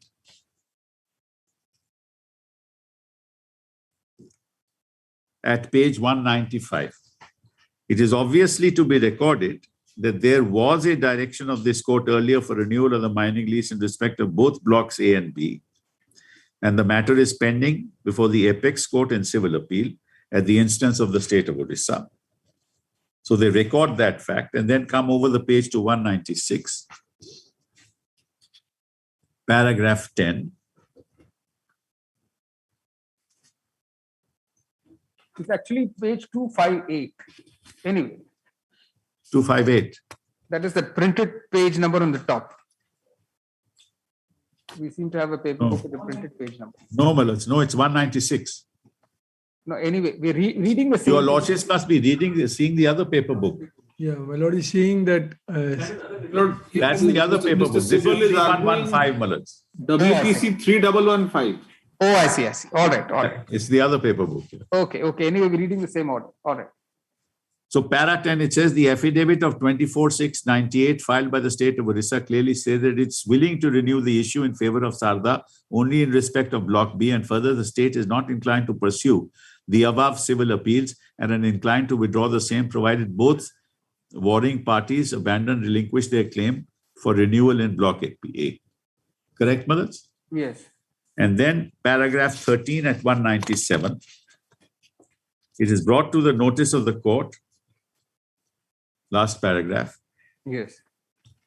That the state of Orissa has agreed to renew the mining lease in respect of Block B of the Thakurani mines in favor of the members of the Sarda family in terms of the compromise petition filed before the court on 19/1/98. It is also brought to our notice by learned senior stand-in counsel of central government upon written instructions to him by the central government is not opposing the settlement of the matter by way of compromise amongst the members of the Sarda family. And if the state of Orissa asks for renewal of the mining lease in terms of the settlement in favor of members of the Sarda family, central government will not oppose provided necessary requirements of statute are complied with. State authorities have also indicated that for the purpose of renewal of mining lease in respect of Block B in compliance with any other formalities as necessary, the same shall be done. And then, let's kindly see, as the affidavits of the respective parties indicate the terms of compromise which are found to be lawful for the purpose of disposal of the present writ can be referred to also in respect of the matters pending before the apex court. We merely keep on record the set terms of compromise and dispute of the writ petition accordingly. Dispose of the writ petition accordingly. The terms of compromise are confined to this writ application alone. We make it clear that we have not decided the rights of the parties under the compromise, since that matter is also the subject matter of other cases before the apex court. It is also recorded that this compromise is effected to avoid all controversies between the parties and also to shorten the litigation. It is intended, as also contended, that this claim for renewal of mining lease in respect of Block A is abandoned to enable the state to deal with the said block for consumption by others, and mining lease so far as Block B is concerned will be renewed for 30 years. Kindly just note that. From the date of renewal, and state shall take such stand for the benefit. This is important, that the state has taken such stand for the benefit of the state itself. Right. As also for the benefit of other parties as law permits. So whether this compromise is recorded, it's for the benefit of the state, lease to be extended by 30 years. Then comes the withdrawal of the matter before the Supreme Court, which your lordships will find at the next page, page 201. Appeals are allowed to be dismissed as prayed for, ordered accordingly. Yeah. Now, once this happens, Then, my lords, the grant is made. This is very important.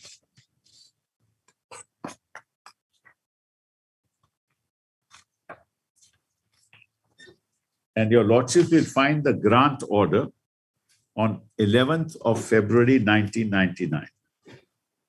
In your lordship's paper book, which your lordship's the other paper book, it's page 268 to 274. In 3115, it is 208 to 2014.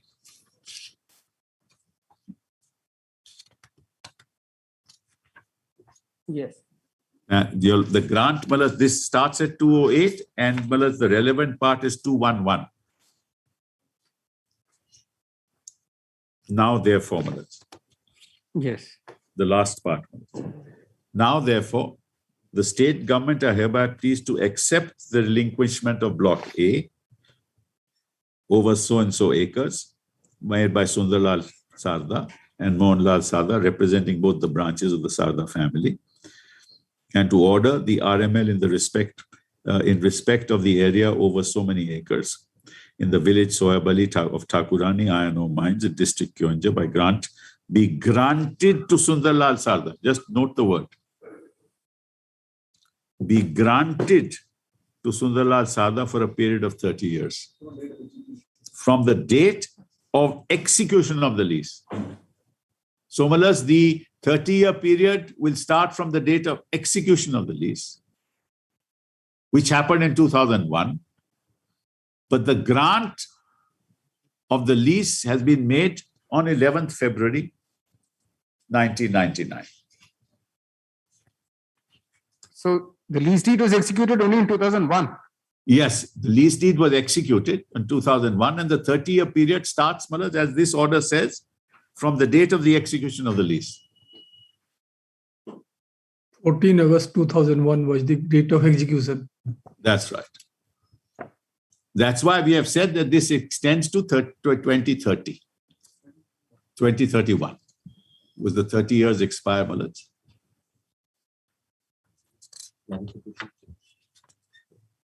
So your lordship's got the grant order. This is the grant order of 11th February.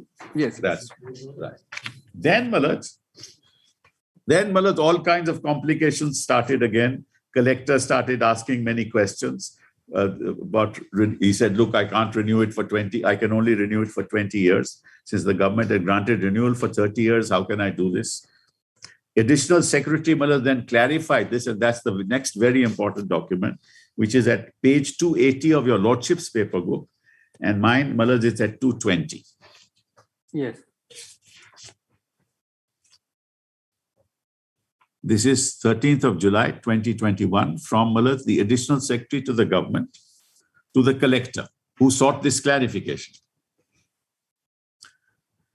He says, I'm directed to invite a reference to your letter, number so-and-so, as the above subject, and to say that Sundarlal Sarda and Mohanlal Sarda may be allowed to execute the above renewal mining lease over an area of such and such, for a period of 20 years arrived at after final survey and demarcation subject to the provisions of the Mines and Minerals Regulation and Development Act. So the 30 is reduced to 20. Next para, Malas. Yes. The period after expiry of the prescribed time limit may be treated as further period allowed to the grantee under Rule 31(1) of the Mineral Concession Rules for the purpose of execution. But the renewal of mining lease should be executed within 2 months from the date of this order. The grant of this lease is subject to the further condition that after execution, the party will carry on mining operations. The Ministry of Environment, Government of India have conveyed their approval under Section 2. Consistent with the compromise, consistent with the grant, consistent with the grant order, consistent with the order of the High Court of 1991 as modified. So you have the order of the High Court of 1991 as modified. Then you have the compromise petition, then the compromise acceptance, then the withdrawal of the appeal in the Supreme Court, then the grant order of 11th February, the execution of the lease on 14th August 2001, and the letter of 13th July saying that there will be no, and even the High Court said there will be no further application, it will be automatic. And it will not be treated as a gap. Well, how can any state government go beyond the compromise today? Under what law, can they go beyond the compromise? It's a court's order, it's a court's decree. Now, despite this clarification, they somehow, never wanted this to happen. The next important date, for your lordship's consideration, which is a matter just of for the record, that in 2006, these individual lessees, transferred these leases to the company, for which, a tripartite agreement was entered into on the 22nd of June, 2006. This, your lordship knows, if there is any transfer of a lease, this has to be, with the permission of the state government under Rule 37. So that was also done. And that document, your lordships will find in your paper book, probably to 430, 439. In my paper book at 370, 379. It's a tripartite agreement. Yes. It starts at 370. Yours will start at 430 minutes.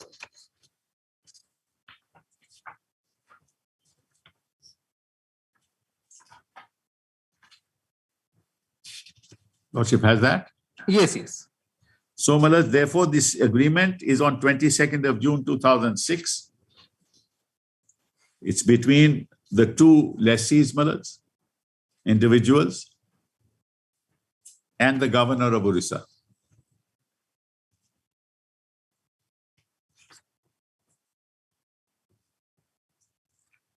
And your lordships will, the next page at 372.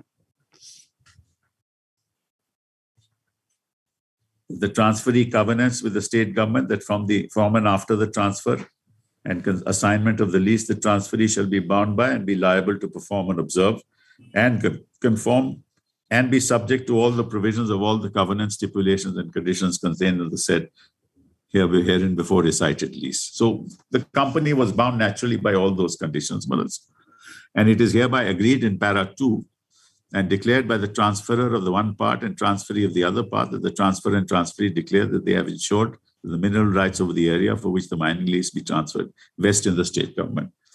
So, this is only to show, that the transfer was granted to the company. So then the company became the lessee.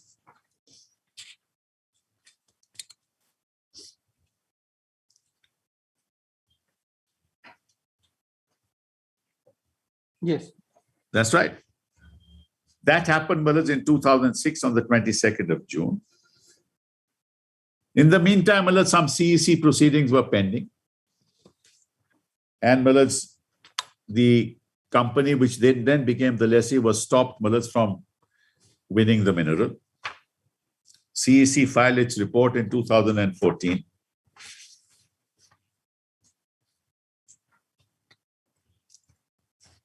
And in 2015, now this starts, this becomes the subject matter of the next petition. In 2015, a show cause notice is issued by the state government. What happened in between, let me just briefly tell your lordships what happened in between. What happened was, that the CEC report came and CEC report made certain recommendations. But in the meantime, this notice was already challenged, before this court. There was a notice of the state government on 8/5/2015. There was a show cause notice. Right. And it was challenged by a separate writ petition, which is writ petition number 17905, which is also before your lordships. At that time, it was 9428 of 2015. So the Supreme Court said, look, there is already a writ petition pending in the High Court, so I won't decide any of these matters, whatever the CEC said. You go back to the High Court and have these matters decided. That order of the Supreme Court, your lordships must just note the date. That order of the Supreme Court is 29th of April, 2019. Is that order circulated before the court? We'll circulate that order to your lordship. And because we had challenged the show cause notice of 8th of May 2015 in writ petition 9428 of 2015. So the court on the 29th of April 2019, that's the Supreme Court said, heard learned counsel. For the applicant, we make it clear that it is open for the High Court to decide writ petition 9428 of 2015, pending before it, irrespective of the pendency of the writ petition 114 of 2014 before this court. Right. So, therefore, it became the responsibility of the High Court to decide that matter. The High Court told the state government to hear me and decide the matter. The state government heard me and decided against me, saying that your lease ends in 2021. Yeah, correct. State government heard me in 2019 and now in 2021 said your lease now ends. When the main other matter is pending.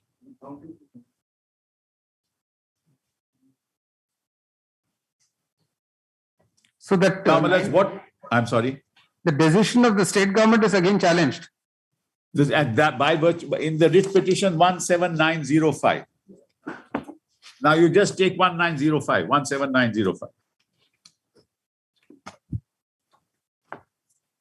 The state government order is 20th May 2021. That's correct. 20th May 2021. This is at page 99 of 17905. And see what they say. This is very interesting.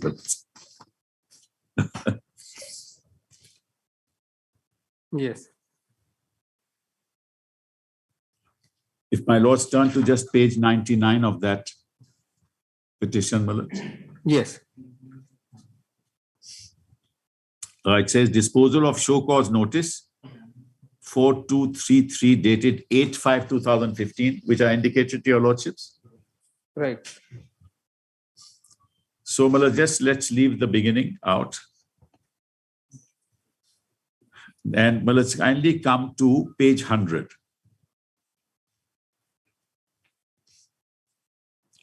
And whereas, right on top of page 100. Right. And whereas the lessee, now the lessee is SMPL, because the lease has been transferred. Correct. Yes. The lessee SMPL challenged the said show cause notice before the High Court of Orissa. High Court disposed of the above writ petition by order dated 6/8/2019 with the observation that pursuant to the notice issued by the state government, the petitioner will file additional reply within a week on or before 13/8/2019 before the competent authority, and the hearing on the same will be completed by the Additional Secretary to Government Department of Steel and Mines, Orissa, authorized for the purpose within a period of 4 weeks from filing an additional reply representation by the petitioner lessee. And whereas pursuant to the said order, dated 6/8/2019 of the High Court, the petitioner filed written submissions on 13/8, and accordingly the hearings have been conducted by Mr. Acharya, the authorized officer. The lessee caused their appearance through their representatives and advocates during the hearing and made written submissions. And whereas the petitioner lessee SMPL's main argument has been that the state government doesn't have jurisdiction to effect such a retrospective revision, as renewal of lease period was granted in compliance to the order of 36/1998 of the High Court in OJC number 1803 of 86, followed by order of 15/798 of the Supreme Court passed in civil appeal such and such, filed by the state government, further under section 56 of MCR rule, that's the mineral concession rules, and other corresponding amended rule of 58, is not authorized to take up any such revision after a lapse of more than 2 years period from the date of passing of the order.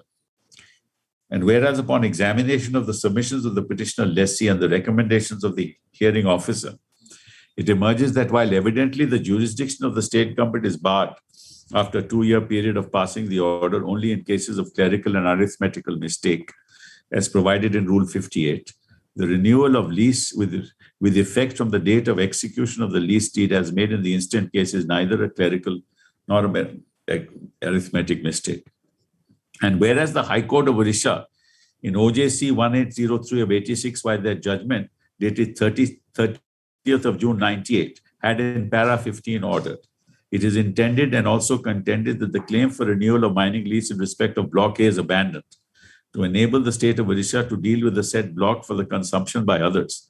And the mining lease, so far as Block B is concerned, will be renewed for 30 years from the date of renewal. And the state has taken such stand for the benefit of the state itself, as also for the benefit of other parties as law permits. And whereas date of renewal means date as prescribed in law, and the Honorable High Court had no point in time ordered that the renewal must be done from the date of execution of the lease deed. Whereas this is a wrong statement, both of the law and under the Act. I show that to your lordships. Or in contravention to the applicable laws in MMRD Act, every renewal of lease is made effective to the date next to the date of expiry of the original renewed lease. The High Court had never intended to make any such special relaxation in their order to grant the renewal in the instant case from the date of execution of lease. And whereas Section 8 of the Act, as it existed prior to the amendment, nowhere states the renewal of lease to be done from the date of execution of the lease deed. That's the order of the court itself, Mullahs, and that's the law itself. Counting the period of lease from the date of execution of lease deed comes into picture only in case of the first grant, and therefore every renewal is to be done from the date of expiry of the previous lease. So, Mullahs, they go on like this, and they say, and whereas under clause 3, if renewal is granted, the state government will, at the expense of the lessee and lessees upon his executing and delivering to the state government, if required, a counterpart thereof, execute and deliver to the lessee a renewed lease of the premises or part thereof for a further term of so many years. And whereas any such grant renewal from the date of execution deed instead of the next day following the expiration of the term granted is a contravention of the rules. And whereas the lease renewed from the date of execution was in contravention of the provisions as contained in the statutes accordingly, this contravention falls under the ambit of Section 19 of the Act, and the renewal of the mining lease is declared to be void. So the compromise is void, the deed is void, the orders of the court have no meaning. Yes. And Mullahs, therefore, and then Mullahs, they quote rule section 8, capital A, subclause 6. And that they quote, Mullahs, at page 103 at the bottom. And what does subclause 6 say? Notwithstanding, Mullahs, this is very important from our point of view, notwithstanding anything contained in subsections 2, 3, and 4, the period of lease granted before the date of commencement of the Mines and Minerals Development and Regulation Amendment Act, where mineral is used for other than a captive purpose, shall be extended and be deemed to have been extended up to a period ending 31st March 2020, with effect from the date of expiry of the period of renewal last made, or, now this is important, or till the completion of renewal period, if any. So that completion would happen in 2031. Or a period of 50 years from the date of grant of such lease.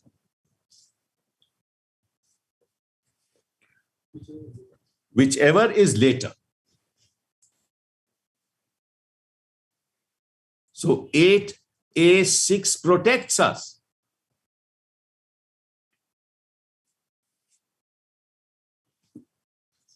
Protects us not just by virtue of the law, but by virtue of court orders of 91, by virtue of the compromise of 98, by virtue of the extension of the lease granted in 2001 for a period of 30 years, by virtue of the letter of the state government of the additional secretary on 13th of July, and by virtue of the fact that the renewal happened in 1999, 11th of February 1999, and the execution of the lease happened in 2001, 14th of August.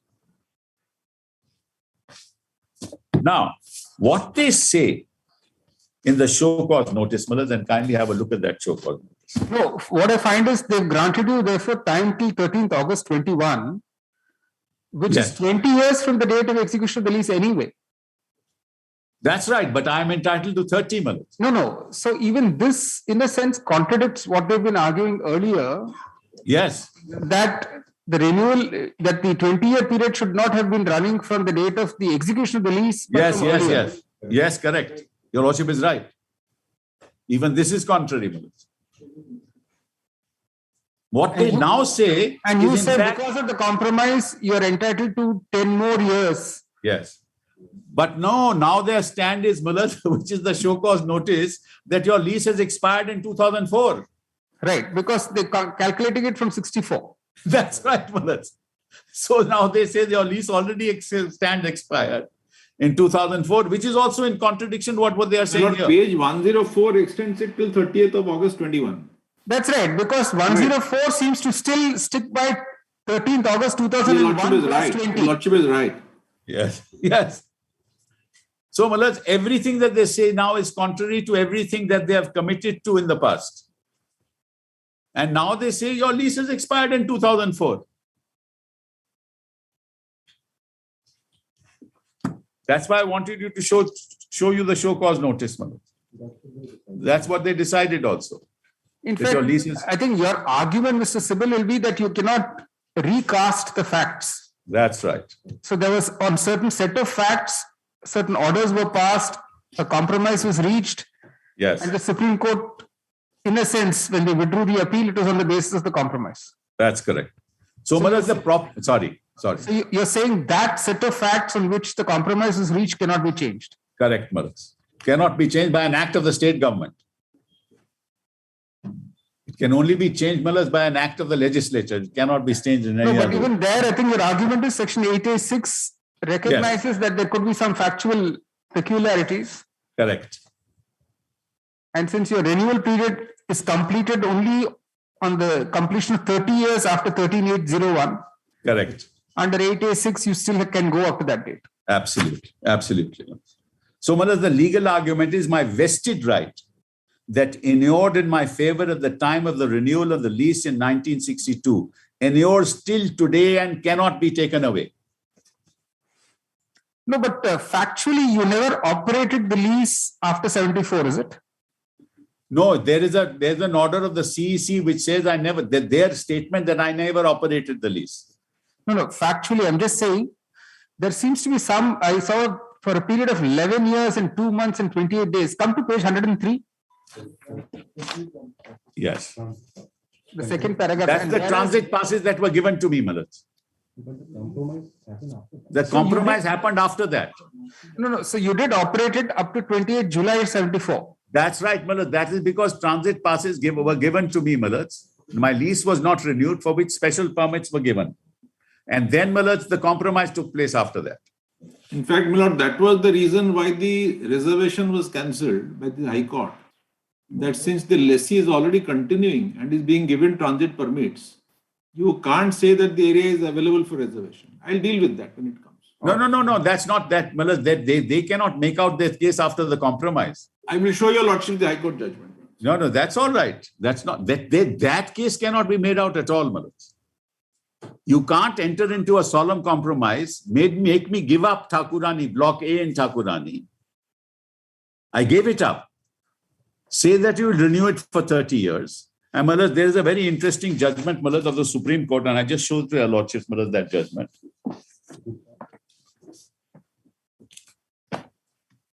I'll give it. Yes. Well, this is in fact Gujarat Pottery Works versus BP Sood, 1967 1 SCR or AIR 1967 Supreme Court 964. Have you given to that, my lord? Yes, this is there. It's there, my lord. Your lordship has it. In the compilation, my lord.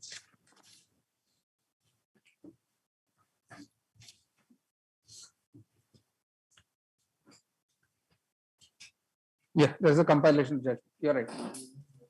The title, my lord, is Gujarat Pottery versus BP Sood.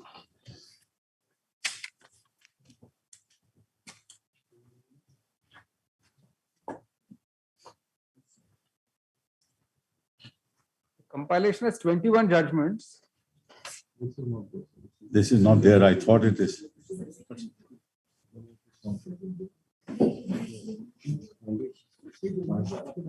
These 3 judgments were added after the compilation, I believe. Oh. Because I particularly asked them whether this has been handed over to your lordship, and they said yes. Huh?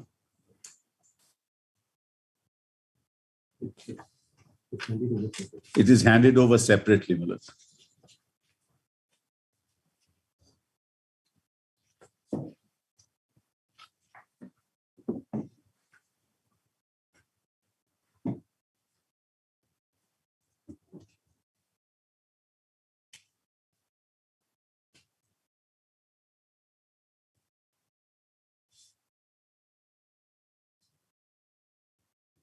Has my lord got it? Might.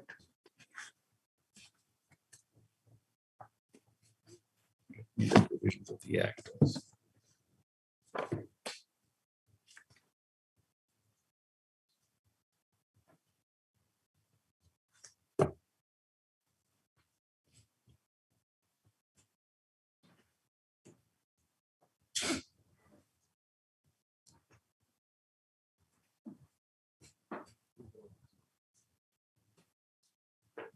Why don't you then put it on the screen for my lord if he doesn't have it?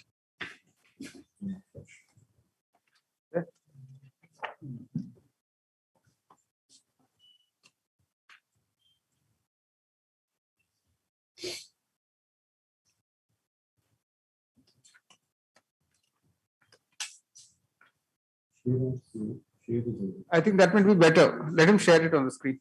Yes, yes. We're just sharing. Please allow the share.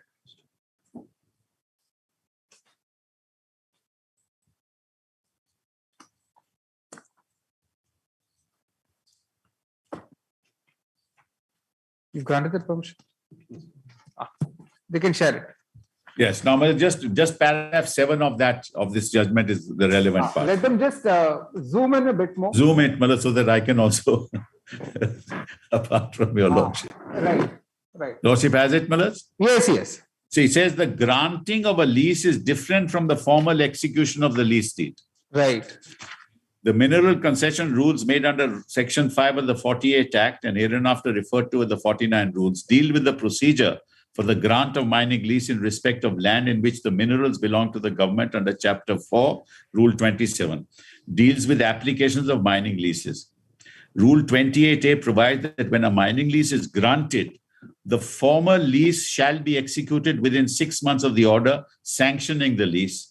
And if so, no such lease is executed within the aforesaid period, the order sanctioning lease shall be deemed to have been revoked. It is really the sanctioning of the lease which amounts to granting of the lease. Execution of the former lease is only compliance with the legal requirements to make the grant legally enforceable. So the grant is 11th of February 1999. The compliance takes place, Malats, on 14th of August 2001. And the 30-year period runs from that date, which is 14th of August 2031. This is also reflected, Malats, in Rule 31 of the Mineral Concession Rules. Yes. Mineral Concession Rules, 1960.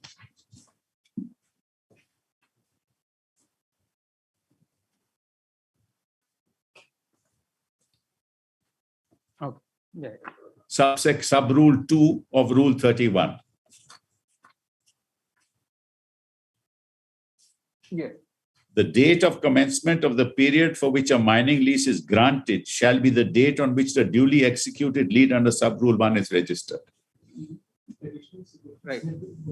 And additional secretary, if your lordships notice, Malats, on the 31st of July, Correct. Had written in his letter. Correct. Yes, said exactly this.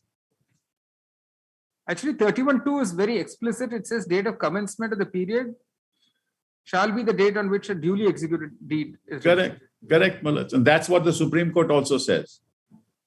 So, Malats, that is 30 years. Now, under which provision of that compromise and that Malats grant can you say now your lease has ended in 2004? Malats, they will have to challenge this document in a court of law.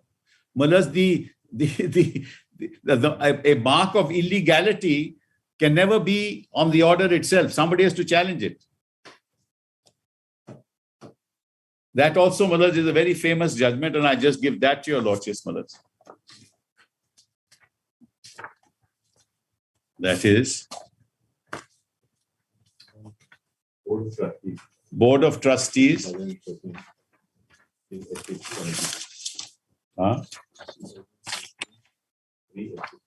2013 3 SCC 182 para 27 at 193. Well, if we want a compromise to be set aside, you have a duty to challenge it. You can't in a counter affidavit and in a show cause notice challenge it. It's a court order. The compromise is before the court. Indeed, Miller, there are several judgments of the court which say you want to have a compromise set aside, you have to go to that court and have it set aside. You can't do it through an executive act. So the very show cause notice is void, is without law, has no basis in legality.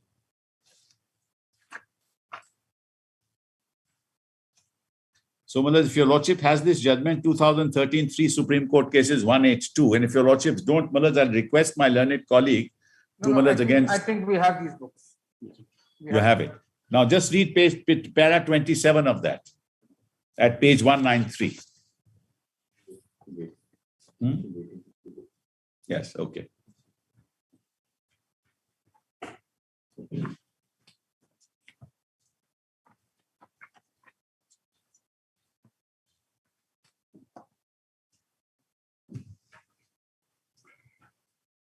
Yes. Let's just read para 27. You have Rather, para 26 first.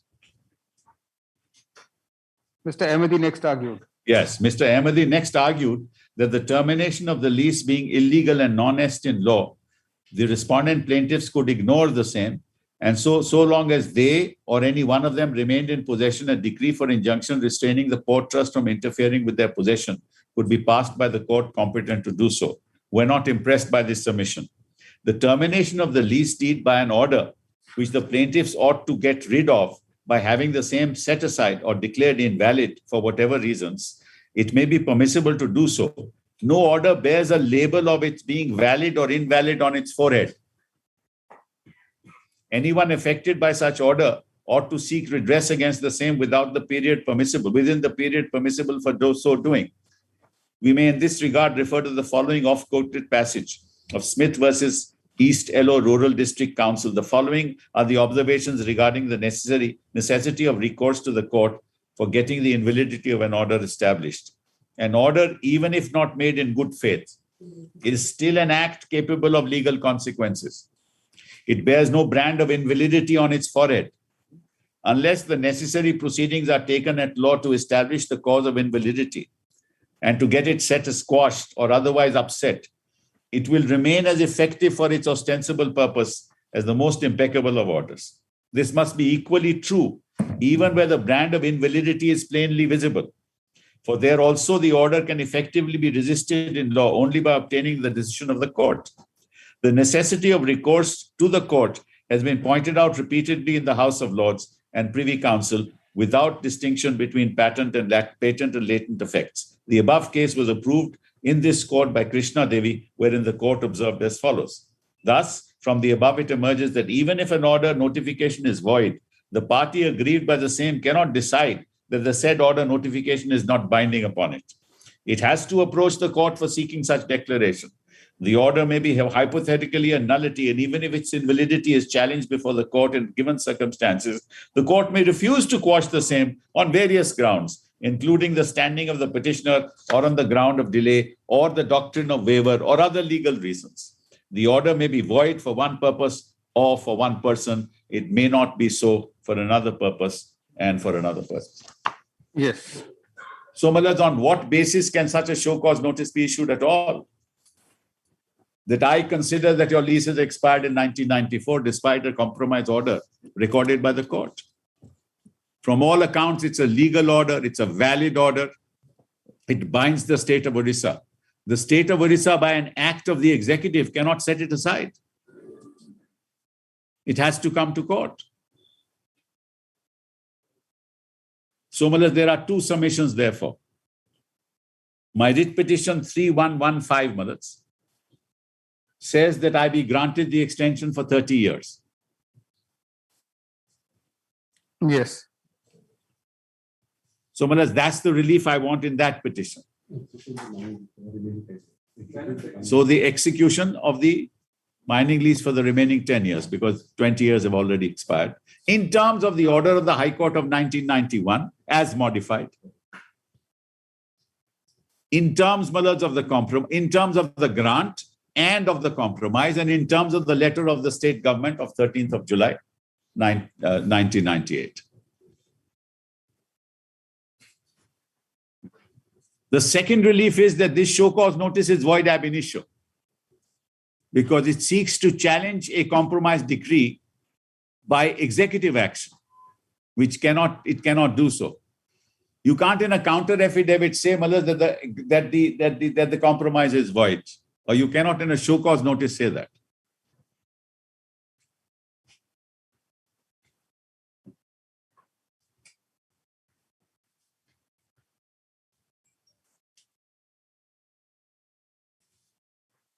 What I will also done for your lordships, which I'll indicate to your lordships straight away, is I've given you a history of Section 8, It's also filed for your lordships. I will.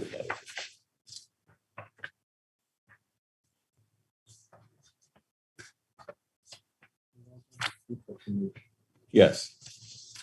We have given a note called the history of Section 8 of the Act. Yes. Your lordship be kind enough to have that. In 1957, it stood like this. Right. We are here dealing with iron ore. So the period for which a mining lease may be granted shall not, in case of iron ore, coal, and bauxite, exceed 30 years. Then subsection 2, in the case of coal, iron ore, or bauxite, for one period not exceeding 30 years, and in the case of any other mineral, for one period not exceeding 20 years. Now, this was amended in 1986. Saying not exceed 20 years. That's right, not exceed 20 years. The mining lease may be renewed for 2 periods, not exceeding 10 years each, provided that no mining lease run. Again brought back to... That's right, again brought back to 30 years. And then, the Amendment Act, MMRD Act of 1999, was with effect from, kindly note the date, 18th of December 1999. Just note that date, it's not there. Why that date is important, is because the grant was made on the 11th of February 1999. Right. Before the amendment. Now, this amendment also does not apply because it deals with minerals specified in Part A and Part B. Iron ore is in Part C. So even otherwise, it doesn't apply.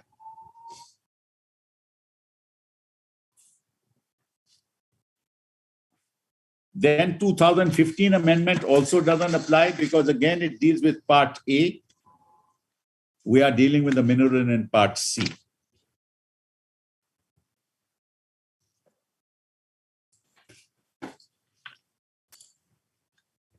And then the act of, in 2021, this amendment was made in 2021. It says, notwithstanding anything contained in this section, in case of government companies or corporations, the period of mining leases, including listing, shall be such as may be prescribed by the central government.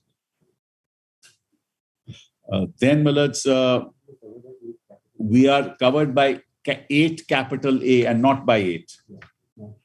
Right. We are not concerned with this at all. We are covered with 8 capital A. And subsection 6 of that. And subsection 6, which I already read to your lordships. Correct. Which your lordships have already seen. Correct.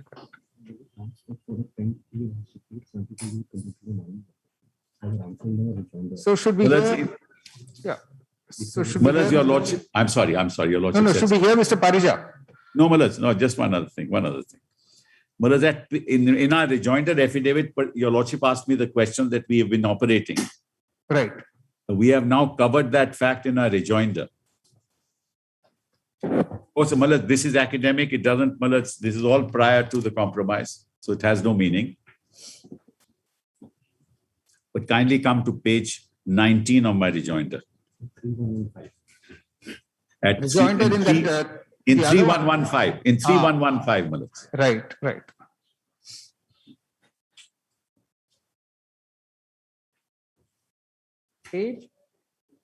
Page 19, Malaz. In small Roman 7.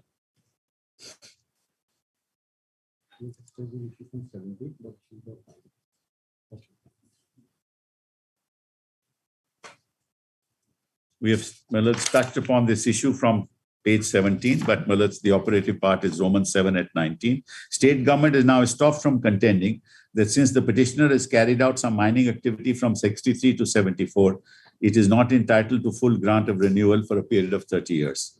It is therefore admitted that the plea raised by the state government, with regard to user of the mine ought to be rejected inter alia on the following reasons. State government was fully aware of the fact that mining activity was carried out between 63 and 74, and despite the same agreed for extension of 30 years, state government is stopped from contending otherwise. The plea that the period 63 to 74 has to be reduced from count of 30 years is in breach and violation and contempt of the consent of 30th of June 98. Plea that 63 to 74 has to be deducted in all its is also in breach of the state government's own grant of 11th February 1999, letter of 13th July 2001.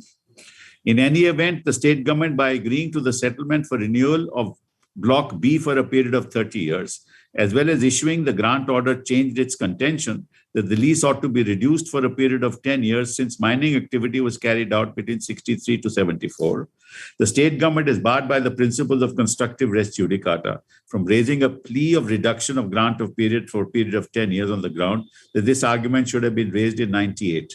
The same has been expounded by the Supreme Court, and that judgment is there, as I've cited it. State government has in fact filed in miscellaneous application 5974 of 91 before the High Court, seeking clarifications, which was disposed of by an order dated 18/12/91, and this plea was not even taken in the application. Plea with regard to usage of mine from 63 to 74 has been taken up for the first time ever in the order dated 20th of May 2021. For the first time, in the counter affidavit. Yes. This plea was not even in the show cause notice of 8/5/2015. It has never been in any of the pleas filed in various litigations between the parties over the last 40 years. Hence, the plea is merely an afterthought raised with a dishonest motive of denying legitimate rights of the petitioner and to somehow mislead this honorable court, but also act contrary to the order passed by this court in 1981 and 1998. 91, it should not be 81. No, so, Mr. Sibal, therefore, you do not dispute that you operated the mine for the 11 years, but you say that all this was known to them. And then yes, but I also kindly see I gave up Malad's Thakurani A. Yes, I gave up Thakurani A later, Malaz. Consider that.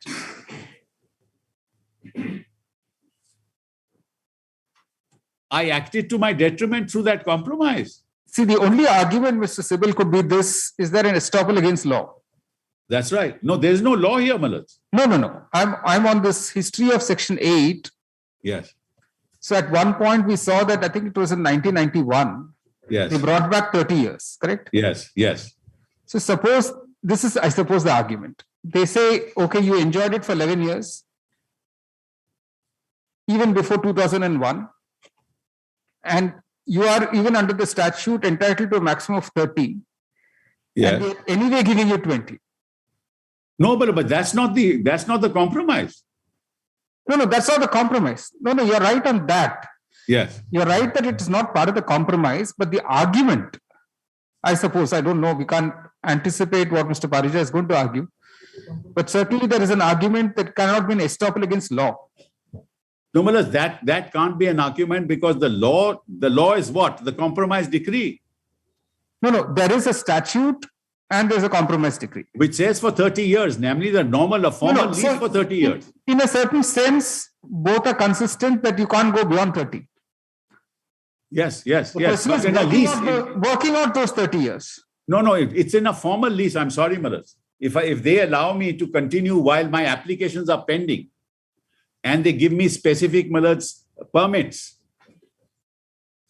after all, Malas, it's in the interest of the state government because they earn excise. So they wouldn't want Malas the production to stop. So it is not with reference to any lease that is being granted to me. So there's no question of estoppel against law here, Malas, with the greatest respect. This is something that they could have taken into account at that point in time. And then, Malas, I would not have given up. I gave up, Malas, Thakurani Block A. No, if you come to that history note that you've given. Yes. See, there's an MMBR Amendment Act of 94. Yes. And 8.1 says the maximum period for which a mining lease may be granted shall not exceed 30 years. That's the mining lease. Right. Yes. So at the time of the compromise, this was the law. No.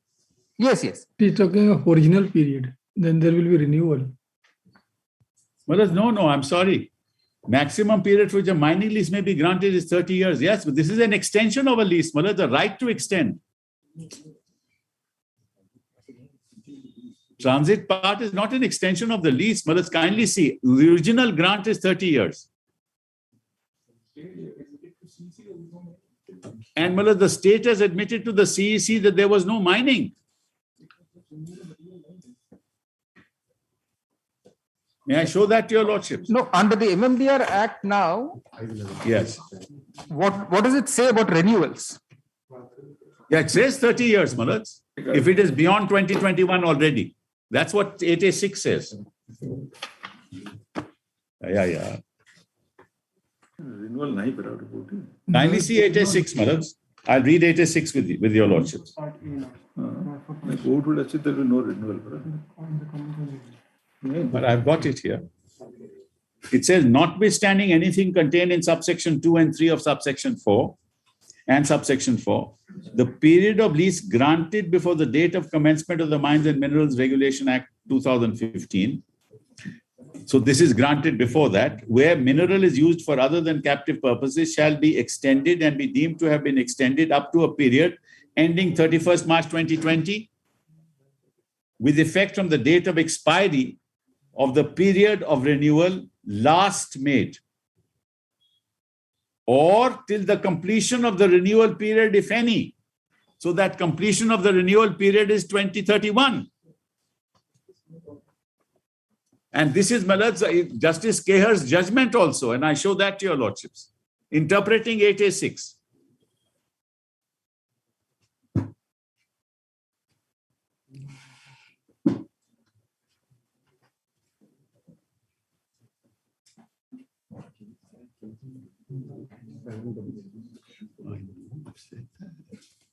Now kindly see Justice Kehar's judgment, Malas. Same volume 3115 at 734, Malas.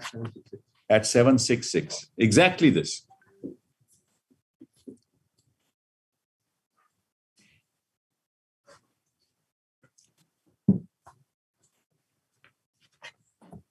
Kindly see paragraph, Malas, at page 766, paragraph Roman 6.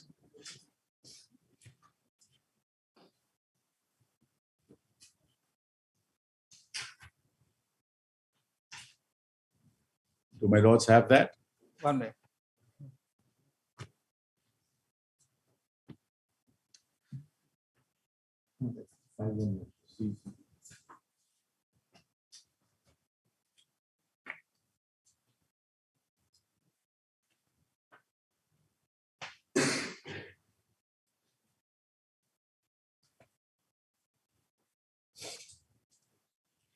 But the scheme of the act is if the lease period expires prior to 2021, expires in 2021. If the 20 years are before 2021, it will end in March 2021. There'll be no further renewal. If there is a renewal that continues after 2021, then it will be till the last date, till the date of renewal. If it is beyond 2021. Otherwise, it's 50 2020. years. Yeah. Beyond 20, 31st otherwise, March it's 50. Otherwise, it's 50 years. That's the scheme. Whichever is the maximum. So if it's for 50, it will be 50 whenever it expires. If the renewal is beyond 2020, whenever it expires. Otherwise, it will end in March 20. There'll be no further renewals. That's what it is. Right. No, but if the renewal had already been granted, correct?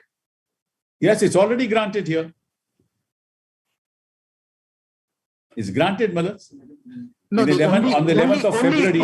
Only technicality here is, I think that's where we'll have to hear Mr. Parija's argument. In effect, a 20-year extension was granted, correct?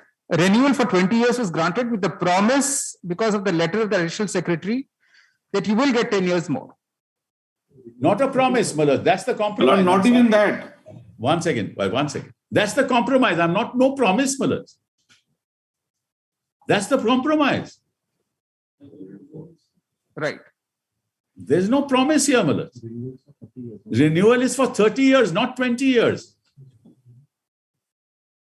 No, so the period of renewal last made, I'm saying just by English language, the actual renewal was made for 20 years. No, 30 years. No. The actual making of the renewal is 20 years, we will, because of the compromise. Malas, kindly read the compromise again, Malas. I'm sorry. Then read the grant order, Malas. Grant order.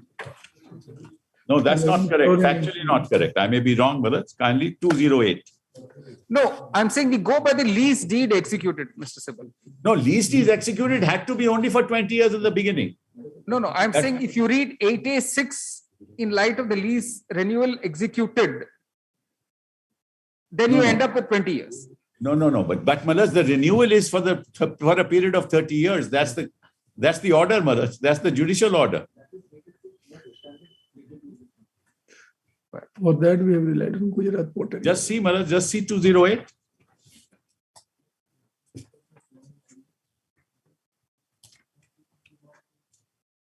It says, this is the order, Malas? Yes. Last, now, therefore, the state government hereby pleased to accept the relinquishment of Block A. So, Malas, I give up Block A. Right. And then it says,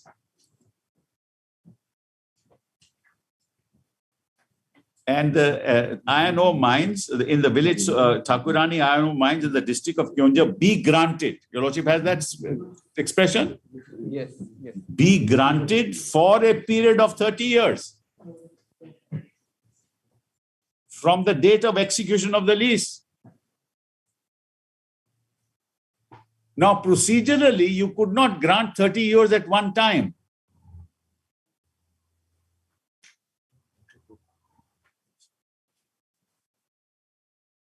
So the grant is of 30 years. No question, Malas, of grant being 20 years.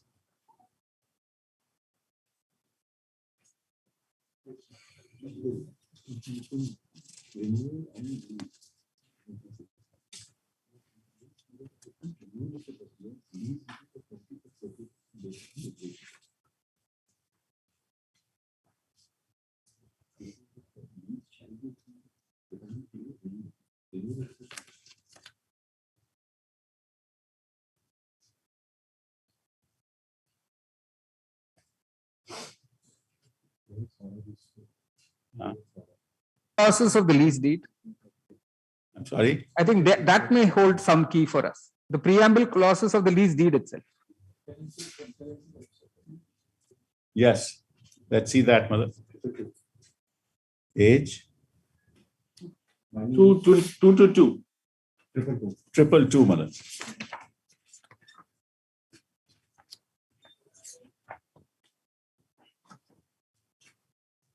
Yes.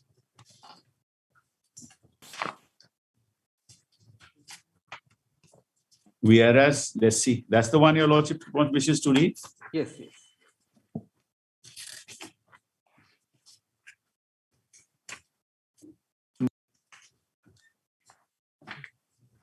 No, I'm just trying to see if there's any reference to the grant. No, Malad.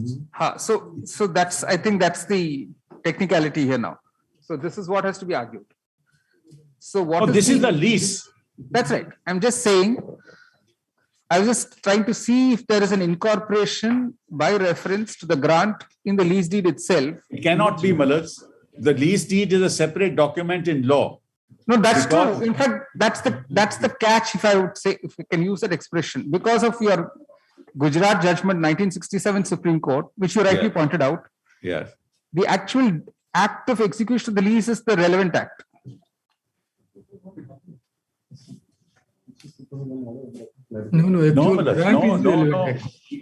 No, it's just the other way around, Malad. It's the grant which is the relevant. It's a grant order. It's a grant order which is relevant, Malad. The execution is only a procedural issue. No. Then the 20-year period should be running from an earlier date. See, the 20-year period begins to run only from the date of execution of the lease. That's right, correct. But the grant is for 30. That's why you cited the Gujarat judgment, if I remember right. Malad, let me put it this way, Malad. The lease is not a grant. Yes. The lease that is executed is not a grant. Yes. So the question that your lordships will have to ask is what was the grant made? Yes. That grant is 30 years. Right. How is it to be procedurally executed? Right. The law says that the procedure can't be at one stretch for 30 years. Yes. So it has to be for 20 years. Yes. And then automatic renewal for another 10 years. No, I see the grant is very clear. That has to be for 30 years, right? Yes. How will it be, Maharaj, then? No. So the question then, which arose is the 20 plus tons should start running from which date, correct? Yes, it can't run. You rightly argued that the lease deed was executed only on 13th August 2001. Yes. It should begin to run only from that date. Yes. That's rule 21.2, Maharaj. 31.2. Correct. So therefore by 31.2, what is relevant is the date of the lease deed itself. For the purposes of the tenure of the lease, not for the tenure of the grant. No, that's true. So I'm just trying to make sense of 8A6 now. All right. That's the point. All right. I think you got it. So let's see what Mr. Parija says. No, Maharaj.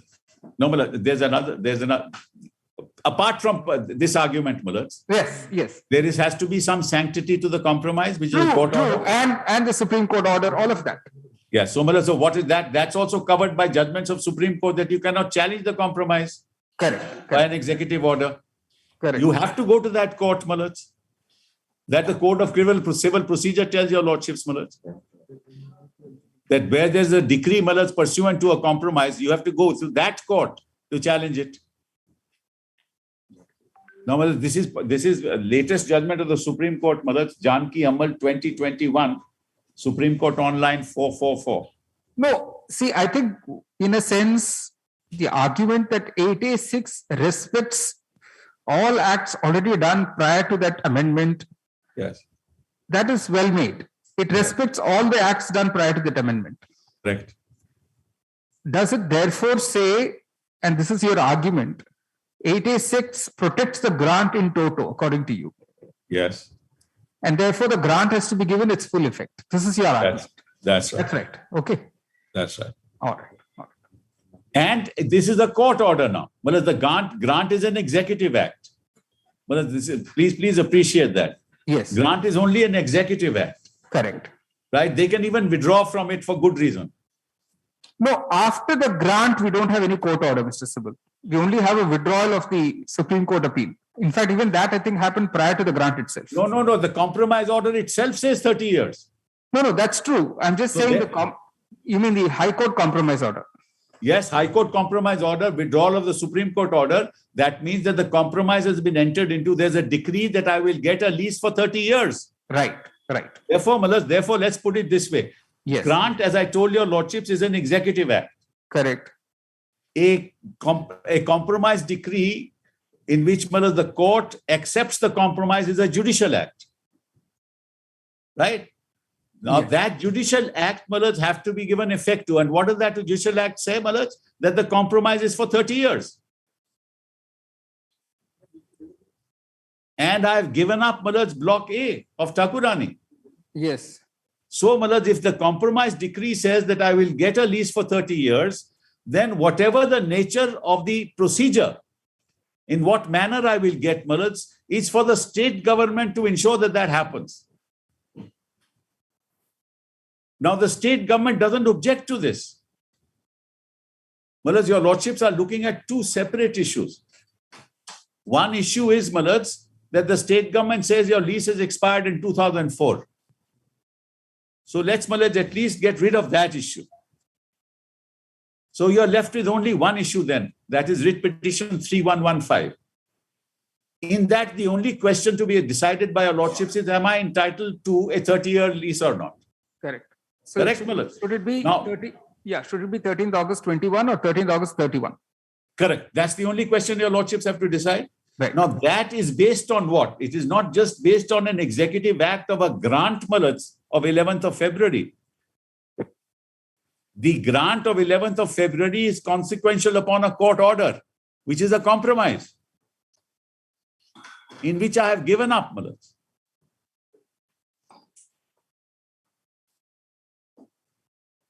So I have a legitimate expectation. And if your lordship knows very interestingly, if they say that somehow if this compromise is held to be bad, I'm entitled to revive my claim for plot A, Right. block A. Just show that, please. Yes. That also is part of the compromise. The High Court order, if I remember.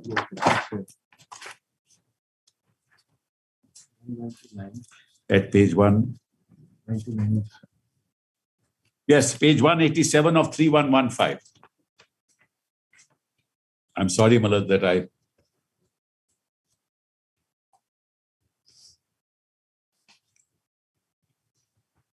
Yes. The last, I'll just read it so your lordship knows. It's at 187 of 3115. It says that the settlement is brought without prejudice to the rights and contentions of the members of the Sharda family regarding renewal of both blocks A and B of the iron ore mines. In the event the state government does not agree to this compromise, then the parties would claim renewal for both blocks in terms of the judgment of the High Court. Please note that. What is the judgment of the High Court? That you go back to 1991 then. At 176.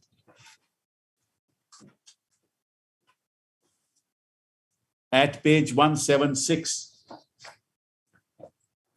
And that judgment of the High Court is, we therefore modify our order only in one regard. The same is that instead of renewal for 30 years at a time, the same would be renewed for 20 years to start with, which period shall be extended by 10 years without any further action or step to be taken by the leaseholder.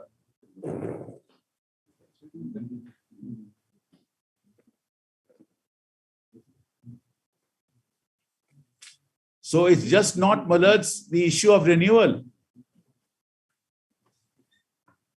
Court says if you're not going to honor the compromise, then I am entitled to act in terms of what? The court order of 1991, in which I am entitled to 30 years of both.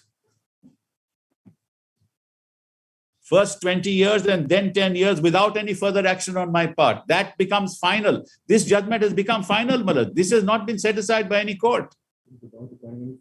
And without requiring any fresh order. So, it is much more than just an executive act of a grant. This is the implementation of a judgment of the court in which, and that SLP was withdrawn. And the judgment says that if I am entitled to a 30-year period, 20-year, and without asking for fresh lease. So, 1, compromise. 2, a judgment of the court, which has become final. 3, the executive act itself.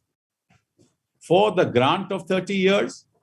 And the procedural act, of renewing it at the initial stage for 20 years because there's no other way to do it, in terms of the court order of 91, which says that the next 10 years will be automatic, which is confirmed by the letter of 13th of July 2001 by the additional secretary.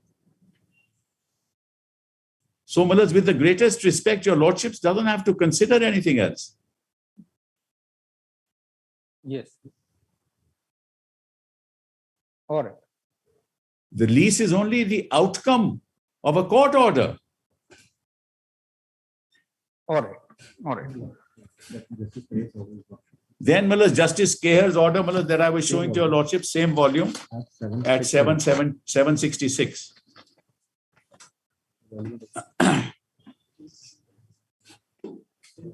Same issue. All right. If your lordship has that 766, I will read it. Just give us the name of the case. The case I think it's Common cause, sir. Both versus Union of India. Common cause. Common versus cause. Union of All right. India. All right. common cause. Right. Right. 734, it says common cause versus Praful Samantra. Right. Now at 766, if your lordships has it, I will read it, Mullahs. Yes. Yes.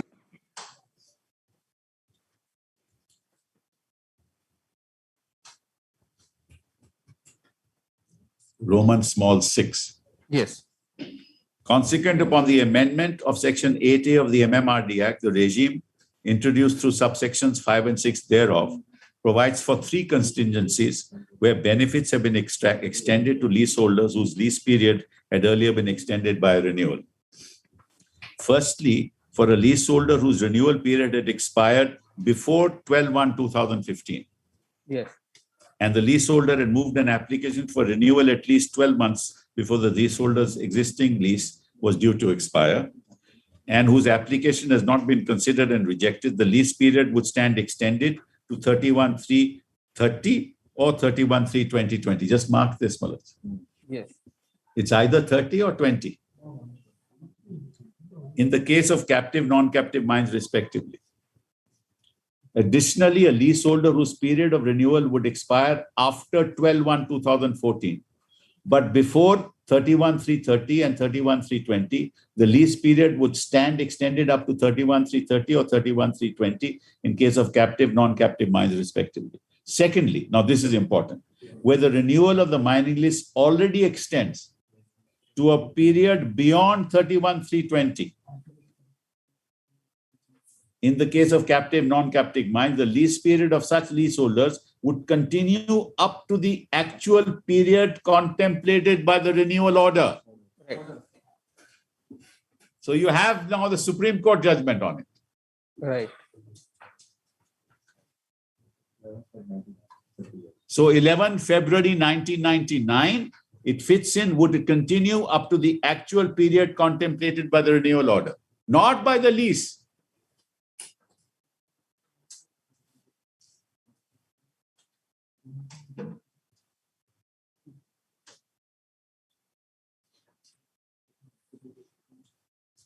Which is what I was, Mullahs, trying to persuade your lordships, Mullahs, to appreciate.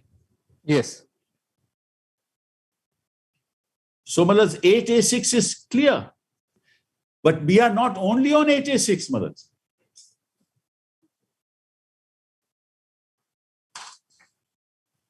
We're on that last paragraph of the compromise.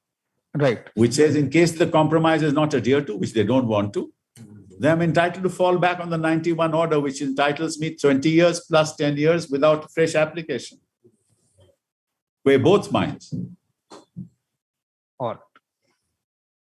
That's really all that I wish to say at the moment. Okay. So, Mr. Parija, when would you like to continue? Whenever your lordship. Mr. Sibyl? Yes, Mullah. Monday in the afternoon, Mullah?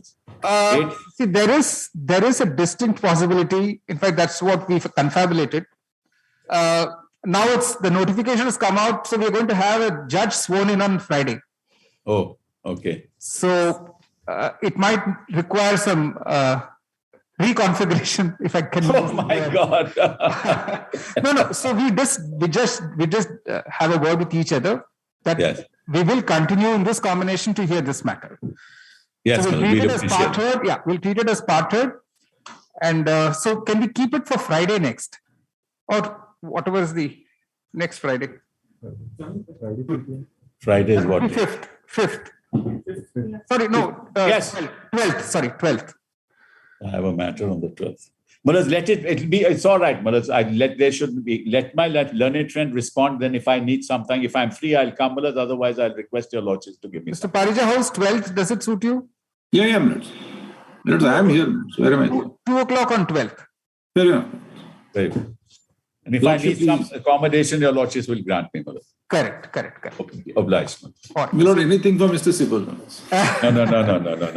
Milord, this MMDR book, your lordship, please. And to continue on 12th.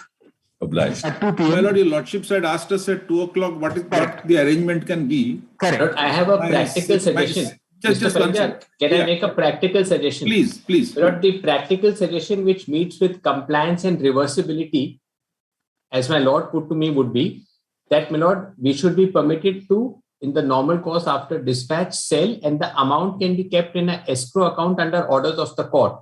And your lordship will then decide, depending on the outcome, my lord, what will happen. So that will be compliance of the order and fully reversible. My lord, what I was suggesting, subject to what your lordship says, is that since the matter is now being heard and it will be disposed of, they can keep the material inside their leasehold area in a separately stacked place.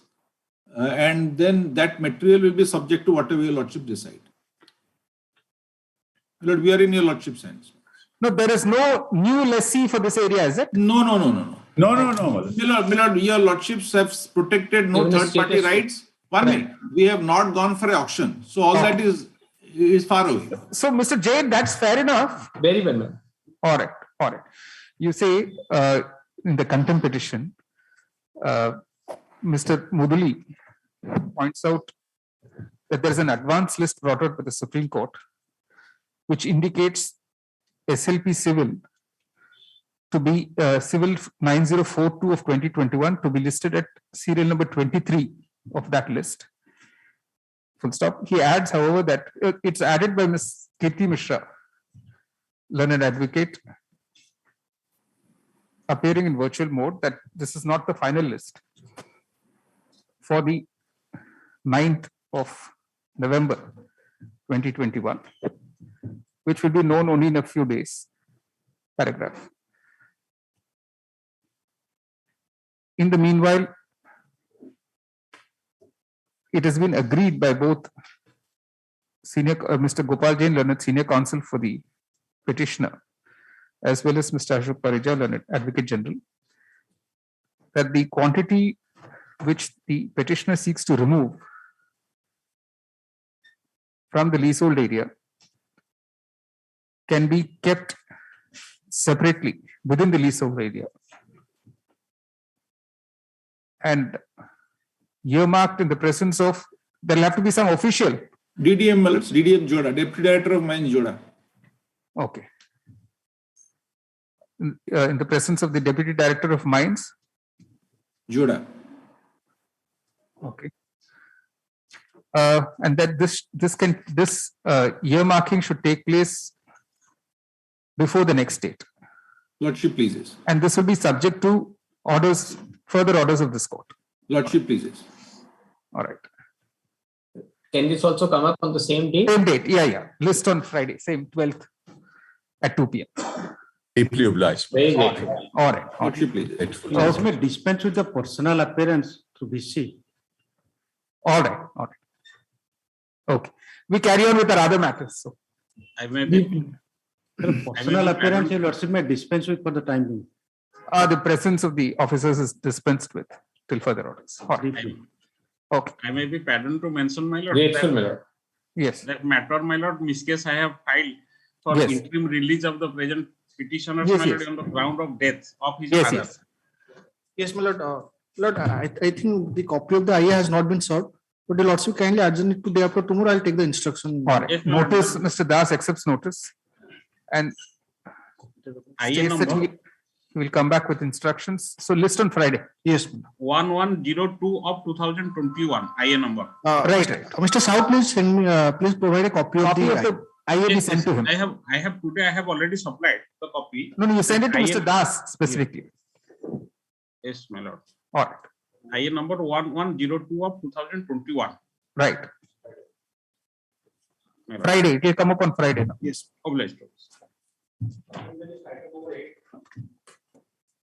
None appears. For your lordship, my lord. My lord, your lordship, kindly see page 49, which is the representation of the petitioner is pending before opposite party number 5, my lord. Page 49, my lord.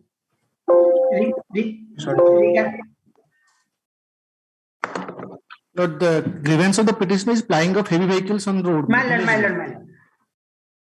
All right. The petitioner's representation, bracket A4 series, shall be examined by the Tahsildar Kaniha. Yes, yes, my lord. Opposite party number 5, and after issuing notice to the petitioners, as well as the opposite parties, 10, 12, and 13. And after receiving inputs from the State Pollution Control Board and giving all the parties a hearing, a reasoned order shall be passed not later than